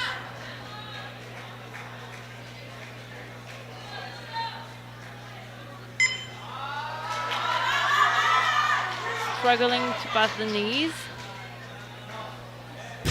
Gets the down command, and unfortunately two referees think the lockout was soft. Yeah, and in terms of strength, that really looked like top end, and I'm not sure where to go for his third there. Yeah, clearly I wouldn't put much on the floor, on the board, sorry, and I don't even know if he will be able to do it again because he struggled a bit and might have lost some gas in it. We now have being loaded onto the bar 295 for Terve Streppen from Belgium, taking a 20 kilo jump to his second here. And it looked like a pretty comfortable opener for Verstappen.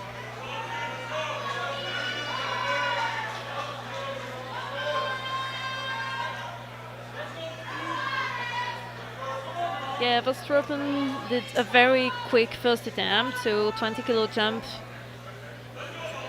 seems very reasonable today.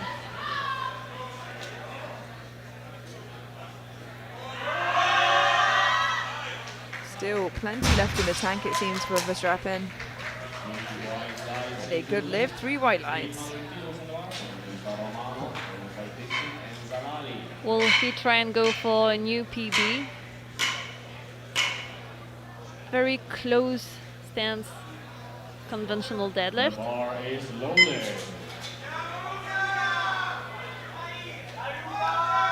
Luca Romano from Italy taking a 20 kilo jump to match his personal best on deadlift, 300 kilos.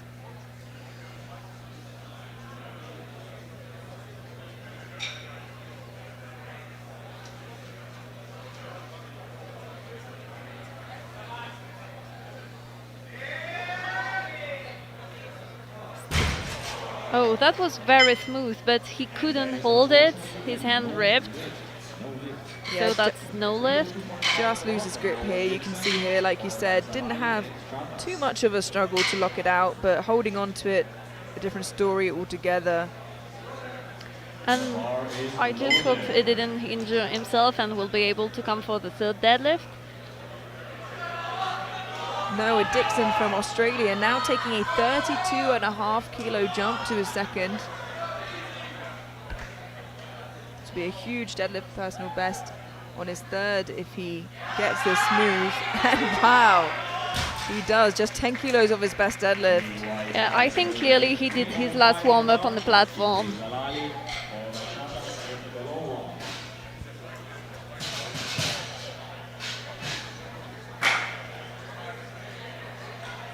still has room for more. And now we head into the total podium fight. Yeah, and we said from the very beginning of the day that Zalali was somebody to look out for, and just because he wasn't on the Instagram poll of 4 does not mean he was not in the race, and he very much is. 305 kilos, this is 2 kilos more than his personal best for Fikri Zalali of the Netherlands, and for the time being this will pull him into 3rd overall on his 2nd attempt. Yeah, that would put him ahead of Belomo if he doesn't get his 2nd attempt. And in that case the fight will become between Dasuki and Zalali, more likely for that bronze.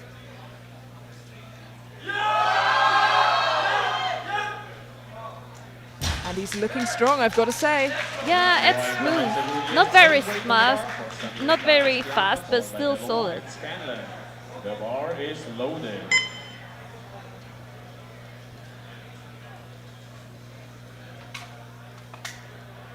Yeah, lookout doesn't seem to be an issue so far. We'll have to see how Team Italy moves for Belomo on his 2nd. Samir Shataspiama first from Colombia, taking a 15 kilo jump to 305 for his 2nd attempt. Just shy of his deadlift personal best.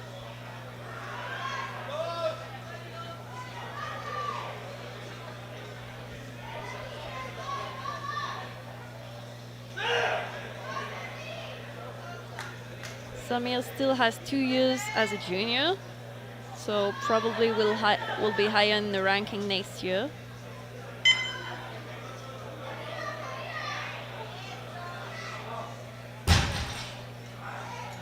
And that is a good lift, 3 white lights. And let's have another look at that 2nd attempt here. A little bit of work at lockout, but still has room for a PB.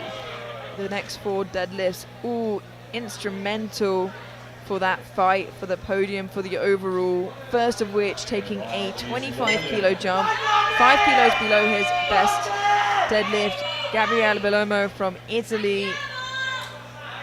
Right now 4th and pulling to be 2nd.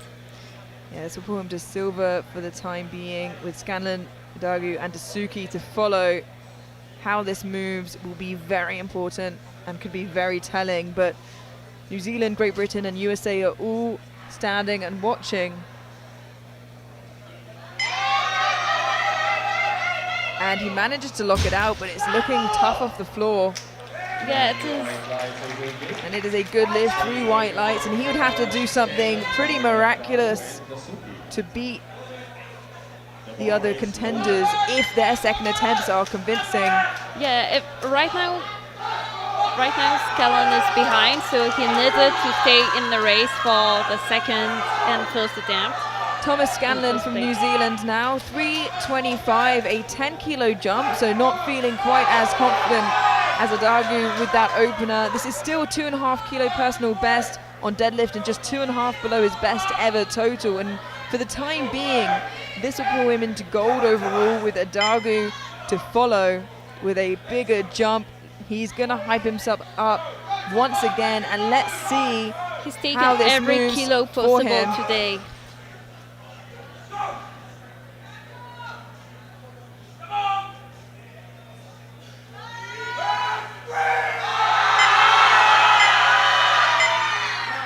And I think he got the down command at a very good time. Yeah, I was exactly gonna say this. His right hand seems to be opening, but right now he's back into the lead. Yeah, and I think the question we ask is, based off the seconds, which we're yet to see 2 more of, who has those larger jumps? And he got very lucky with that, and let's see how much more he can and he needs to put on the bar. Manson Adalgi from Great Britain, defending champion, jumping 15 kilos to 330, and this will pull him back ahead of Scanlon by a good way. The opener was comfortable. He needs to make this look convincing. Let's see how this moves. He had the fastest opener, so let's see if the 2nd lift looks as fast. And it is still so quick. New Zealand, USA are watching close by, so are Italy, and right now, he has the advantage by far, it seems. Yeah, it does seem so. And he is the bigger puller out of him and Scanlon, so he can wait to see what Scanlon does and then put something on the bar that he needs to pull to be world champion. And right now, except Dasuki coming, all the one like the order is, oh no, Great Britain is gonna pull first. The bar is loaded. And we'll see how that pans out. It's because Scanlon would have to pull something crazy if they did that. But we'll get there when we get there. Right now, the final second attempt. Seth Dasuki from the United States, 335, a 25 kilo jump. Pulls him just off of the podium, heading into the third round, into fourth place. That still looks easy. And it is a good lift. We'll see what Team USA do as we head into the third round. And it really is heating up. As you said, Adagu, Scanlon and Bellomo have all gone for the same third attempt. But even if Adagu does pull first, Scanlon would then have to put something incredibly high on for his third attempt to even match him. And Adagu still is the lighter lifter. Yeah, Scanlon has the biggest lot number, so he will be pulling last of the deadlift, except if they make a time change, which is also possible, so we'll see. And we can see here the totals as they stand. 12.5 kilos in the lead is Manson Adagu from Great Britain. Behind is Scanlon. Bellomo 5 kilos behind him, and Dasuki 7.5 kilos behind him. And now New Zealand need to decide whether they protect the silver from Italy or whether they push the gold from Great Britain, and we will see very, very shortly how that pans out. But we head into the third attempts now with another important lift, Ali Al-Aradi from Kuwait, and we didn't see him come out for his second. He cramped after his first, and I'm wondering if he gave himself a little bit more time. That was my question too, but he doesn't seem to be coming. And in that case, we have a little bit more time to talk about the overall rankings, and we've just got them back up on the screen here. And Charlotte, I gave my thoughts and told everybody where we're at right now. What do you think? I think Team New Zealand is going to lower the last attempt because Scanlon wasn't that fast. So that's what I would do. But at the same time, right now they have nothing to lose. Well, not much to lose. They can't really get. Well, they can get caught. So yeah, I think I'd lower the opener and secure the silver, because right now he can be silver or fifth position, which is very risky. And the thing is, they can't wait to see what Adagu does, because the bar will already be loaded to 340 and they can't drop below that. So they have to make that decision earlier than when it gets there. Maybe they think 340 is what he has and will secure that silver. Maybe if Adagu misses the gold, but like you said, it's a risky strategy when the podium isn't yet secured if people make different jumps. Yeah, exactly. Right now, out of the top 5 lifters, 3 are willing to chase Scanlon, and there's only 2 places left, so it's really risky to wait that long. And Esteban Navarro Granados from Costa Rica coming out for 285 for his final attempt.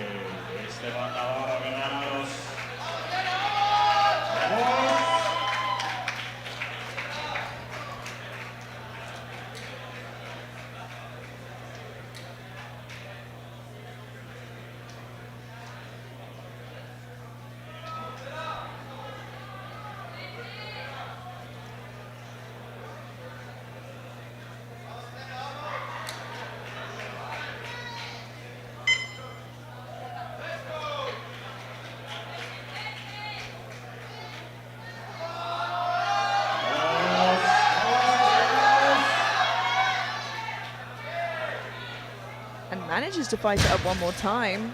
What do the referee think? 2-1 decision.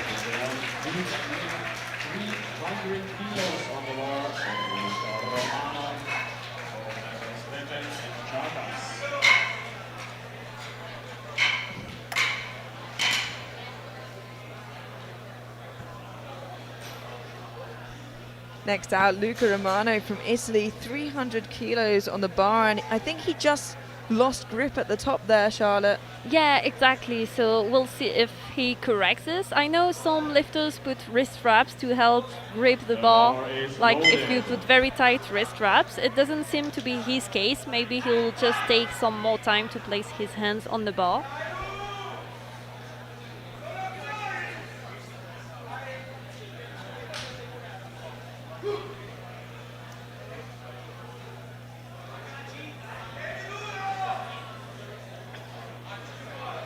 He takes his time. Just can't hold that finishing position. That is unfortunately a Yeah, just 1 second missing. Clearly something you want to work for. Shatas and Zalali.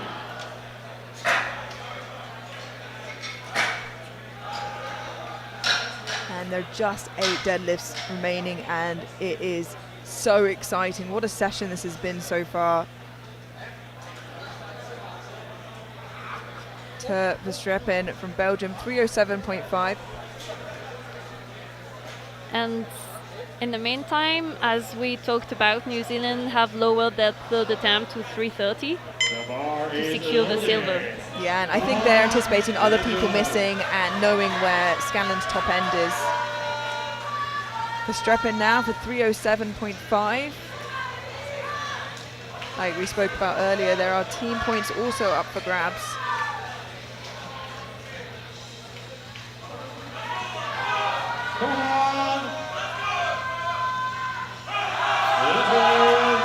Oh, that's smooth attempt, and the balls seem to be rolling in the hand, and the jury think the finish position is not good enough. Yeah, the coach goes to the jury. Insufficient lockout from the center referee and assisting of the bar from the right-hand side. Yeah, or bar going down. Yeah, I think actually upon reflection it was for that rather, I think, when he almost went to put the bar down, but it stays as a no lift, unfortunately for Verstrepen. Samir Shatas Piamba, 310 kilos, 5 kilo jump. Perhaps feeling he's near his top end here with this. It'll be a personal best on deadlift. Taking the time to concentrate.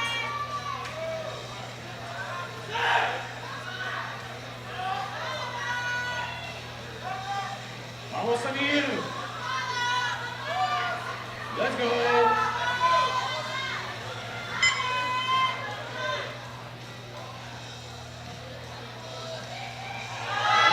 Cheering, can get past the knees, and oh, lockout seems difficult.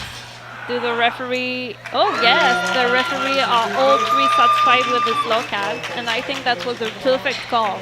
Yeah, absolutely, and I think he just got to that position. I think any less and he might have started getting some reds, but just gets there.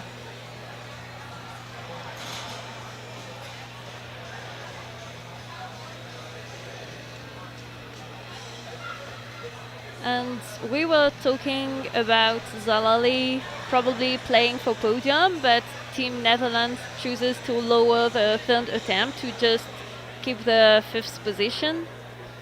Yeah, and perhaps he's feeling like he's at his top end and only has 7.5 kilos left, but I certainly would have thought they would have pushed and made that risk. I know Team Netherlands not normally the country to make those kinds of risks, so I can see them doing this, but with the potential for Dasuki and Bellamo to miss their final attempt, it certainly could have seemed worth it.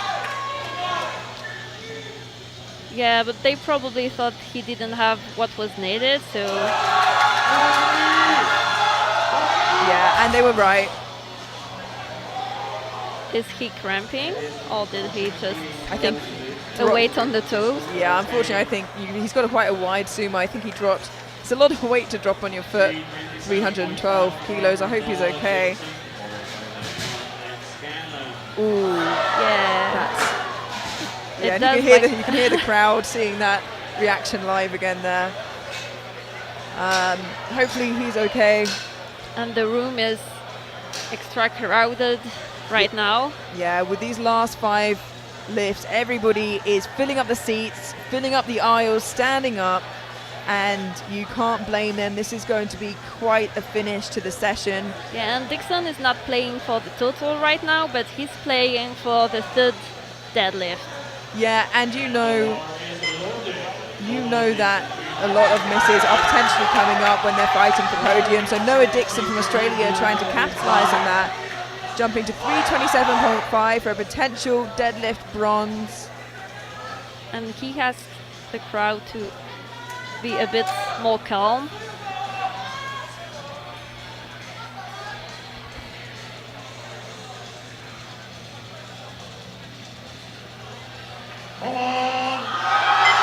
Everyone's screaming. Wow, and what a phenomenal finish from Dixon with ease, a good lift, and moves into deadlift bronze.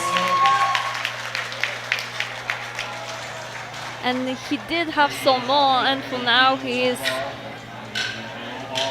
bronze medal in the deadlift, and let's see what's coming.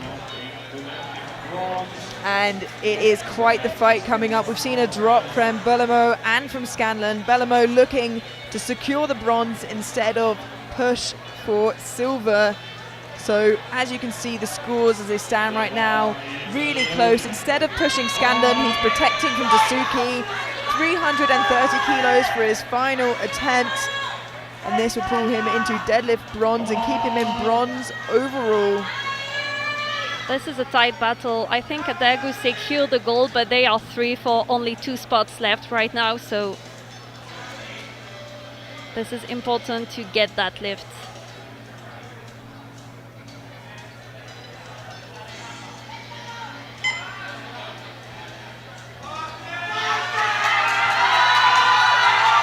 Oh, and he manages to lock it out.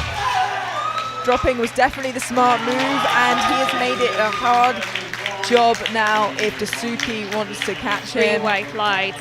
It's going to be a big jump for Dasuki either way, and I can't see them dropping to anything less than they need for the bronze, because at this point, I don't think they'll go for silver. Well, it depends on what Scanlon does. yeah, and at this point they might still, I think they're going to wait to see what Scanlon and Adaga do, because they might try and pull for the win still. So we'll have to see how it unfolds.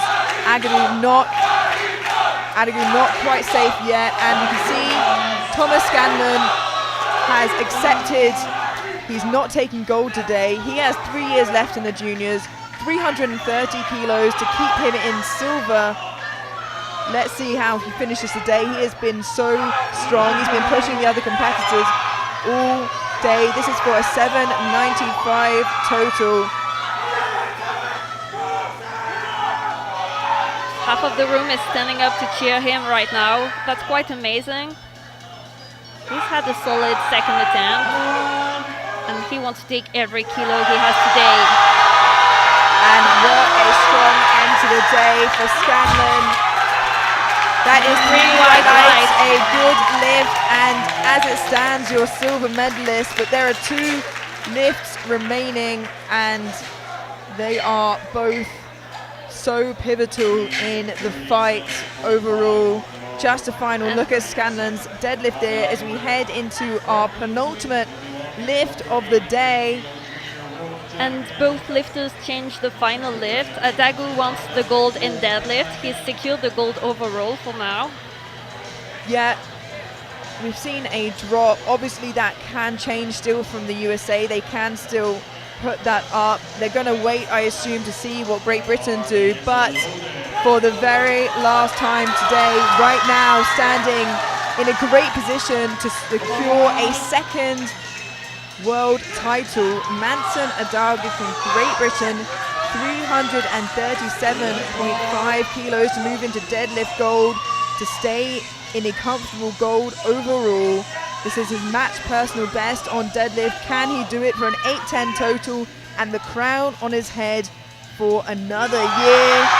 Oh, and it is so easy. It's a good lift. 3 white lights, 2-time world champion, and an athlete at that. Look at him go. With energy left to do a backflip. What do you think of that? winning the fourth deadlift. Yeah, and a gymnastics competition too, it seems. Yeah, it clearly wasn't his top hand today, but he wanted every gold medal he could have. And the crowd disappointed they didn't get to see the backflip in the replay there.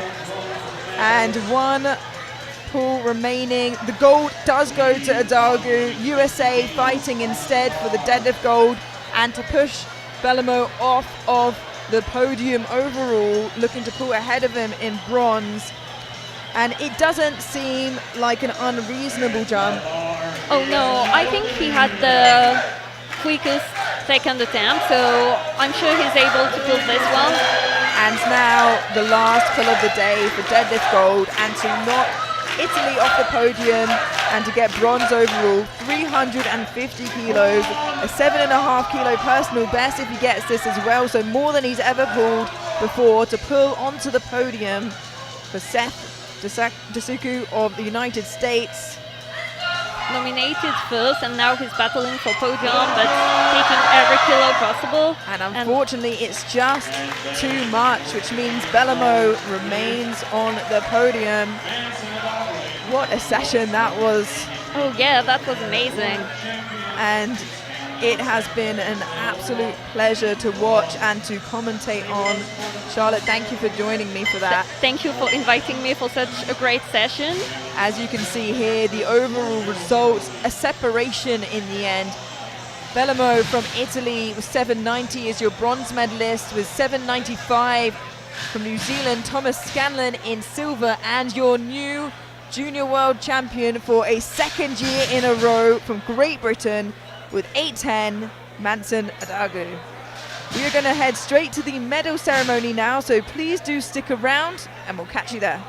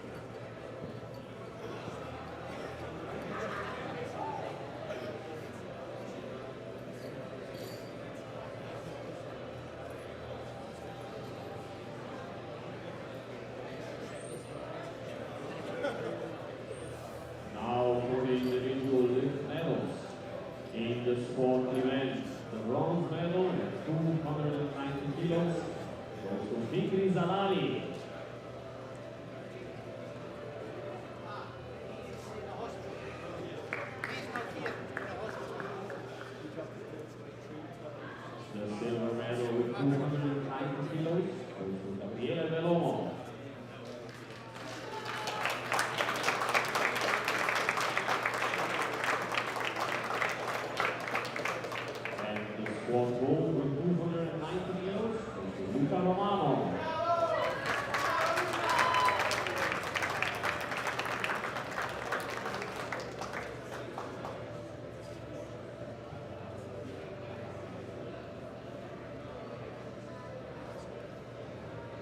Congratulations.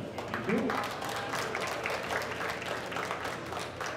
In the bench press, the bronze medal with 177.5 kilos goes to Ali Alalari, Kuwait.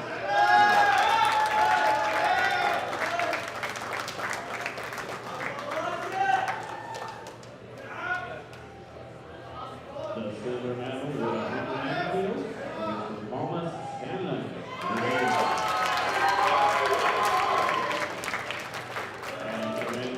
Gold with 185 kilos, also Anson Adabu.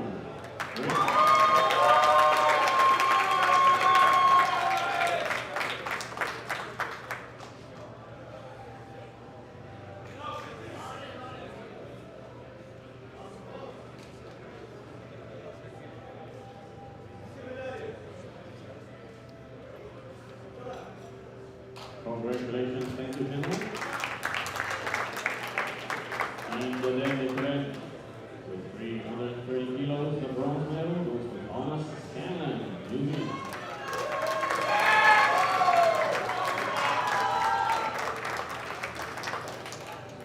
The silver medal with 335 kilos goes to Seth Dasuki, USA.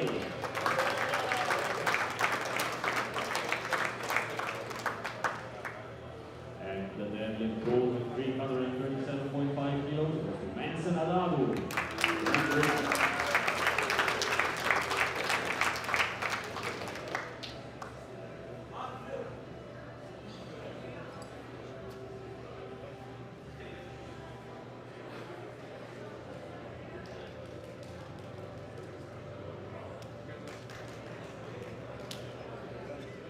Congratulations. Thank you. Now for the gold standings in bronze medal position with 790 kilos for Italy, Gabriele Velomo.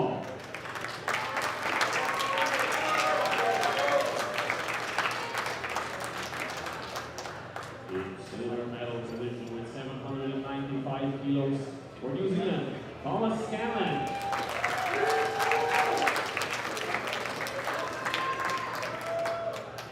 And your 83 kilo junior world champion with 810 kilos for Great Britain, Manson Adabu.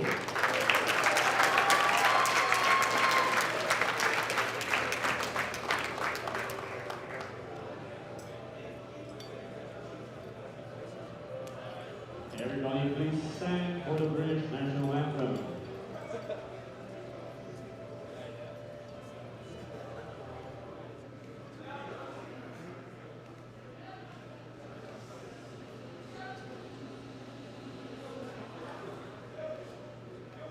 Stand up.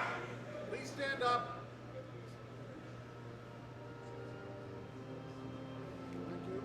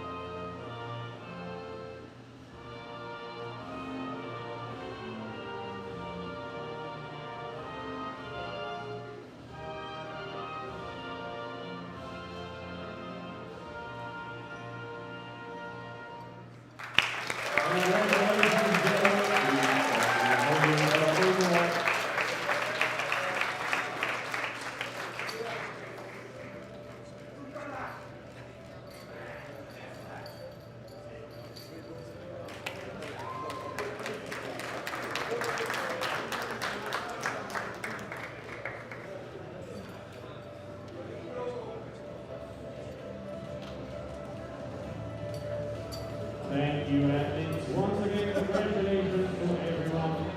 And we'll see you back tomorrow at 9 a.m. for more powerlifting.